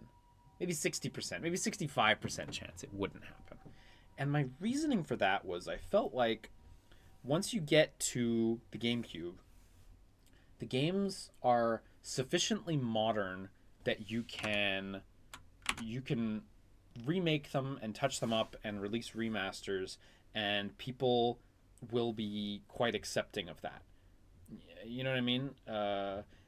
And they're in like decent shape on their own. You know, You look at like Thousand Year Door remake, and it's like they didn't have to do dramatic redesign stuff. They were just able to, you know, make a better, gorgeous version.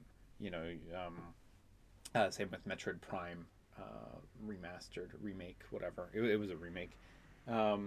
You know, they're just able to make a gorgeouser version, and like the design, the underpinnings of the game, like totally hold up. You know, when you go back to N64, there's kind of a little more work you have to do often. You know, you look at Ocarina of Time 3D or Majora 3D. Granted, they made a lot of voluntary changes, but like if they were straight remakes, there would be things that were behind the times in a lot of ways. Stuff that can be nipped and tucked, but I would argue that aside from certain games like Mario 64, Ocarina, you know, like really the peak of the N64, I think GameCube is kind of the point where the average quality of Nintendo's first-party games, the average quality and the average, like, what's the word I'm looking for?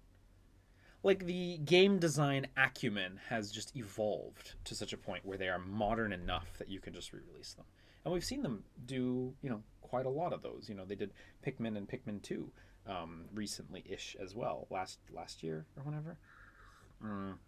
You know, and those games hold up perfectly well. Granted, those were the Wii versions, but, you know, still. You know, my thought is like, well, Nintendo's not going to make this emulator for third parties only. They're only going to do it if they see value in it for their own first party stuff. So I wasn't 100% sure if it was going to happen, and I'm very happy that it is happening. Exclusive to Switch 2. Exclusive to Nintendo Switch 2. Nintendo GameCube. I'm curious if someone would be able to assess whether the first Switch would be able to handle this in theory or not, you know. Obviously, like, I'd like to get a Switch 2, so it doesn't really matter for me, but I certainly hope Nintendo isn't, like, artificially holding it back from the first Switch just to push sales, you know. Like, I would really like to imagine that they tried to get it on the Switch and it didn't work. I don't know. I shouldn't think about it too much. I hope so. Switch 1 users deserve to get GameCube shit too. So here are the titles going to be available at launch. They announced 3 games for launch, and holy fuck did they pick 3 bangers. Wind Waker. There has been a sort of forever rumor, relatively well sourced, that Wind Waker HD and Twilight Princess HD from the Wii U were going to get ported to Switch. Fucking Wind Waker HD spotted dead in a ditch, I guess. Now that you're just getting raw vanilla Wind Waker. I mean, damn, you know? I'm super down to replay Wind Waker, though. Like, I played Wind Waker as a kid when it came out, and I remember loving it. And I played Wind Waker HD when that came out. I simply didn't get as far. I got to, like, Tower of the Gods, and I lost interest. So I'd be down to give it a real second college try, especially like looking at it. I feel very nostalgic for this particular version of it. So, The Legend of Zelda: The Wind Waker. Soul Calibur 2 in all its 480p goodness. Holy fuck! What a fucking announcement! Soul Calibur 2 is so good, and the graphics hold up so well. The game looks so pretty. This game also has a built-in widescreen mode. In the N64 app, they do support widescreen for certain games that had it. So games like Perfect Dark, games like 007 GoldenEye, GoldenEye 007 rather. Those games have their widescreen functionality available. So I really hope that widescreen functionality is available in this emulator. I think they mentioned something about graphical enhancements or something, so I'll try to listen carefully. This game kicks ass. A few years ago, 10 years ago at this point, I guess, they released Soul Calibur 2 Online Edition, or whatever it was called, which was for Xbox 360 and PlayStation 3, and it was the Xbox and PlayStation 2 versions respectively. So you could play as Spawn on Xbox and you could play as Heihachi in the PS2 version. But the Wii U did not get Soul Calibur 2 HD version. So Link did not return. Link's only been playable on the GameCube version ever, and he's finally back. Link was such a big deal for this game. It was huge. People loved Link in this game. So I'm so happy to see it back, man. Like, seriously, I love this game. This game kicks ass. This game also has an incredibly fun single player, like, quote unquote story mode called Weapon Master mode. It's really good, and the idea of having portable Weapon Master mode, like, I'm in love with that. The Legend of Zelda series enters the fray. Soul Calibur 2. And then, I mean, F-Zero GX, like, the fucking GOAT, you know? Like, one of the best games on the GameCube. Truly just an incredible piece of art. Arguably the best F-Zero? Probably the best F-Zero. Not the newest F-Zero. That's F-Zero Climax, which you can actually play on the Game Boy Advance app. But this game has so much. I like how it says featuring story mode. Good fucking luck, you guys. Good luck finishing the story mode in this game. It is friggin' difficult. There's video footage of me attempting to beat it with Matt. I can't do it. It's so hard. I need to practice way more. But the story mode's awesome. Good luck. In games that support multiplayer, up to 4 can play together locally or online. So just to be clear, this isn't a new feature. All of these Switch Online apps have this online multiplayer feature. This is not new.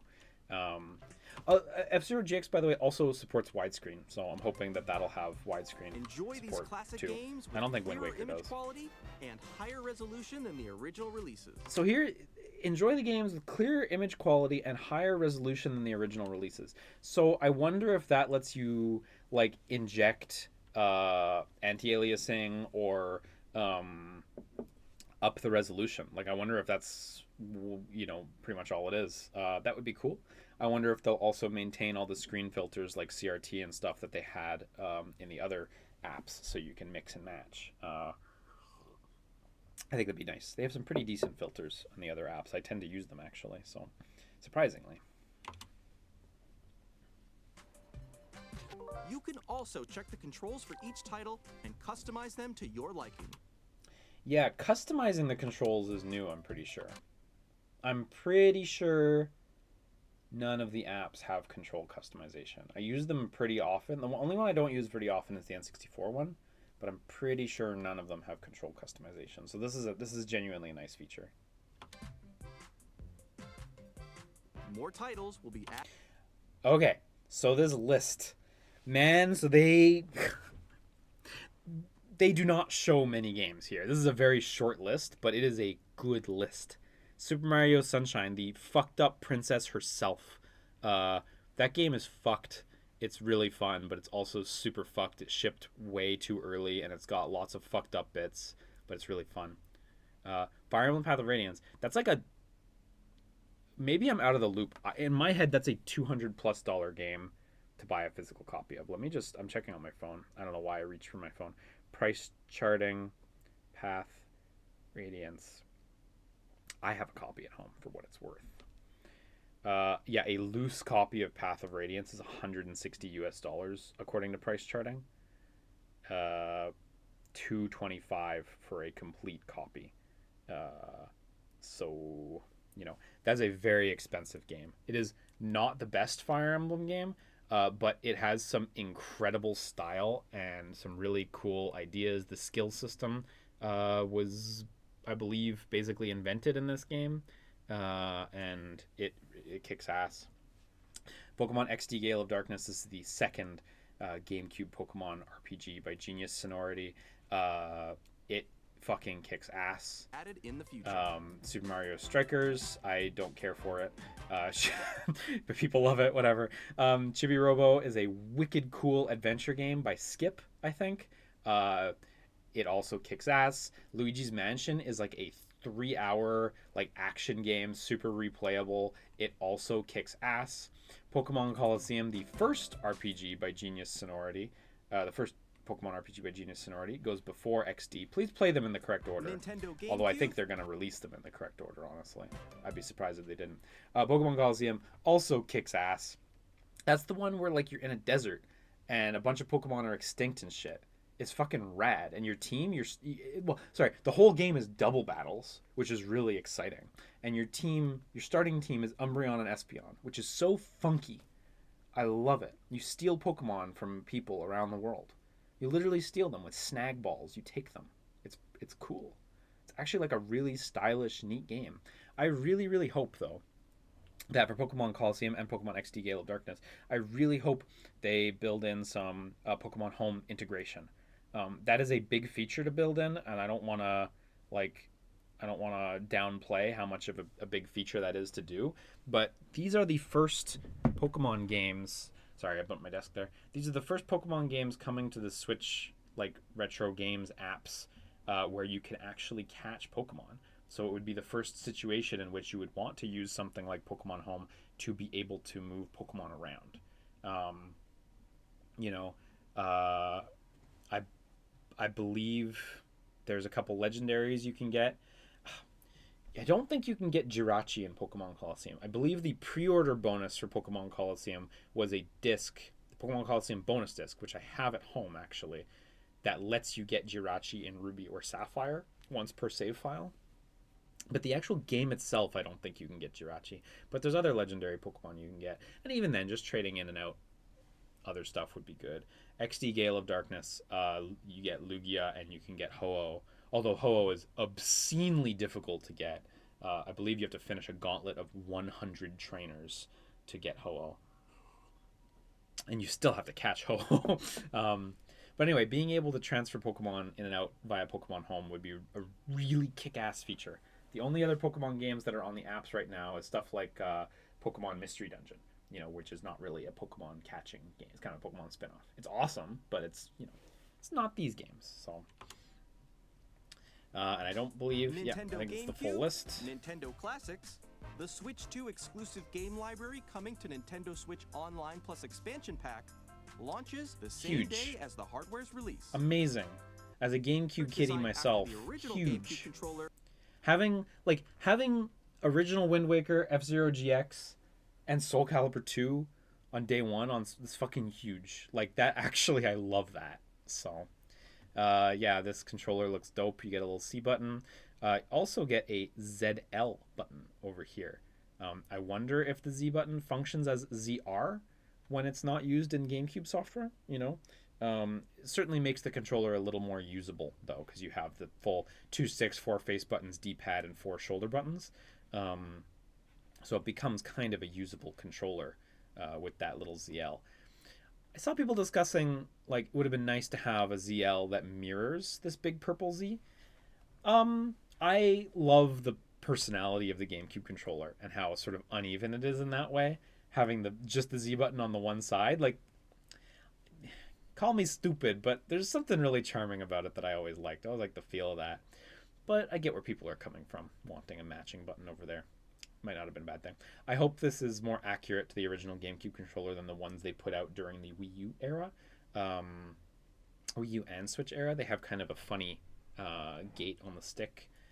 But like the stick feels a little different. Just a little bit. Whereas they did a really good job with the N64 controller. We'll see. Either way, it's cool. I definitely want to buy this, but I definitely do not want to buy this at launch because I won't be able to afford this fucking machine. This controller costs $100. Like, I'll buy the console, my fucking expensive import Switch, and a copy of Mario Kart because it doesn't come in a bundle. I'll buy that. And I'll buy the fucking welcome park thing, but I'm going to go fucking broke if I try to buy this controller too. And also has a C button to quickly access Game Chat. The Nintendo GameCube controller. I don't know how much I have to say about GameCube overall, aside, like, basically my thoughts immediately veer into, what games could it have, I think there are a lot of games out there that companies might not want to invest a lot into to re-release, but like it's a lot more expensive to re-release like GameCube era, PS2 era games. I want the Nintendo Japan website again. It's a lot more expensive, to re-release those games. And there's titles like, you know, Capcom's Gotcha Force, like Cubivore, which Atlas published, but that is a Nintendo game. Titles like Lost Kingdoms, both Lost Kingdoms games. Titles like Product Number 3, Piano 3 by Capcom, again, which is like a very proto Resident Evil 4 kind of game. You know, there's a lot of really like worthwhile games on there that are in a really awkward position where they're not popular, and it would cost a significant enough amount of money to do a proper remaster of them that, you know, taking advantage of the Switch 2's GameCube emulation might be the best way to monetize them for companies. And I'm hopeful that we can get some stuff out of that. Oh man, Bomberman Jetters. Oh fuck, Bomberman Jetters would be so good. Oh, Bloody Roar Primal Fury. Yeah, Bloody Roar Primal Fury. This is what I want. Not Extreme. I want Primal Fury. Look at this. This is what I want. This game kicks ass. This game is so good. Look at him. I love Alice's design. Because of course I do. Her bunny design. It's so cute. Like the scary red eyeball on like a giant rabbit humanoid. So cool. Yeah. Shit. There's a lot, man. There's a lot. This is PS1 Bloody Roar. GameCube app excites me because there's a lot in that space. You know, when we talk about the Super Nintendo or the Game Boy Advance, those are devices that are easy to emulate. And we see companies like Konami and Capcom putting out collections of their old games that you have to buy separately. I'm obviously not against the idea of buying a collection, like it's whatever, right? But, you know, it does mean that when I think about those apps, you know, I think to myself, oh, you know, there's a real chance we'll never get Metal Gear Ghost Babel on the Game Boy app, because that game is probably worth money to Konami, and emulating a Game Boy game on any platform is pretty easy nowadays, you know? But on the flip side, yeah, is Konami ever going to want to invest money to re-release Bloody Roar Primal Fury or Bomberman Jetters? Maybe not. Maybe this is perfect. Also, we could get Odama back. Bearing in mind the Switch has a microphone on it. Dude, we could have a perfect Odama port. I would, of course, say Kirby Air Ride, but I'm not sure since we're getting a seemingly some sort of reimagining of Kirby Air Ride, so we'll see. I know everyone's screaming in the chat right now, Melee.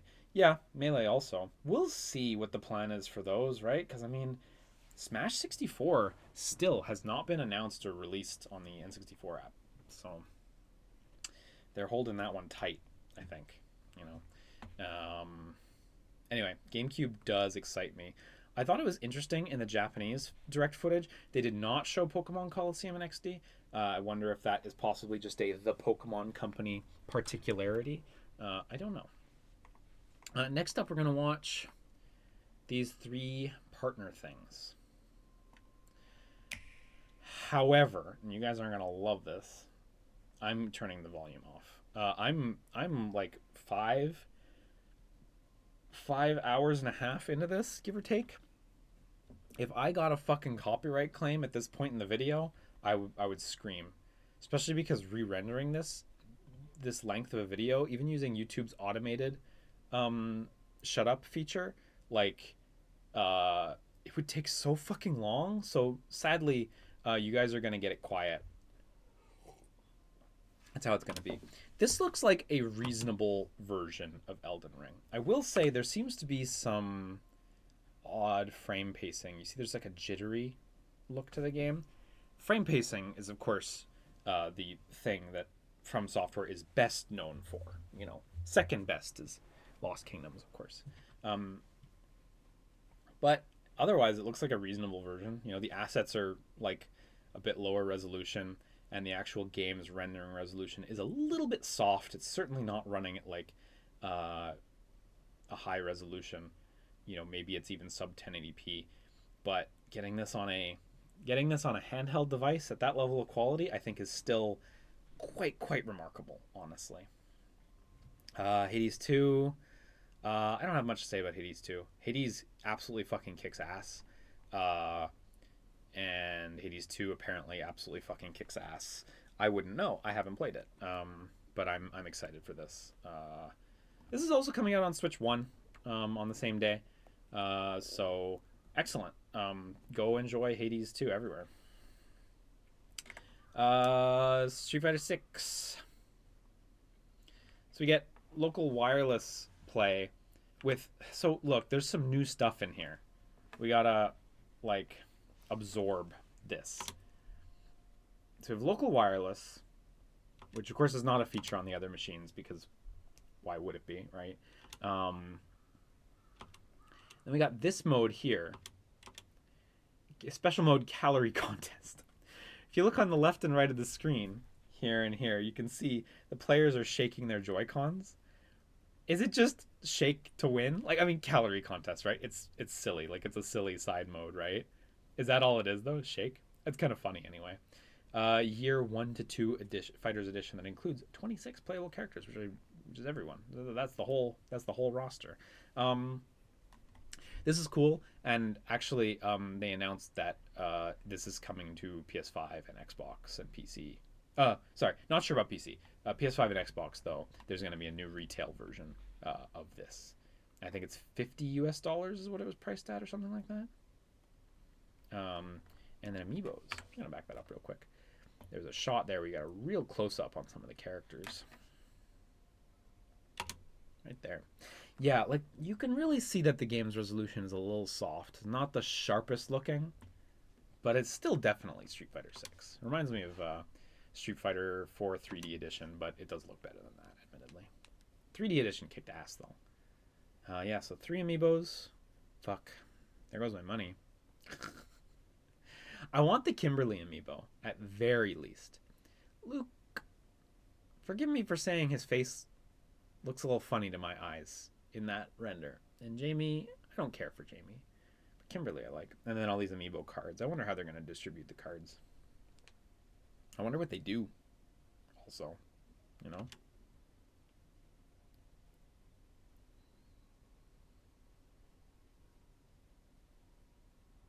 Again, apologies for no audio, but I'm not taking the fucking chance. Demon X Machina. Man, at the beginning of this trailer, I was like, is this Vanquish? Is this Vanquish? Oh my god. Demon X Machina 2. Huge graphical step over the first Demon X Machina, by the way. And the first Demon X Machina's scope was quite constrained. These areas look to be quite large, so I think it's pretty cool. I don't have much to say about this, so I'm gonna skip through it. I think it has 4-player co-op now, which is really cool. I don't remember the first one having that sort of functionality. Maybe I'm wrong, but yeah, Daemon X Machina, cool. I don't know if I'm gonna go for it, but I ain't got bad shit to say about Daemon X Machina. It's a cool series. I've been playing this on PS5 with my wife, and it's very, very good. So, makes perfect sense to have it on Switch 2. Amazing for the team they were able to get it at launch on Switch 2. One thing I will say is this game, you know, it's not the most gorgeous game on the planet. It's not the game's objective to be the most gorgeous game on the planet. But you can definitely see the image reconstruction technique that they're using. It looks a little shaky at this low resolution. Like, look around the character's arms and limbs as they move. You see like a lot of breakup in the image. I mean, look around her hair and stuff. In close-ups, it's not so bad, but in the finer details, especially when it's zoomed out, you can see there's a sort of sharpening filter applied to. It looks pretty reasonable, though. When I see especially these close-up shots, it's like, oh, this looks like, if you showed me this and you said this was a PS5 shot that someone posted on Twitter, so it got compressed a little bit, I'd be like, yeah, okay, I believe that. It's super reasonable looking, actually. It's only when it sort of only when we get these sort of zoomed out shots that you see just little bits of breakup here and there, but it looks good. What I've played of this game, by the way, it is like super on par with A Way Out and It Takes Two. So if you enjoyed those games, I thumbs up big thumbs up to this game, honestly. I'm excited to get back to it. Actually, we never did manage to finish it. I'm actually gonna skip through this section.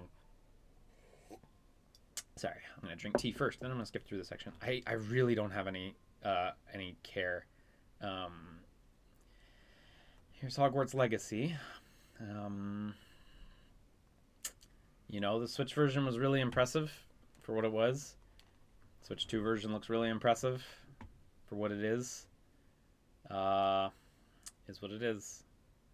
Yeah, I don't know. I still don't really feel like I can support any Harry Potter stuff as long as J.K. Rowling is still receiving financial compensation. It pains me. Like I like I like Harry Potter, or at least I did when I was a kid. I have nostalgia. I have fondness for Harry Potter. But yeah, is what it is. I'm sure I'm not the only person in the room feeling that way.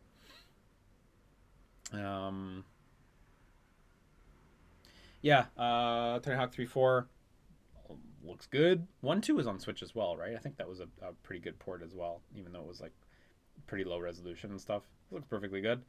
I want to play this game, but I am very sad about the they're not remaking the story mode, kind of.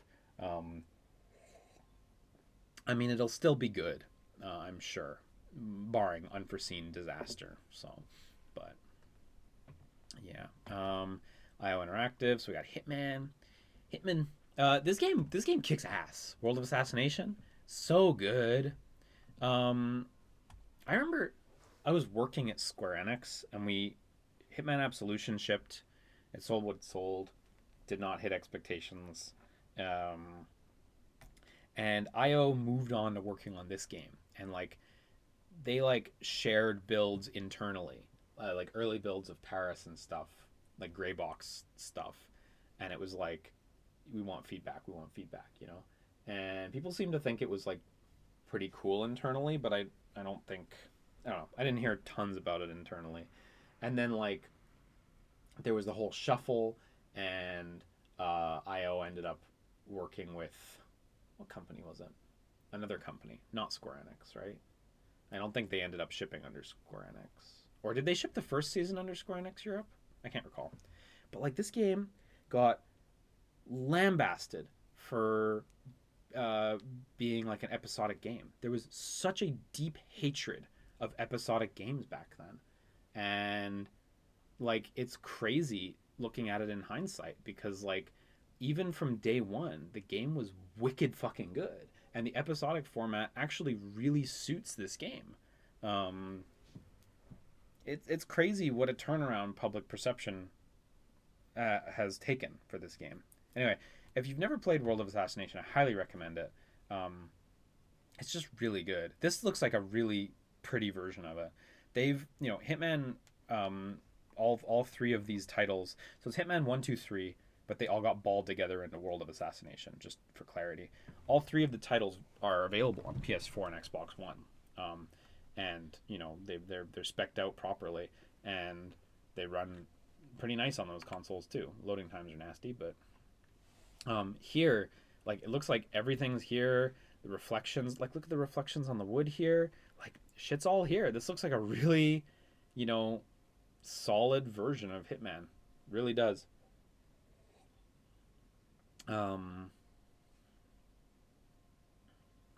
They also made multiple VR versions. The PS5 VR version just came out. PSVR 2. That's the third VR version of this Hitman series. They did PS4, they did PS5, and they did Oculus. Meta Quest. Yeah, 007 game's also coming to Switch. Neat. I'm looking forward to that 007 game. Just not because I like 007, but strictly because Hitman was so good in World of Assassination. Bravely Default remake. Yeah. I don't really have that much nostalgia for Bravely Default. I should say remaster, not remake. I like bits of Bravely Default, and the combat system has some really interesting ideas, but the last chapter of the game, like I just don't enjoy it that much, honestly. Just did not enjoy it that much, and I can't see myself wanting to play through the game knowing that that's what's waiting for me at the end, you know. It feels like a bummer, but hey, I like mouse controlled mini games. That's fun. I want to have another quick look at those real quick. So look, you move the sticks. It's like you're at a concert, like you're like a little oshikatsu thing. You use the mouses to move the sticks to cover up where the bar, or like to match the bars. Luxon cheer rhythm catch. That looks fun. I like that. I just don't want to play Bravely Default again, I don't think. We'll see.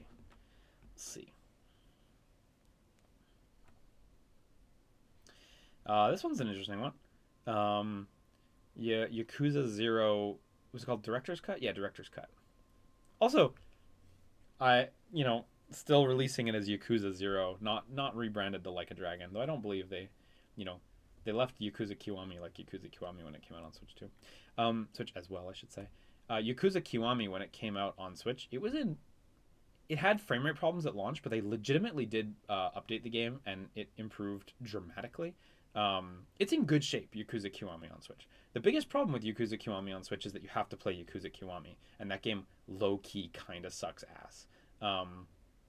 But Yakuza 0 is like it's good. I finished it. It's a good game. It's certainly better than Yakuza Kiwami. So this ought to be a pretty good version. This game ran on PS3, so I think this should be in decent shape. This scene looks a little worse. This is they talk about how there's a new game mode, the Red Light District mode, that's like online multiplayer 4-player thing. So you see the 4 players: RGG Studio, Majima Kuze Kiryu, and it's like a team thing. Yeah, that's kind of cool. Team multiplayer co-op Yakuza online combat. That's neat. And then partner spotlight part 2. Deltarune.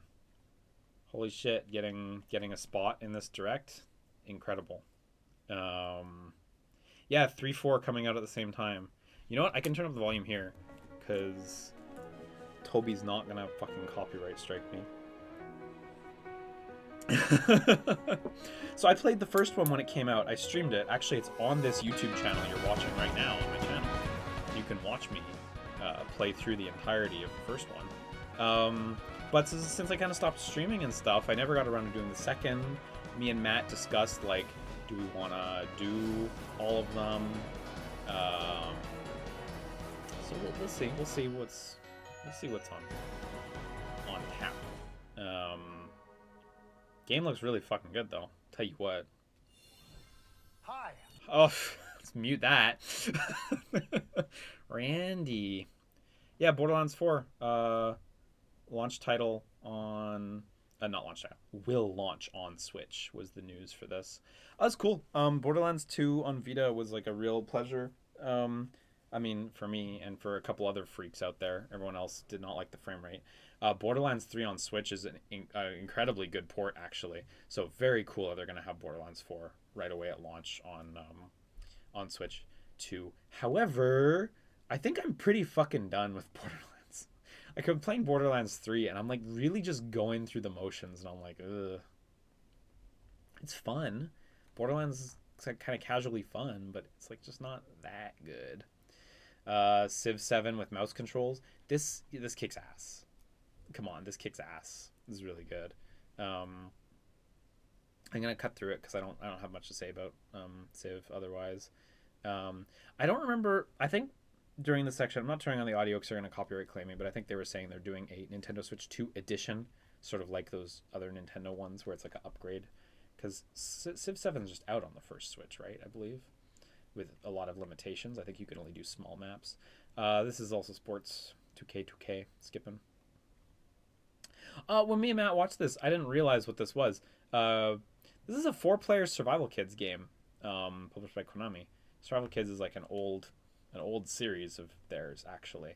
I'm not sure I'm into the new look and vibe of it all. But whatever. We got Enter the Gungeon 2. Oh man, had this game been like announced before? I'm like looking at it and I'm like not recalling seeing a 3D Into the Gungeon. I don't remember.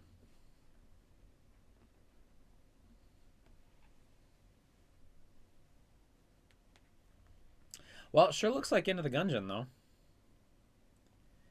We got after that, we got for anyone who wasn't watching the stream live, the live stream actually got frozen right around here during Survival Kids. And all these trailers after, we could not see anything. Literally could not, like, it was just stuck on Survival Kids. You could hear the audio. We could hear that Enter the Gungeon 2 was a thing, but, like, yeah. Forgive me for not playing the audio again. I don't want to risk a claim after all this time. It's always the third-party stuff that gets you during these videos. It's like very consistent. So it's an Astroneer spin-off. Yeah. Neat, but not my thing. Cyberpunk 2077. So this trailer also got basically covered up by the video being stuck on that Survival Kids game. Damn, looks super reasonable visually. You can definitely see some breakup in the image reconstruction, but it looks like a super reasonable port. It's called Ultimate Edition. Does it include Phantom Liberty? I wonder.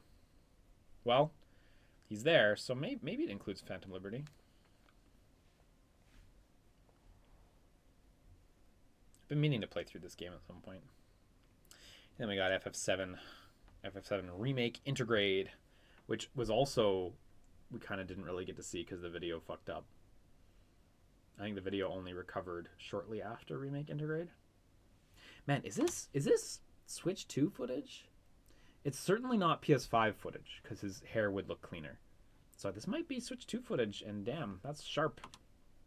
That's pretty good looking. Yeah, I mean, I'd be curious to see people compare this to the PS4 version. Honestly.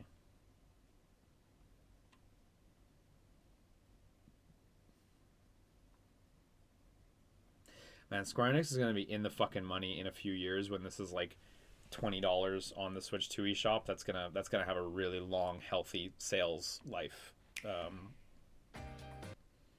And then this sizzle reel, collated a bunch of it.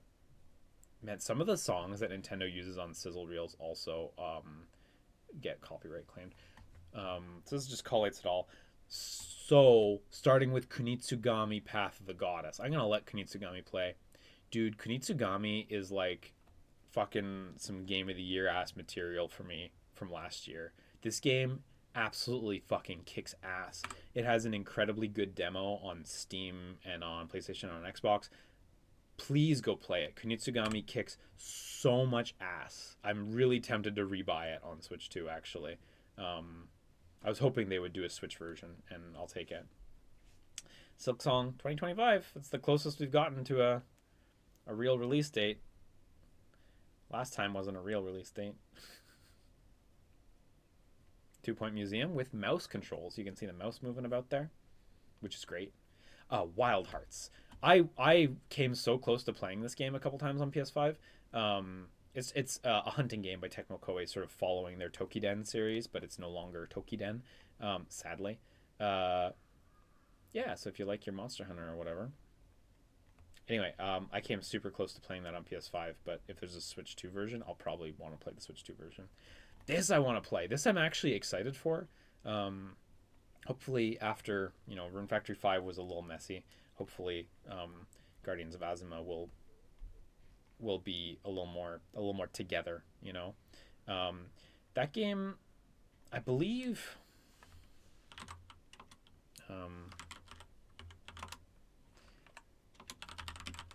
that game, I wrote data. Yeah, May 30th, is that true? The Wikipedia. Yeah, May 30th. So that game's going to have been out for 5 days before the Switch 2 comes out. That's so funny. Awkward timing, right? Like, but whatever. Good for them getting a Switch 2 version in right away. I do want to play that. Star Wars Outlaws. I do not. So I watched my wife play through this game recently, like the entire game, and like, granted, she played it after like a lot of patches had come out. You know, that fixed stuff like the stealth mandatory failure stuff that people didn't like. But like, I gotta say, I watched her play through the whole game. This is like a perfectly serviceable game. It's decent. It's totally fine. In fact, there were some story moments where I was like, oh, this is good actually. Someone did cook a little here. Not like super 100% up my alley, but it was cool actually. I did enjoy sort of seeing it through. This seems like quite an elaborate port graphically. You know, it's no slouch. So very excited for all the Digital Foundry videos. We got Nobunaga. I could never. Fast Fusions. This is a brand new announcement. So of course, Fast Racing Neo was a launch title on, or Fast RMX rather was a launch title on the Switch. This company Shinen just makes these like technically impressive games, even if they're like a really small studio. They're really talented when it comes to like technical art. I don't know what else to say. They're just really good at it. So their art always impresses quite a bit, you know. Shadow Labyrinth, the Pac-Man game. The Direct the other day had had footage of Shadow Labyrinth, and the Switch version had like a lot of the enemy sprites were like pretty low resolution. I was like, it's a little ugly. So I'm glad they're gonna have a Switch 2 edition. So this too is getting a Switch 2 version, I guess. I don't know. I can't really tell. You know, is this just Switch 1 games we're showing? You know what I mean? Like, oh, you know what? No Sleep for Kaname Date looks a lot sharper on in the previous Somnium Files games. The characters look a lot jaggier. So yeah, definitely a Switch 2 version. I played this at TGS last year, and it was pretty cool. Fortnite. Cool that they're getting it on day one, but I'm not there for it. Arcade Archives 2 Ridge Racer. You bet your ass. Ridge Racer's fun. I know earlier I said I don't do racing games that are just racing, but... Tamagotchi Plaza. Love the designs in Tamagotchi. My favorite dude is Kugipachi.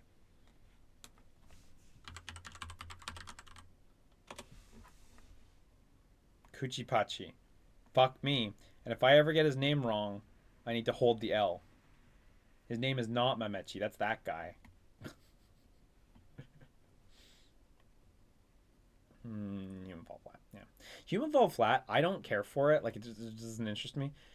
This game does crazy numbers, you know? Like, it sold a shitload on the Switch. It was very popular, you know? So, not surprised they got a spot like that. And I think with that, we've come to the end of the footage. Yeah. So we've come to the end of the footage. There is still some stuff to talk about. I'm actually going to go... Oh, no. Not allowed... This is a little thing I have to make it so that during the week I don't spend too much time on other websites. Look, I already spent half an hour on combination reseterax.com, and it's blocked me. Fuck me. I wanted to like discuss something. Okay, well, let's switch to physical Street 6 Bravely default. Yeah, so here. I saw this story before. So on Nintendo Switch, as it stands today, you can buy... Oh, thanks, DMM Games. Do you want AI art girls? On Switch, as it stands today, there are a bunch of games you can buy, like Borderlands 3 Switch box art. And...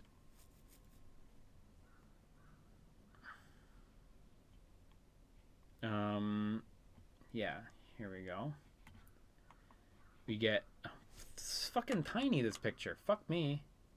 There's a little blue box down there. It says download required, basically. And on the back it says, yeah, you need a huge fucking download. 62 gigs to download everything or whatever.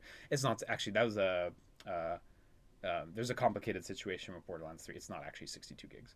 But, you know, there's a label that says, hey, internet download required. I think Mortal Kombat 1 also had the same thing. Oh no, was it 11? Yeah. Down there, see? Download required. We're just gonna go with those images. Those are fine. So what those are basically like the game cartridges for the Switch are fucking expensive. They cost a lot of money to manufacture, quite a lot more than a Blu-ray. So the idea is we're going to use a cheaper cartridge. We're going to stuff it full of as much data as we can get on the cartridge, and the user's just going to have to download the rest. And you need to have the cartridge in order to play. So sadly, we have seen right out of the gates that as far as these are the Australian box art. I'm like looking at the ratings board. Australian? Somewhere in Europe? I don't know. Anyway, we've seen with Bravely Default and Street Fighter 6 right out of the gates. Bravely Default needs an 11 gig download, and Street Fighter 6 needs a 50 gig download. This is unfortunate. I think... Okay. This is... obviously, this is unfortunate because having the whole game on the cart would be ideal, right? Period. For Bravely Default, I think it's particularly unfortunate because... 11 gigs. What we don't see of the 11 gigs is how much data is on the cartridge, because there is a cartridge in there, and the cartridge is, unless they've done something new for Switch 2, the cartridges on Switch 1 usually started at 4 gigs. And what would happen was, they would ship a 4 gig cartridge, pack it with data, and then you'd have to download the rest, right? In some cases, it would be an 8 gig cartridge or even a 16 gig cartridge, so the download would be smaller. I was always surprised that some developers paid extra for a bigger cart to store more data when you still had to download anyway, but it did happen. Anyway, for this game, 11 gigs download, makes me think this could probably have fit on a 16 gig cartridge, but they wanted to save money. Again, 16 gig cartridges are no joke in terms of cost on the Switch, and bearing in mind I know that I've read somewhere else they're selling this for I think like $50 US or $40 US or something, Having to pay $10 for a cartridge is quite a bit worse than, $1 or $2 for a Blu-ray, so I get it, but I don't like it. It is a bummer. I saw people saying that the Japanese version, it might be the whole thing on cart, so hopefully those aren't region locked, and I'll just, if I do want to buy it, I'll be able to buy the Japanese one. Street Fighter 6 Years 1-2 Fighter Edition. Box art's not bad. Game key card, you see 50 gig full game download. This one... It's a little harder. It's a little harder to be full on critical of this.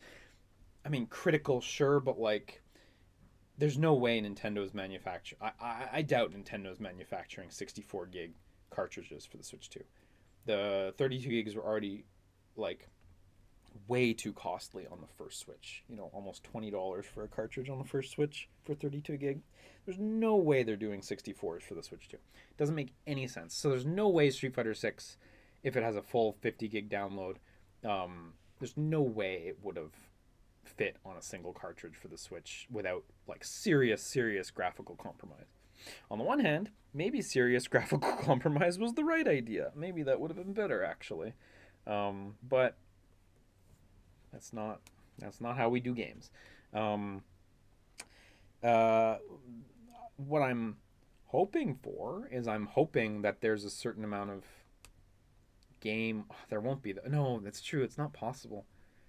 Because this game key card is like that thing on the first Switch where it's like, yeah, you have to download the full game before it's bootable at all. Anyway, what I was going to say is what I would prefer, obviously, is if they were able to ship Street Fighter 6 with only Fighting Ground, aka the Versus mode, on cart with, however many characters, 4 characters, 6 characters, whatever.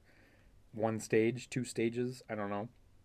It'd be nice if they could have shipped some amount of game on cart and then you just optionally download the rest when you want the rest of the content. It is nice that on PS5 and stuff you can choose to not download World Tour or to delete World Tour when you're done with it. That's a very great choice that the user can make. It seems like here, yeah, kind of 50 gig. I mean, we'll see how it works, but it seems like 50 gig is the floor, and it comes with everything. It's a bit unfortunate. Again, would have been nice if they could have crammed in at least the local multiplayer just onto that, but wasn't meant to be, I guess. That's a bummer. The last spot I'm going to look at before I wrap up for today is the Nintendo Switch 2 software. Yeah, full list. Arcade Archives 2, Ridge Racer, sick. Kunitsugami, new key art for Kunitsugami. Go support Kunitsugami. This game is so good. Absolutely buy this. Cyberpunk 2077, really cool that they're doing it on launch, honestly. Survival Kids. Shine Post Be Your Idol. We didn't look at this one, actually. Thanks. Let's mute this, because this is gonna fucking... This is an idol simulation game, if I'm not mistaken, right? Yeah. Really fucking simulation. I don't even know that it's a rhythm game at all, Yeah. This is pure, like, old Idolmaster vibes. Street Fighter 6. Very cool that they got that launch. Split Fiction, Deltarune, Nintendo Switch 2, no Himitsu, Nintendo Switch 2 Secret. What is that? I can't read that kanji. 10. No, Himitsu 10. Himitsu 10. I don't know what that means. I don't use that word. I'm not familiar. Nobunaga's Ambition, Hitman, Fast Fusion, Fortnite, Puyo Puyo, Bravely Default, Hogwarts Legacy, Mario Kart World, Yakuza 0, Yakuza 0. Stopping there. All those games are at launch. All that's day one. That's, like, really not a bad starting line at all. You know, probably the worst element of it is the lack of new exclusives. The new exclusives are pretty strictly Mario Kart World, Nintendo, the Switch 2, whatever thing, which a lot of people are down on anyway, so I don't, not really changing any minds. Fast Fusion might be a timed exclusive. I don't know if we've heard anything, and Yakuza 0 Director's Cut might be a timed exclusive, because again, I don't think we've heard anything about when that's, if that's scheduled to come to other consoles, so. A lot of great stuff, like Hitman, Deltarune, Split Fiction. Deltarune's gonna have new stuff on that day. Huge new stuff. The game's more than doubling in size. Good looking port of SF6, Kunitsugami. Like, anyone who buys a Switch 2 on day one, I mean, there's no shortage of stuff to play, as long as, you don't mind not only having brand new games. Donkey Kong comes out like a month later, which is really nice. Wild Hearts as well. Demon X Machina. East. And this is just 2025. Drag Drive's supposed to be like summer or whatever. And then a bunch of 2025. Star Wars Outlaws, Elden Rings, Kirby, 2 Point, Borderlands, Silk Song, Reanimal, Layton. I mean, oh yeah, and then this winter it's supposed to be Zelda. I mean, like, it's not a weak lineup. And, like, bear in mind that there's also, like, there's stuff like Metroid Prime 4 and Pokemon Legends Z to A, which, like, I know they're not exclusive to Switch 2, but they are, they do have Switch 2 enhancements, right? I don't think those don't count, honestly. I mean, count them as you will, I guess, I mean, I certainly don't think anyone needs to race out and buy a Switch 2 for either of those games, but, it is what it is. I always sort of found when people talk about, like, PlayStation 5 having no games, I always kind of found that, like, kind of is, like, it feels like such a disingenuous argument. Because it's like, do I agree with the statement that PlayStation 5, like, objectively does not have many, like, truly, like, quote unquote true exclusives, like the 2 Astro games, Demon Souls, Destruction All Stars, Horizon Call of the Mountain. Like, there's not much. There's like less than 10 games, I agree. But, like, you know, when I'm looking at a game like Gran Turismo 7 or like God of War Ragnarok or Spider-Man 2 or whatever, it's like I don't feel like those games like don't count, you know, or Returnal as well, you know. It's like, yeah, they come out on other platforms later, but like I don't really care. They were kind of like, some of them were exclusive at one point, like Returnal. Some of them, like God of War, it's like, okay, I mean, it's on 2 platforms, but like the PS5 version is just out and out better. You know, it's like I would prefer, like, people get angry when games are exclusive, but then when a console has few exclusives, they mock the console for having few exclusives, and it's like, what do you want? Because like I kind of like how it is, where it's like, you know, God of War Ragnarok was a good example. It's like when that game came out, like I can play the PS5 version and it's better. But I'm happy that like tons of people around the world, millions of people, can play God of War Ragnarok on their PS4. Like that's really good. Same with Horizon Forbidden West and stuff. Like that's really great. I actually think that's super cool. And I think the conversation about, well, now the console has no exclusives because of that, like it's just kind of dumb, because it's like those of us who have a PS5 are just playing the games and enjoying them, and like that's all there is to it. Like, just, you know, whatever, like who cares if they're strictly exclusives? If your whole thing is, well, like it's not worth buying because it doesn't have true exclusives, and it's like, okay, that's fine, but like I already bought the machine, so I'm gonna enjoy the games that come out. But like, you don't have to, just enjoy your PS4. Same here. Like, just, you know, if you're looking at this thinking there's not a lot of true exclusives, I'm not gonna buy in, then like, that's fine. You know, you don't have to. Yeah, I don't know. I'm sorry, I went on a bit of a rant there. I'm sorry if I rankled anyone in the chat, but I always just find that so annoying. It's like, okay, like that's fair if you would rather just play 90% of these games on your PC or your PS5, or, you know, your original Switch in the case of a lot of the software. Like, that's cool. You know, you do you. You know, I want to get a Switch too because I'm like really confident that like Nintendo's gonna have a lot of exclusive software over its lifespan, and at a certain point, like there's gonna be a lot. So I don't know. I guess that segues into how I feel about the whole thing. I feel generally positive, as in above, you know, if it's like a line that goes from -10 to +10, I feel like I'm at like a, you know, a 3, a 4, a 5, generally positive, but not like hyped out of my mind. The main reason is it's just the price, dude. It's expensive. I've seen a lot of people say this, that like, you know, you look at Mario Kart World, you look at Donkey Kong, these games look great. You know, the promise of a new Zelda Muso just down the line. Yeah, Kirby Air Rider as well, which is huge. Like, you know, they got good stuff, but man, the cost of entry, if you're not someone who lives in America with a decent job, it's fucking expensive, you know? I don't have a decent job. I don't have a decent job at all. I don't have good income, you know? So looking at this machine, it's like, oh man, that's going to be flipping expensive. My wife and I already decided we're going to buy one, so we're going to figure it out, but like, you know, it's yeah, that's the real downer. The price of games, like, you know, Donkey Kong's $70 like Tears of the Kingdom was. Mario Kart's $80. It's not good. I don't like it. I don't think it's like fun that the prices are going up. Like, it sucks.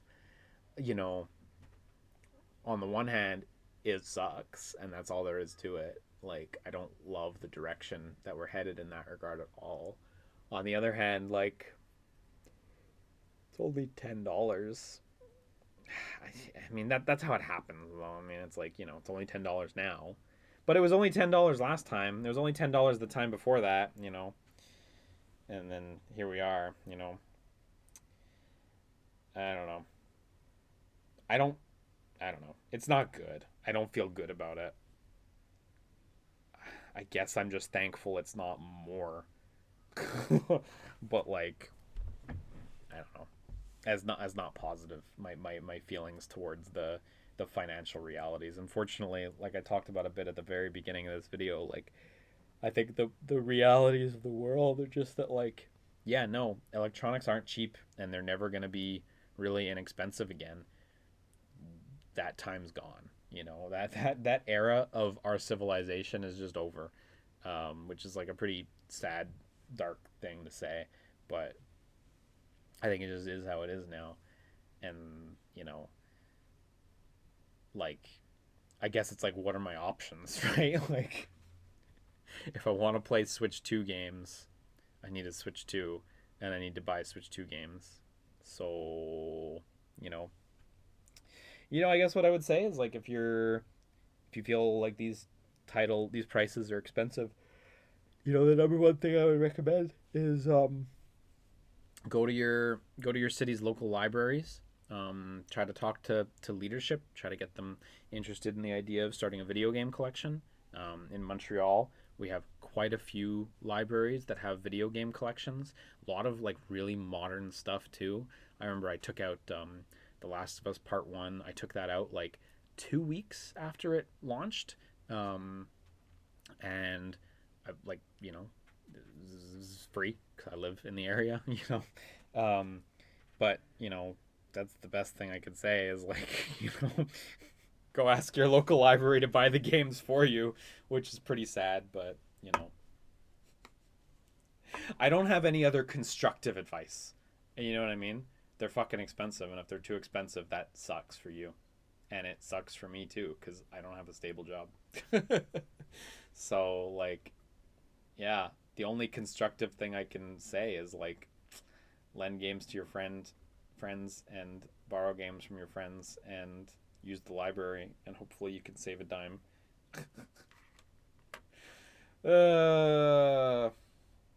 Everything looked decent.